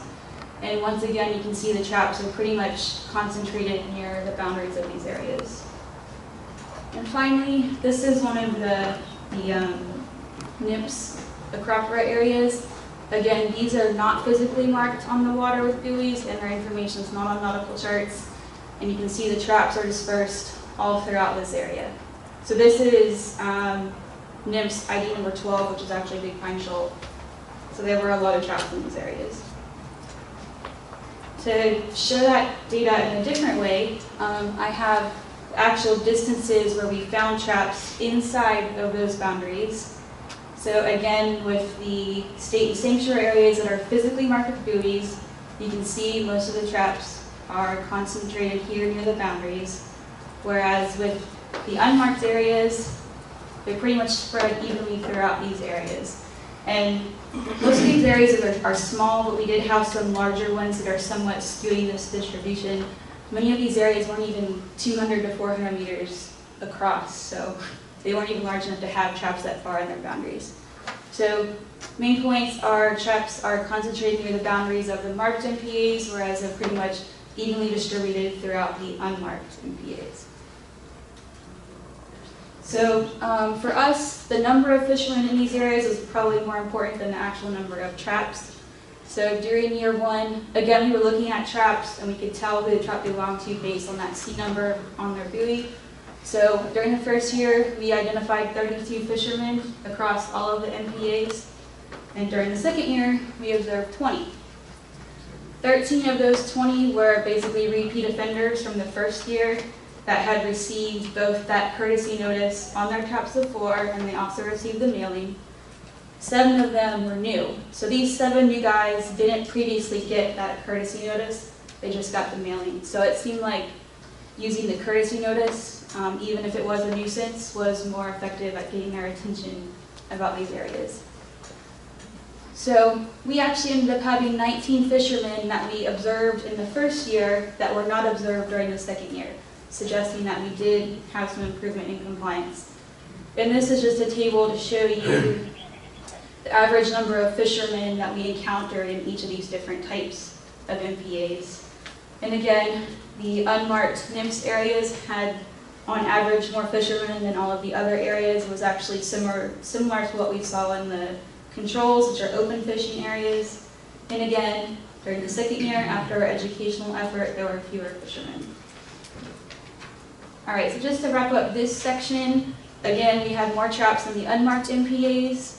Most of the traps were concentrated near the boundaries of those MPAs that physically had marker buoys. And we did have improved compliance after education. Again, that 19 out of 32 fishermen removed their traps from the MPAs. But we did have some new fishermen suggesting we're going to have to do ongoing education to get everybody up to speed on these closed areas. All right, so the second purpose of our work was to evaluate marine debris accumulation in these same areas. So in the summer of 2015, we went out and did 261 diver transects. And basically, we just rolled out a tape. It was 100 meters long, and the total width of the transect was 15 meters, but we quantified data on one side at a time, so 7.5 meter swaths at a time. And we recorded any kind of debris that we saw. We weren't just focusing on lobster traps. We wanted to get as much information as we could. So whatever the debris was, we recorded what type it was, we recorded what habitat it was found in, and then finally we recorded its distance along that transect so we can actually go back and map this information later. So I'm just going to present to you a very coarse overview of this data. We haven't really had time to dive into the analysis yet, but by and large, trap gear accounted for the majority of the debris, 55.4%. And so we were seeing things anywhere from a fully intact trap to different pieces of traps. It could be concrete slats, it could be rope, concrete slabs, a piece of a wooden slat or rope, or even a trap rope.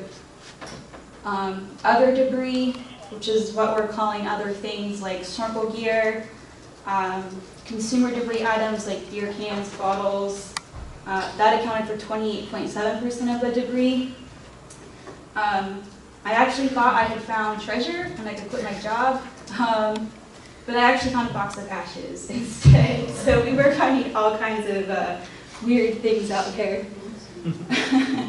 And finally, the last category was other fishing gear, which accounted for 15.9% of the debris.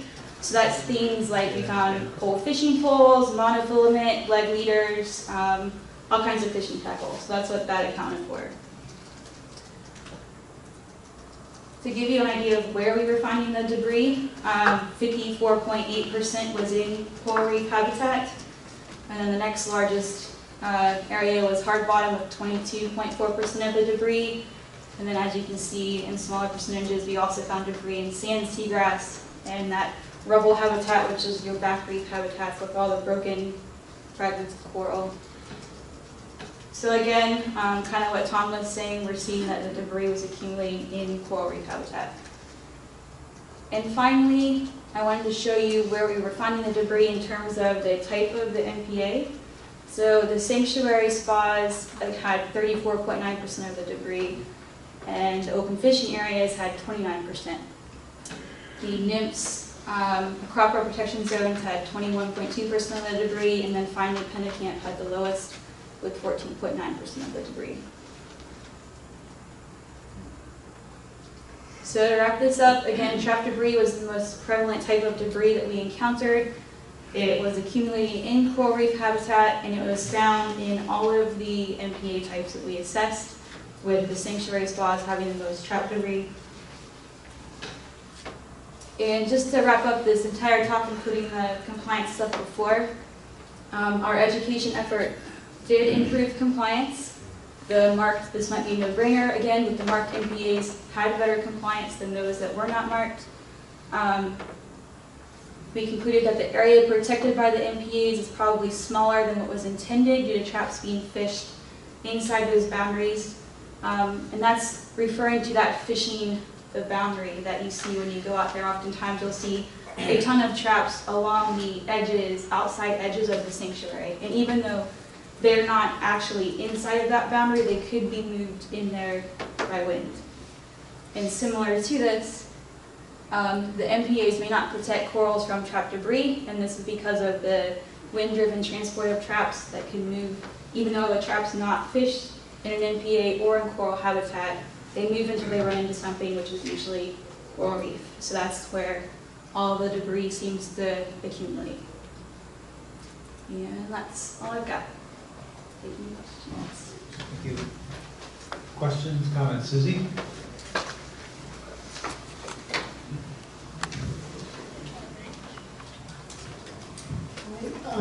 I had a question about, we had the marked protected areas, the unmarked protected areas, marine protected areas, and then the control. And I know you mentioned this, but I wasn't clear. So the controlled areas density of debris compared to the unmarked protected areas of debris. It looks like there was higher density of traps in unmarked areas than even in just open control. So yes, actually, it appears as if there was knowledge of these areas to have them there compared to the open areas. And also then you had later on that you did in fact in sanctuary protected areas had 34% debris and open areas 29%. Yet when you did mark it, they were out of it but on the boundary. So so this was in reference to the density of traps, not trap debris. We don't have that data together yet. Okay. So yeah, there was a higher density of traps in those unmarked areas, and we don't know exactly why. Maybe they're better fishing grounds than what we had chosen for our controls, but I really don't have a good answer for why that's different. So there were more traps in unmarked areas, as if it wasn't random like the control. No. Right. So that's interesting. And my other question was, there was a study less than a year ago that they did in Australia about the direct correlation to the distance from mooring sites in the reef and incidence of coral disease. And I wondered, it's the first time they did link that with derelict fishing gear of all types. If you noticed any higher prevalence of bleaching or other disease in the coral in the areas that you had a greater density of fishing gear. No, we did not, and we weren't doing specifically, coral health assessments. But if we did find debris resting on top of the coral, we recorded, what species it was and took photos. But I wasn't trying to quantify disease, so I can't really say for sure if there was more disease. but injuries, from my understanding, injuries can make corals more susceptible to disease, but we don't have those numbers to say for sure. Thank you. Has there been any kind of effort to work with the fishermen to help to get the numbers plotted on their chart plotters? I mean, for me, I mean, I'm not a fisherman, but I've had to go and manually enter every corner on my GPS just to go out there and look at some of these sites. I mean, I know where a lot of them are, but you know, it's a lot of work. And is there some sort of way to help them? Well, we're kind of hoping that's what's going to come out of this project. We're going to try and work with the Gulf Councils and give them this information, and maybe there will be a push to get this information more available to the public. I mean, we had to, you know, manually chart all of those ourselves into our GPSs, which took quite a lot of time. I know some of these guys have done it. I mean, I know a lot of the Upper Keys fishermen, and you know, there's a group of them that are really good fishermen and are very conscientious, and then there's some rogue people that just don't care, and you know, they're the ones trapping in those areas. They don't have the numbers on their GPSs. They really don't care. You know, how do you deal with that? It's hard. Yeah, I mean, that's, you know, why we were trying to do that education effort, and, you know, I can't speak for why some guys decide to follow and some don't. But we, you know, tried to take a different approach to our education instead of just going to a meeting and saying, here's all these areas. We tried to take a different route, which actually caught their attention. And it did help some, but there are still those guys out there that aren't following. I don't know why, but maybe Justin can have a different view on this. No, I was just going to bring up what you were saying, is just getting it on a Garmin machine is not going to do a lot. It's going to help, but not do a lot. Like my boat, I don't have a Garmin machine on it. I'm running plotters that are $2,000, $3,000 plotters that are all downloaded charts that are way more detailed than any of this stuff. You know what I'm saying? Is that it's got to be. Could you work with Garmin to provide those numbers that you could download? But my charts are not Garmin. Well, I mean, whatever they are. You know, that's what I'm getting at. Is if you work with somebody, you got to do the whole realm of it. Yeah, I know. Because you know, there's more. It's a lot bigger than just Garmin or maybe Onyx charts or whatever. The charts are being run through. I mean, old roster charts that are off of. They're basically NOAA charts that have been digitized and stuff. You know, I mean, it's pretty. Just putting it on Garmin's not going to solve the problem. That's what I was getting at. Yeah, I would agree. We're going to have to, it's going to take a lot of work. It's going to have to cover all this different kinds of equipment that nobody uses. Sorry. Dave, did you have a comment? I was just going to say that NOAA is contacting us pretty regularly, asking us if we have any information to update charts. If you are running NOAA charts, so if NOAA puts and updates their charts with these particular points, then they'll be on all the charts, the ones that Garmin uses as well as everything else, I would think. I mean, they put little local recs on there. If we tell them there's a local rec, they'll put it on there.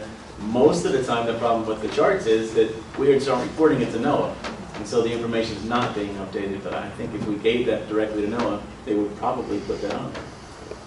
You may know better than me, but I believe so. So for electronic charts, they're basically updated weekly. You know, if you go and download them, it's a weekly kind of push out from Coast Survey, a different part of National Ocean Service. If there's something to go on there, then, you know, then you work with the regional navigation manager, and I'm certainly happy to put you in touch with that. So some of our zones are on those charts, the sanctuary preservation areas, the ecological reserves, those are the ones that are marked. Other areas, some are just kind of too small. They're not as well marked. One of the challenges with the coral protection zones is when you make spatial regulations for for a fishery management plan, those don't go on charts. Those are kind of a whole different world of getting fishery information out there. So I think that's one of the challenges there. You know, it's particularly for this one. It's a commercial fishery, so you've got to work with the fishermen to make sure that information gets out. Lisa? First, thank you, Gabby. That was a great presentation. My question is for the the people that you gave the courtesy notice to the first year.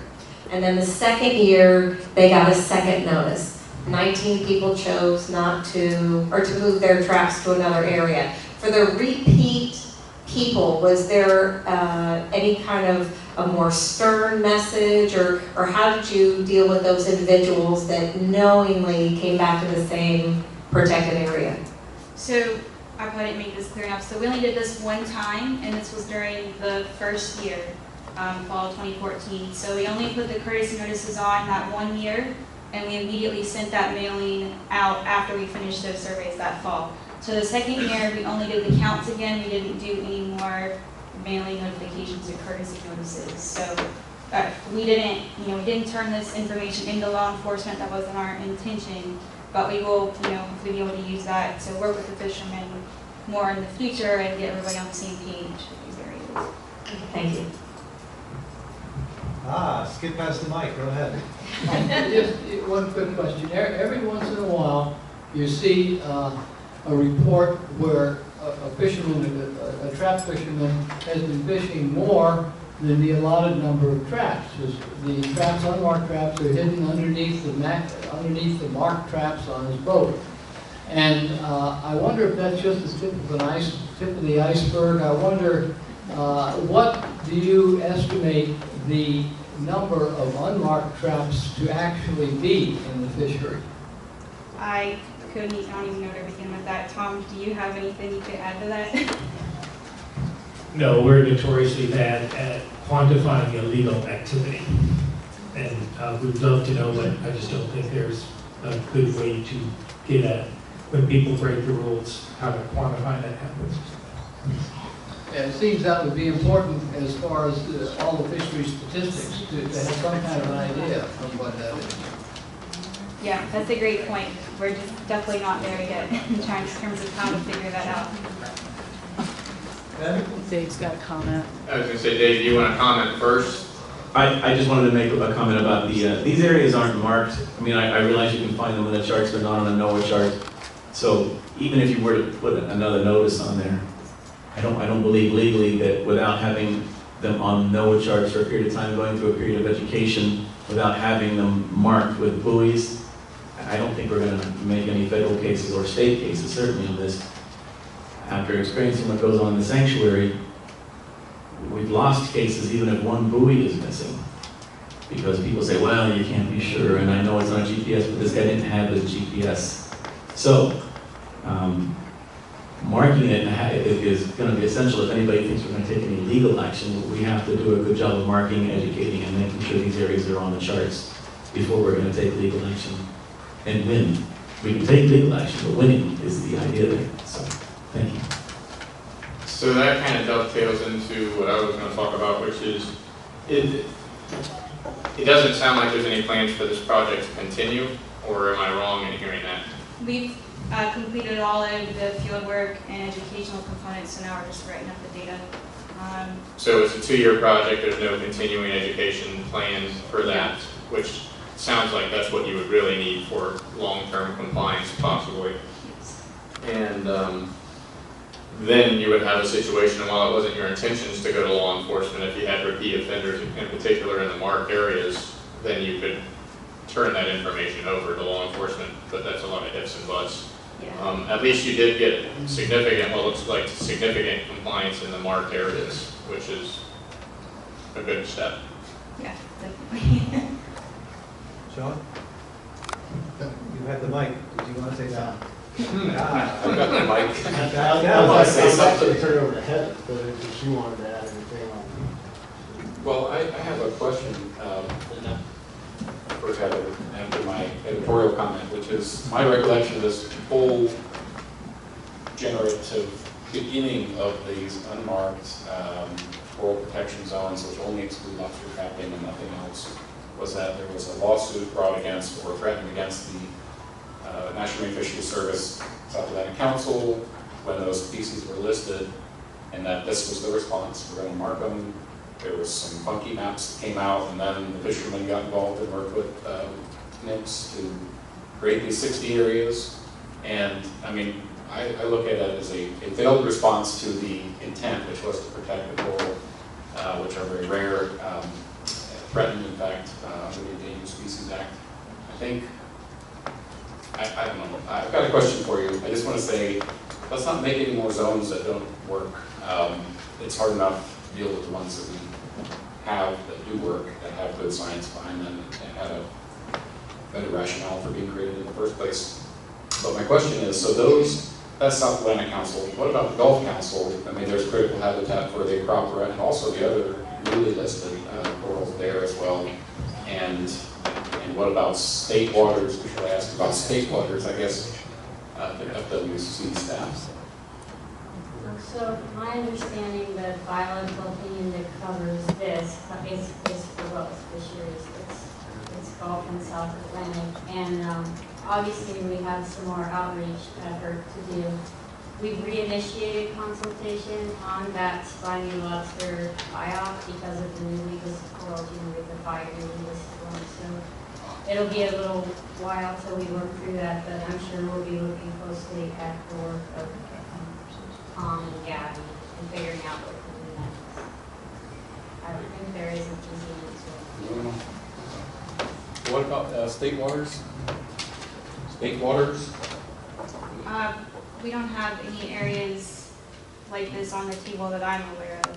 It's a federal Yeah, these response, are all it's federal. not a state response. So the federal government has to respond to fisheries that they manage.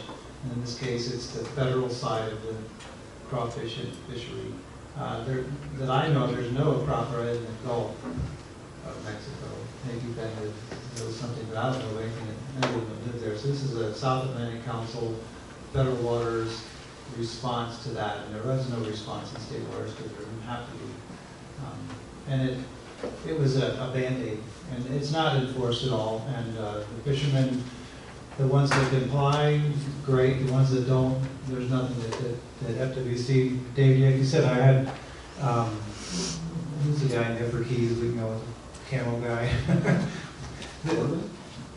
No, you're a federal, I can't think of his name right now.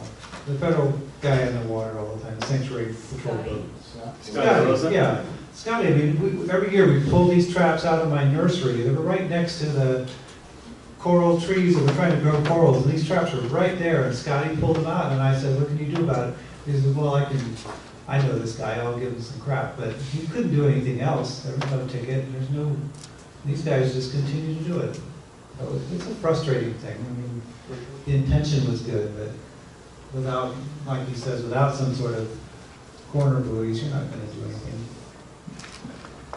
I applaud the guys that abide by the rules, and there are some. Okay, anybody else have any questions, comments? None noted. Is there one there? Never mind. All right. Let's shift gears and put Beth in the hot seat and try to get home tonight. Okay, good afternoon. I will make this quick. So I'm going to give a brief update on where we are with the release of, development of and release of the draft environmental impact statement. It's been a few meetings since I've presented on this. We've been hearing a lot of the science and background that's going into the draft environmental impact statement, but I haven't given a quick update for a few meetings. This is a slide you guys should be very familiar with. This is the overall timeline, and we are, right? I clearly don't know how to use that. We are right here. So you guys have provided us your recommendations from the working groups to the advisory council to the sanctuary and sanctuary staff, amongst other state, federal, and our own agency staff have been working through those recommendations to develop a draft environmental impact statement. So that first step you guys completed in October 2014.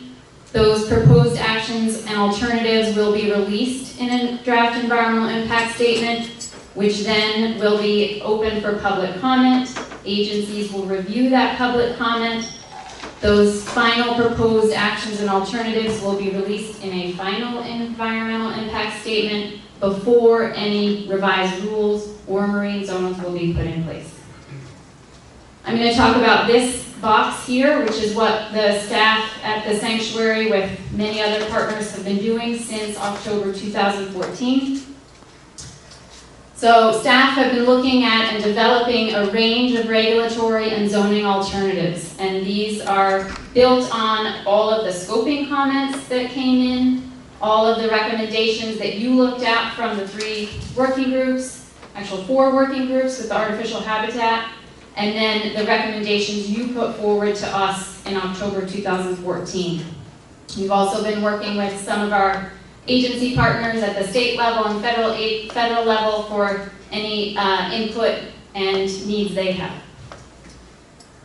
The alternative development is coordinated amongst agencies. Some of them are sitting at this table, not all here today, the Navy, Army Corps of Engineers, U.S. Fish and Wildlife Service, among our state partners, FWC, DEP, and others, as well as many offices within our own agency at NOAA.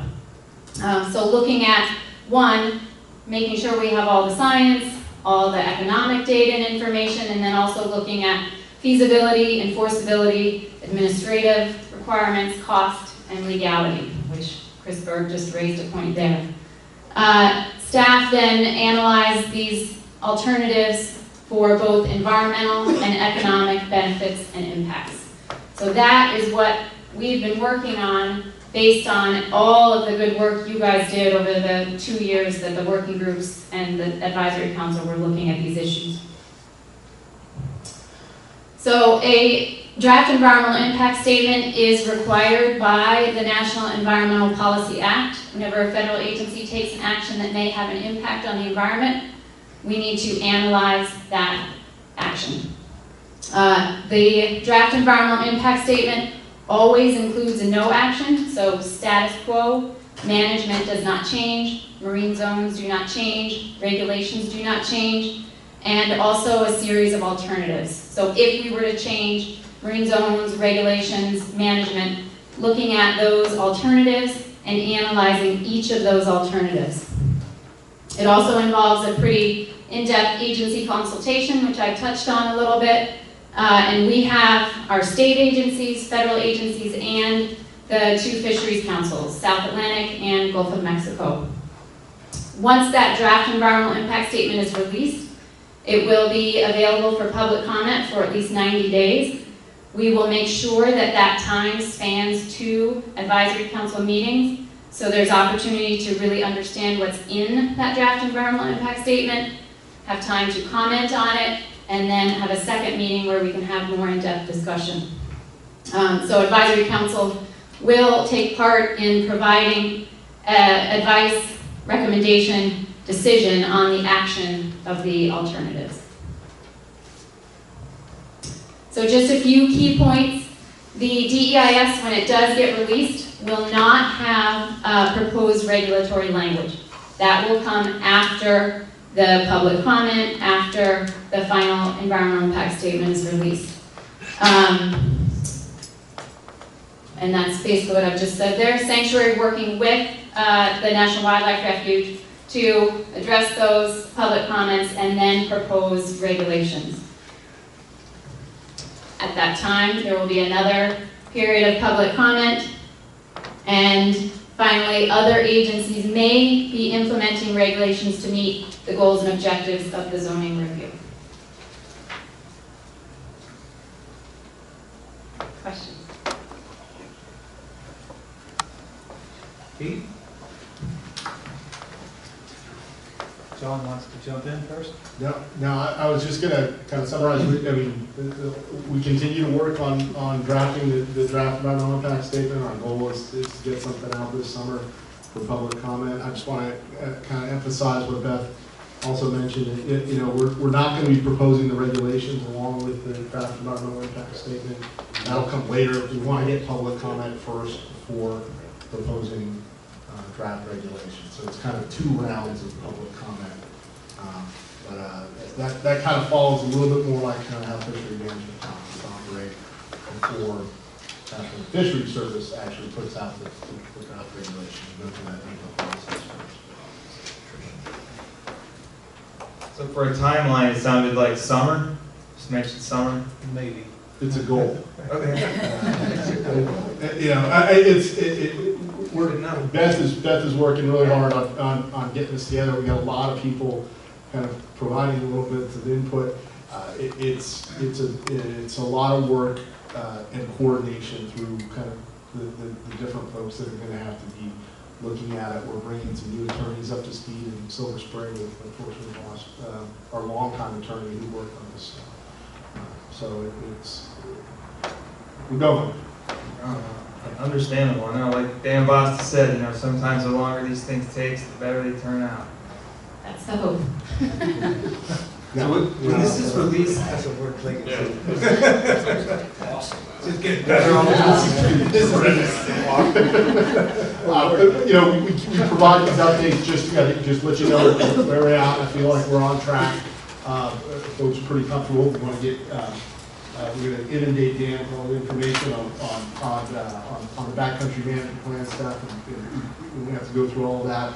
It is going to be kind of a joint document that comes out, so that you know, it's got to go up through a couple different chains of command for lessons and things like that.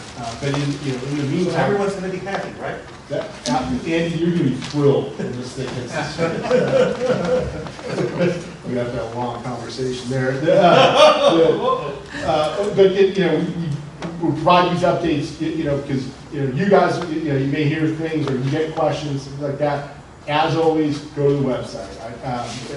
Rachel and Beth and Mary have done a fantastic job updating the website so that you can find all the work from the advisory council, from the working groups, those recommendations, all the information that Beth presented here in terms of, okay, where are we along this kind of continuum?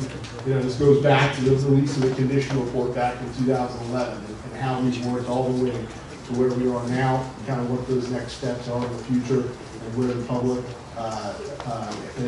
comment opportunities are going to be. We do everything revolving around the advisory council. So you'll just keep getting updates, and what you will have plenty of notice as we get closer to getting this rolled out.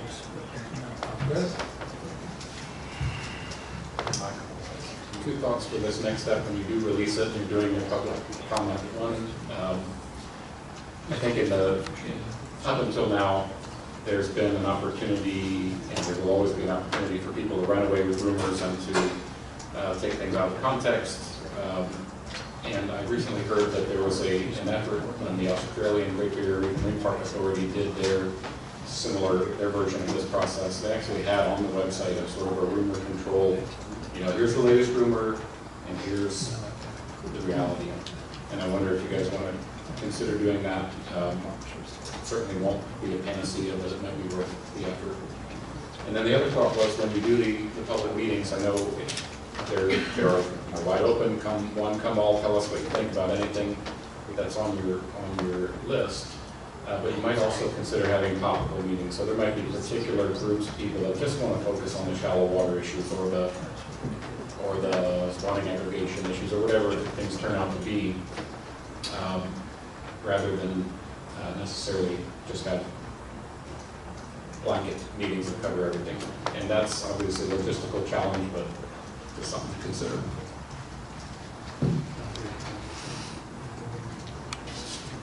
Any other questions or comments for Beth? All right. Before we get into agency reports, we had 2 public comment. This is an unusual variation of the norm that Richie and Bill Wickerton both wanted to comment in relation to the Beth's report, which originally would have been before the public comment period. So we're going to bend a little bit, and Bill Wickers is up first. So thank you, Bill. You're the only one that understands. There's rules. Hello, Bill Wickers. I'm up here representing the Key West Charter Road Association. I wanted to thank Beth for that clear and concise process that I think It gives everybody an idea of not only where we're at, but maybe where we're going. Well, we don't know what all the meat is there yet. Anyway, what I would like to say is that there's been a number of other meetings other than the sanctuary, which is the Fish and Wildlife and the South Atlantic Council meetings.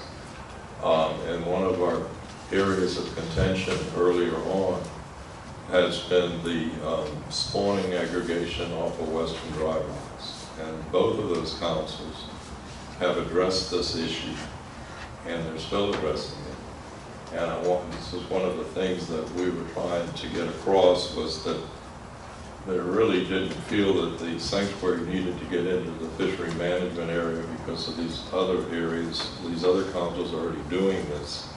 Right now, it looks as though the proposal is that the 10 fish bag limit and the mutton snapper spawning area is going to be reduced to 2, or maybe 0 during the spawn, and the rest of the year 3, and that's from a total now of 2.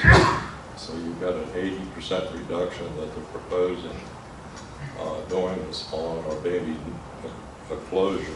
They're talking about both, and the other is 3 the rest of the year. So this is one of the things that we were trying to get across, was that, you know, as a fishery organization, we have to deal with many, many different groups, and we didn't feel that, you know, we felt very strongly that we're having to deal with the people that actually spend all their time, you know, just on fishery management, and this was one of the purviews that we did not see in the original charter of the SAC. But anyway, I just wanted to bring up that is going ahead as you all are doing this.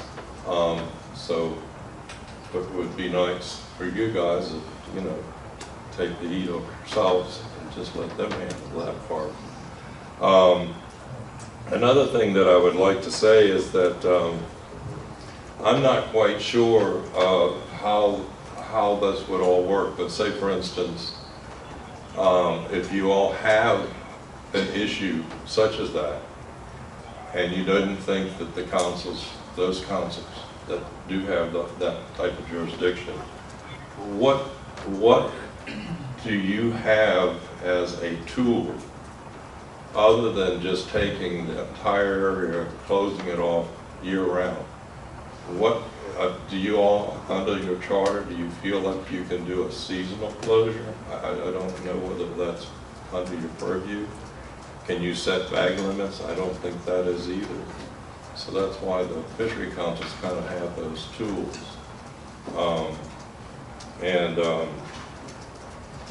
That's basically, do you all, can you all just, like, say for instance, if you strongly feel about something, wouldn't it be better to draft a resolution and take it before those councils that do have that purview?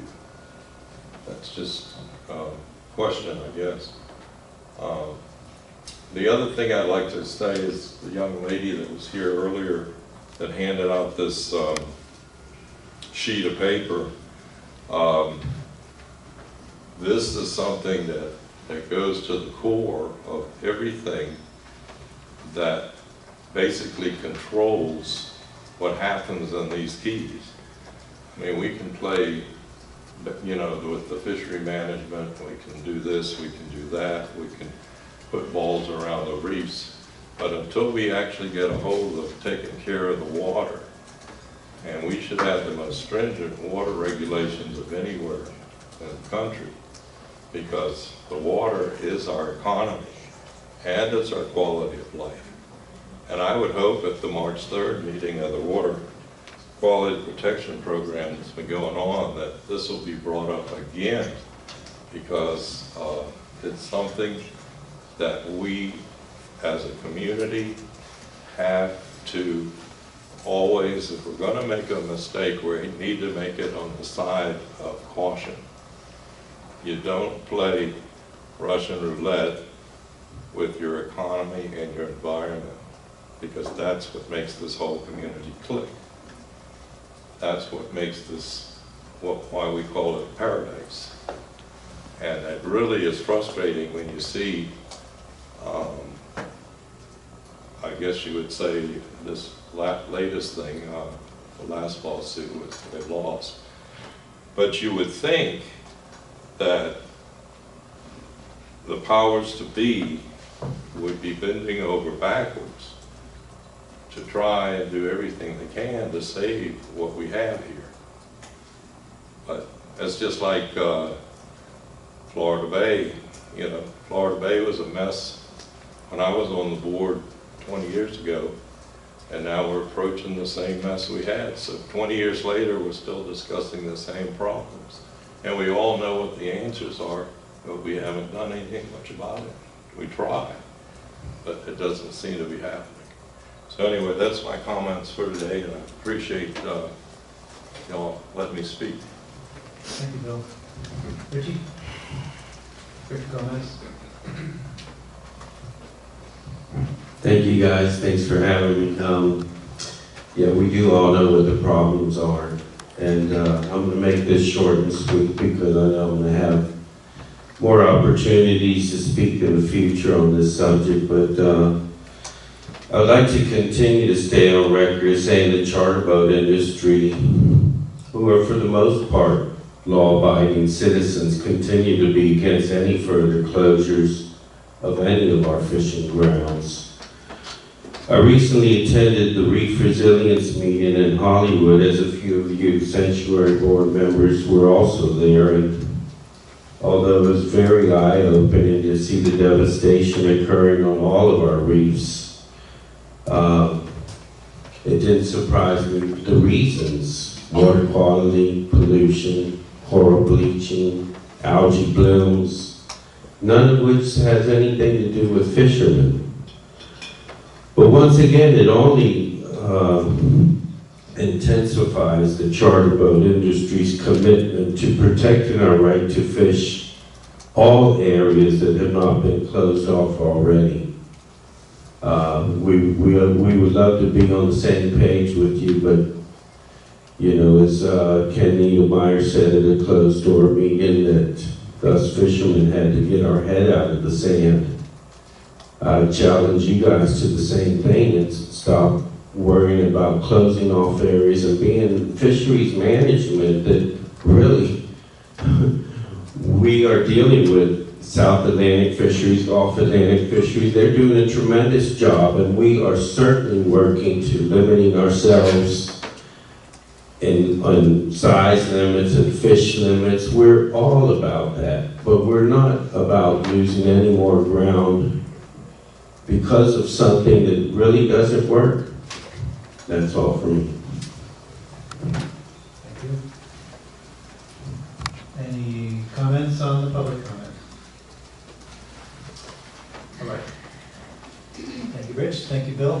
Thank you for taking a day off fishing and coming in here. We did the same. Sanctuary Superintendent's report. Yeah, I'm gonna make this really quick. Thanks, Ken, for the actually good summary of the SAC chair meeting.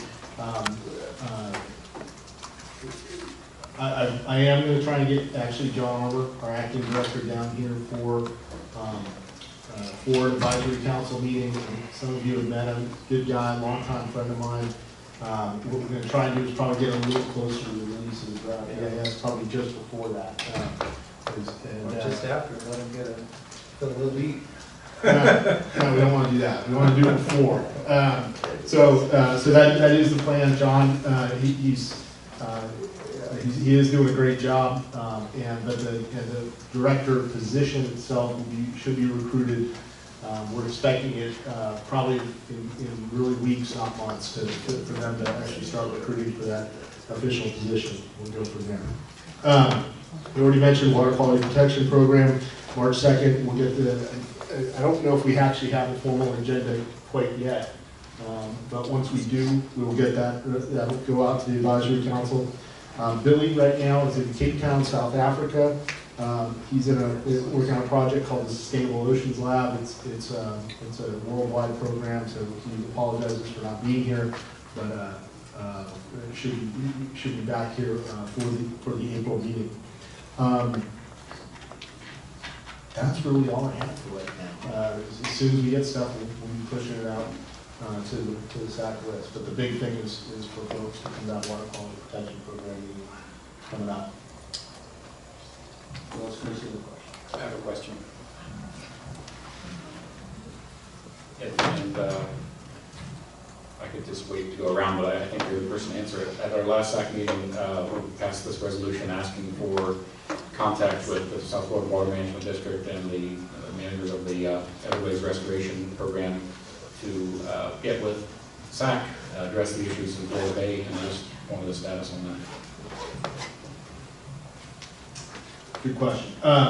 So I was working with Billy. Billy is actually now the representative to the South Florida Ecosystem Restoration Task Force for us. I know he had raised it kind of at the staff level and then up through leadership. We're trying to get some different leadership from NOAA onto that. I think what we're going to do is go ahead for the April meeting to try and have South Florida Water Management District come down. Obviously, shocked if people haven't seen the news, with the recent releases from Okeechobee and Waxahachie and St. Lucie, the very dramatic photos that are out there right now, and I expect by that time that a lot of the impacts, both from a tourism standpoint, but also obviously, it could be political, and it is going to be, and obviously, the environmental impact. So I think the timing is right to have South Florida Water Management District here in April, and then kind of go from there. That'd be great. But that information, I mean, it's obviously daily, what they're seeing coming out in terms of people's personal photos, but also news and the dramatic difference in color, right? And showing those discharges. So, more to come on that. Thank you. So there's no regional report? Billy says hi from South. Billy says hi. Okay. Tom, are you the new John Hunt? For another week, Okay. or a month. So Ken, you actually covered the workshops for the mutton snapper very well, so no reason to go back into that. So that just leaves us with a couple of research things going on. We're working with the sanctuary to do a voter survey. Actually, Dan, someone was asking the question, how many people use your park? Well, we actually are doing some very specific flights over the backcountry areas to try to focus in on that, but we will be doing surveys of the entire sanctuary like we did in '92 to basically try to come up with how many people use the facilities here. And that's about 2 years away from hearing anything back from us on that. Sponge restoration I'm going to separate the bay and the Gulf a little bit for our discussion. That's moving forward ahead quite well. We're putting sponges out the last few weeks. We chop up existing ones, create clones essentially, and plant those out at different densities. The nearshore hard bottom here, as many of you know, is a very impacted community, and our early work suggests it needs to be pretty much largely intact to function as a nursery for fish and other invertebrates. So we're doing experiments to restore those sponges that are, of course, critical for water quality, and of course for mostly small juvenile fish that later migrate out to the reef. And a third project that we just received funding for internally within the state of Florida is what we're calling Gulf Coral Restoration. The backcountry area near the Content Keys used to have gorgeous reefs there. There's also many isolated coral reefs, mostly Sidastria right now, with smaller star coral. We're going to do experimental studies to actually clean some of those reefs, transplant Gulf existing corals on those. That's really a pilot project. The Gulf is a hard place to be a coral nowadays, so we're going to put out some species, but what it's hopefully going to put us in a position for is when we start doing all these bridge construction projects and things like that, that these corals that are more sort of bay or Gulf acclimated will actually know if we can transplant them into the Gulf and hopefully establish some species back there that are totally expatriated, but and potentially make breeding animals again back there. Don?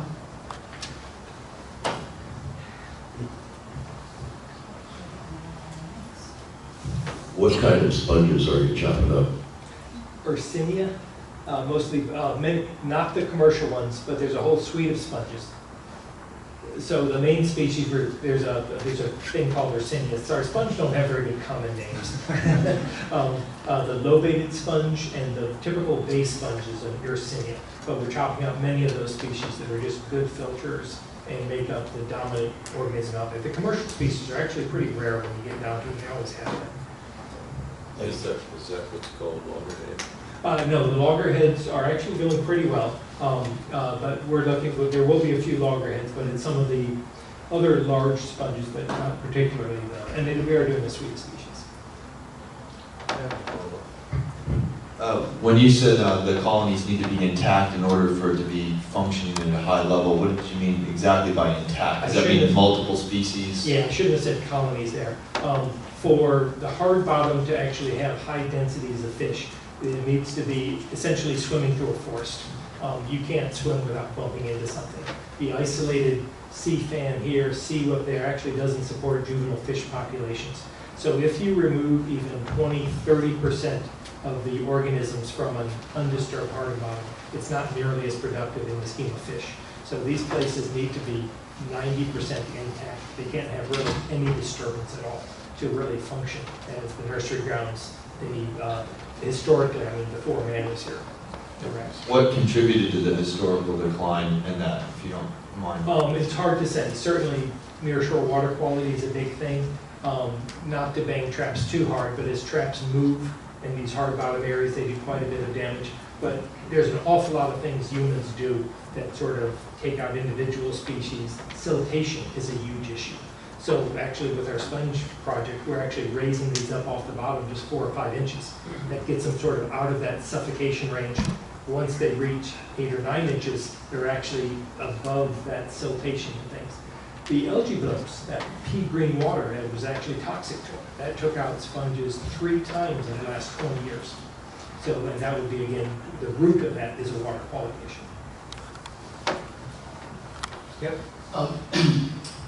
One thing that hasn't been mentioned that is really of critical importance is that in the Gulf, speaking of the benthic habitats of the Gulf, is the absence of red grouper, large red grouper in these areas, because it has been studied and even recorded that red grouper create holes and maintain holes in the Gulf and are very important in keeping hard bottom exposed in just by their activity of being in holes and actually creating holes in the bottom as well. That occurs all through the Gulf, and it's been studied by I can't think of their names, from Florida State University. He's a very well-known grouper. Koenig. Yeah, Chris Koenig, right. Getting old is that's bad news. I keep losing names, but anyway. And so I think one of the things to return habitat in the Gulf is going to be to figure out a way to be able to get the groupers back in there that are effective at maintaining that environment. Okay. One other thing that you did mention, I'm pretty sure it's coming up, I think it's 24th, is a Condylactis workshop. Sea anemones? Yeah, so that's, again... Marine life rule. Yeah, and so that work is ongoing. Coming up is should the closures continue, so that'll be, of course, the major legal question or harvesting question is should the prohibition continue or not. And that is? The 23rd key colony at 6 p.m. 23rd key colony at 6 p.m. Yeah. Okay. FWC law enforcement, Dave? Hi, good afternoon. Let's see here. Okay, there are quite a few things here to go over. Over this last quarter, voting under the influence has been up since December. We have had approximately 7 arrests for voting under the influence. Our sanctuary officer for the Middle and Lower Keys, Officer Steve Golden, will be leaving probably June of 2016. So right now, I'm in search of a new FWC sanctuary officer to work the Middle to Lower Keys. Yeah, you're in. I mean, yeah, sounds like it'll work. Yeah, I think it'll work. Call me, get your resume, and let's talk about it. There you go. Thanks. Or a swing officer too, which would be great. All right, FWC to work traffic under circumstances of careless and reckless. Let me tell you what's going on. We talked about voting under the influence. We also have a great deal more DUIs we've been working, especially in the key deer zone. FWC does work traffic. It's not our primary mission, but anytime we're driving along in a police vehicle with blue lights on it, and somebody goes by at, say, 90 miles an hour in a 45-mile-an-hour zone, we feel responsible for doing something about that. Under our general orders, careless and reckless operation are something we do deal with. So we've worked in the key deer zone. We've had a number of DUI arrests made in the key deer zone, as many of you know. And I think, they mentioned during the presentation, there are a lot of key deer, regardless of the fence, that are still being hit down in the key deer area. FWC, along with US Fish and Wildlife, have come up with a plan, a reasonable, safe plan to euthanize some of the key deer that are just languishing along the side of the road after a strike. It's been a very big public issue because neither Monroe County nor FWC nor any law enforcement officer feel comfortable discharging a 45 round anywhere near US 1 because the ground is so hard ricochets can occur, and it's just a safety issue. So we did come up with a means of safely euthanizing them and putting them out of their suffering and misery. And again, all of those have been because of strikes. So unfortunately, we need to work the key deer zone as much or even more to get people to slow down. It's bad all up and down the keys, as you all know. 2 manatee rescues were done with FWC-LE's help. We get the people and the biologists out there to try and do some manatee rescues. Excuse me. We got some information the other day. I didn't realize the number, but apparently there have been 9 fatalities in the Keys due to vessel strikes with manatees. So we don't have any manatee zones, and I don't want any manatee zones. These are scattered throughout the Keys, so there's no one location where we can say, yes, manatees are, the mortality is very high in Vaca Cut, for example. That's just not the case. They're all over the place, and in the wintertime when they're down here, manatees are unfortunately being struck, so we're working that. Search and rescue has been up. We've been chasing kayakers and paddle boats in 30-mile-an-hour winds. I can't figure out why they wouldn't want to go out, but I guess like anybody else, they're going to pay the money to come down here and be on vacation, so they're going out on a paddleboard or a kayak come hell or high water, and that's what it's turning out to be for them. Again, 6 search and rescues for kayakers and paddleboarders since December. Commercial fisheries inspections at the docks have been fruitful. We're coming up with a lot of, I shouldn't say a lot, but we're coming up with a number of violations at the docks. Up and down. We're still working commercial fishermen, and Justin, we're here, he can tell you the traps are still out. It's been a long season. I'm surprised that as many traps are out there as they still are. But Chinese New Year's coming up, so they're still fishing. And there's still a whole lot of trap robbing going on. We're working several cases in Marathon, several cases in Stock Island of known trap robbers. We just have to catch them, and that's tough. Let me see what else we've got. FWC working the shrimp fleet. The shrimpers were in town a while back, and they're in and out regularly. FWC put together a team primarily led by the Peter Gladding and the sanctuary vessel Peter Gladding and the crew. They went out, checked 12 or so shrimp boats that were in, found numerous violations, and one specific that we found on almost all of them was water quality. Marine sanitation devices were open, so everybody was just dumping right in local waters, so they were cited for those violations as well. Not any resource violations at that time. Pelicans being harassed. Bridge fishermen throwing their bait out without any kind of sinkers, the bait's flying around in the high winds. Pelicans are the only thing that they're catching in some cases. One of our officers cited a guy for catching a pelican twice. Once it's an accident, twice it's just ignorance on the fisherman's part, not taking the precautions necessary. Then when he came back to check the fisherman a little while longer, he also caught him with undersized grouper, undersized snapper, and some other things. We recently had a renewal, a correction in the rule. Turtles, as many of you know, we had some turtle cases going on, and it was publicized a great deal. FWC had, over the last 6 months or so, made 2 or 3 turtle cases, possession, and what we had primarily was possession of the turtle. Well, surprisingly, in the state law, possession was removed from the law, and the reason for that was because they were concerned about law enforcement citing innocent people who were trying to help turtles. Well, we talked to Holly Rayshine assured the legislature that that's not the case. If you're unwrapping the line from a turtle fin and you're holding it and securing it under a door in order to do so, you're not actually in possession of it. However, if we find a turtle inside your cooler, inside your truck, that would relate more to the kind of possession we're concerned about. But we lost a case where a guy had a turtle inside a cooler, inside his truck, because, well, they said they were trying to get it to someplace where it could be taken care of. Well, it didn't need taken care of. It was perfectly fine. It was all right. Well, anyway, because possession was out of the rule, we didn't win that case. So we're going to win this from now on because they've corrected the law and they've put possession back into it. So I think we'll be fine with the law now the way it reads. Today's bomb threat went fine. In case anybody's curious about the update on that, somebody had inscribed on the wall with a knife, "There's a bomb." And when they saw it written on the wall, they read the writing on the wall, literally, and dispatched everybody out to handle the bomb threat. Nothing was found, everything went well. FWC also assists with all those types of things, along with FHP, Border Patrol, everybody gets together and works those things. I was going to mention something and I wanted to bring it up to everybody. We were talking about endangered species, like the wood rat. We're talking about also there were plants mentioned on there. When I was a dispatcher in 1995, we used to get a call once in a while about somebody harvesting an endangered plant or an endangered species. I don't think I've heard a call come into FWC anyway for years. Nobody's called us and said, "Hey, there's a suspicious van and I see them putting plants in the back of the van." And it's kind of a human nature thing. All the law enforcement agents get together, we all talk about, well, you know, anything endangered is like a collector's item to someone. They want to have it.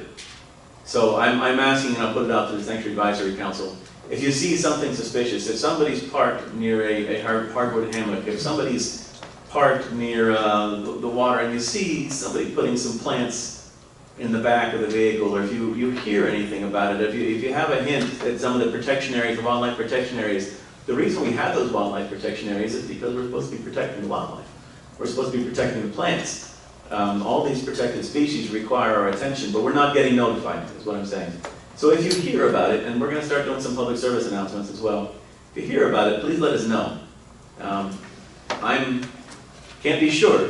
I can't be sure, of course, but it's just a guess. If there are endangered species and there are endangered plants, somebody would like to have one. It's like a rare article, a rare piece of art. Everybody wants one. It would be really nice to have for those people who are very into plants and animals. So please let us know if you get anything like that. And that is the end of the report. Any questions? Okay, thank you. Thank you. We don't have any. Janice, did you have a DEP report? You're the only person with DEP in there. Okay. The heat soft and Heather? Wow, from Bella Fisheries. Thanks, Ken. So last month we announced a implementation of a new program that we have in the Gulf that will allow us to issue permits for up to 20 offshore aquaculture operations for initial 10-year period. And permit holders will be allowed to capture essentially all the species that are managed by our Gulf Council with the exception of shrimp and coral. Through April 5th, we're requesting comments on the South Atlantic Council's proposal to discontinue management of the dog-black, mahogany, and schoolmaster snappers in federal waters. Within the next few weeks, we'll be requesting comments on several other actions that were approved by that council, which would change the start dates for the commercial and recreational fishing season for yellowtail snapper to August 1, establish a commercial trip limit for dolphin, and increase the recreational bag limit and commercial trip limit for feline tilefish. That council continues to develop electronic reporting requirements for the charter sector, and they're also continuing to work on a rebuilding plan for the Florida key stock of hogfish and mutton snapper measures, as others have mentioned.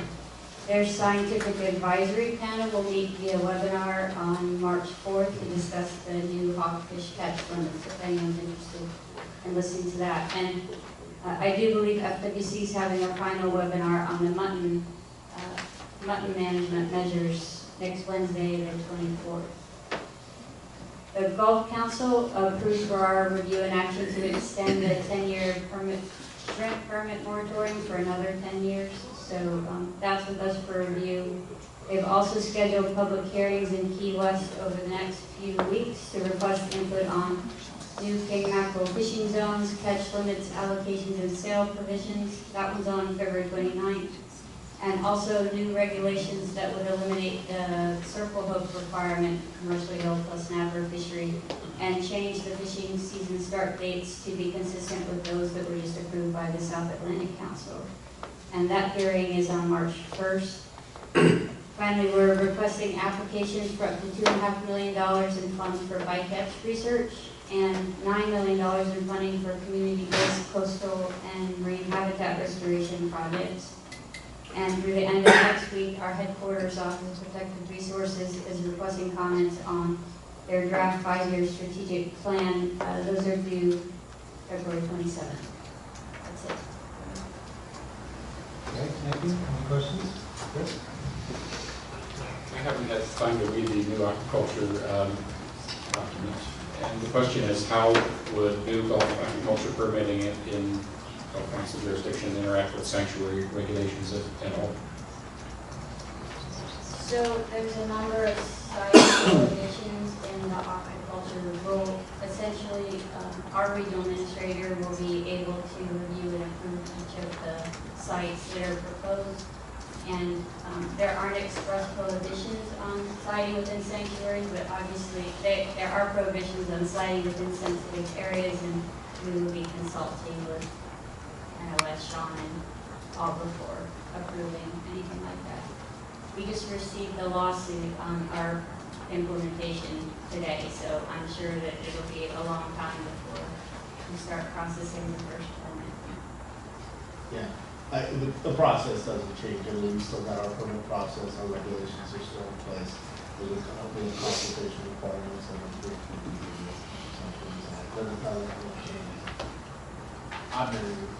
I don't expect too much to come our way. But Yeah, I don't suspect they'll be proposing operations inside sanctuary. We shall see. You never know. You never know. Underwater hotels, but probably not. All right, National Park Service, Chris Gabby. Thanks, Beth. Several items. Our marine fishery biologist at the Tortugas National Park basically from being represented in this council has taken another position, and that is, as of December, the service-wide marine biologist with the Ocean and Coastal Resources Branch of the National Resource Stewardship and Science Director. That's located in Fort Collins, Colorado. However, Tracy's not abandoning the park or the Tortugas, and she's going to continue to support the ongoing projects down there in the interim. The position will be, it will be advertised probably in 6 weeks.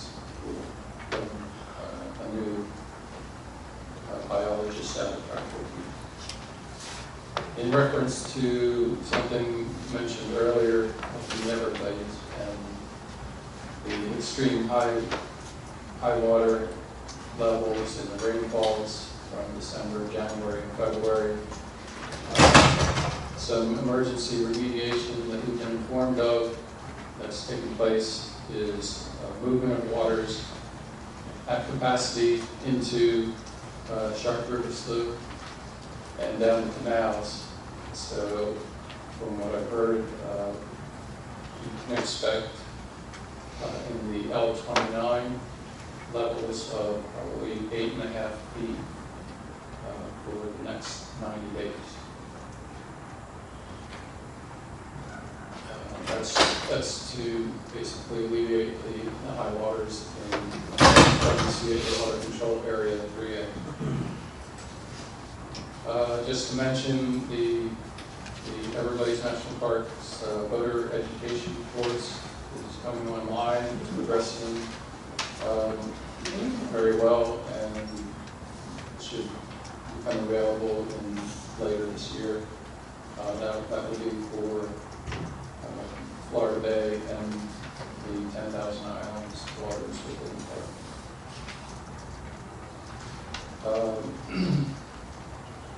In reference to the seagrass die-off reported on last time, last week we held a meeting, a multi-agency meeting, hosted at the Kerman Center, and we discussed a number of items, next steps and actions. Will include arranging for an overflight by a fixed-wing aircraft over the April time frame to qualify the pattern of the die-off and try to quantify or estimate an area of an affected area. And then we are looking to receive an exception from the Washington policy on drones to use for specific areas for high resolution to look at those events. We're also deciding on and setting up sentinel sites to monitor the recovery and the water quality into next spring. And the group was identifying important questions and methods to respond to the die-off as funding becomes available. And then lastly, in the next few months, we are starting up a benthic habitat assessment for Florida Bay Baywide, basin by basin, to describe percent cover and composition.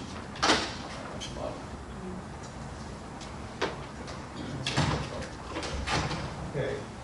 Dan, you're the last one. Since it's your first meeting, we usually have you stand up and sing America the Beautiful. All right. Can you just do that? Sure. No, thank you very much for having me. I intend on going over all the presentations you heard this morning.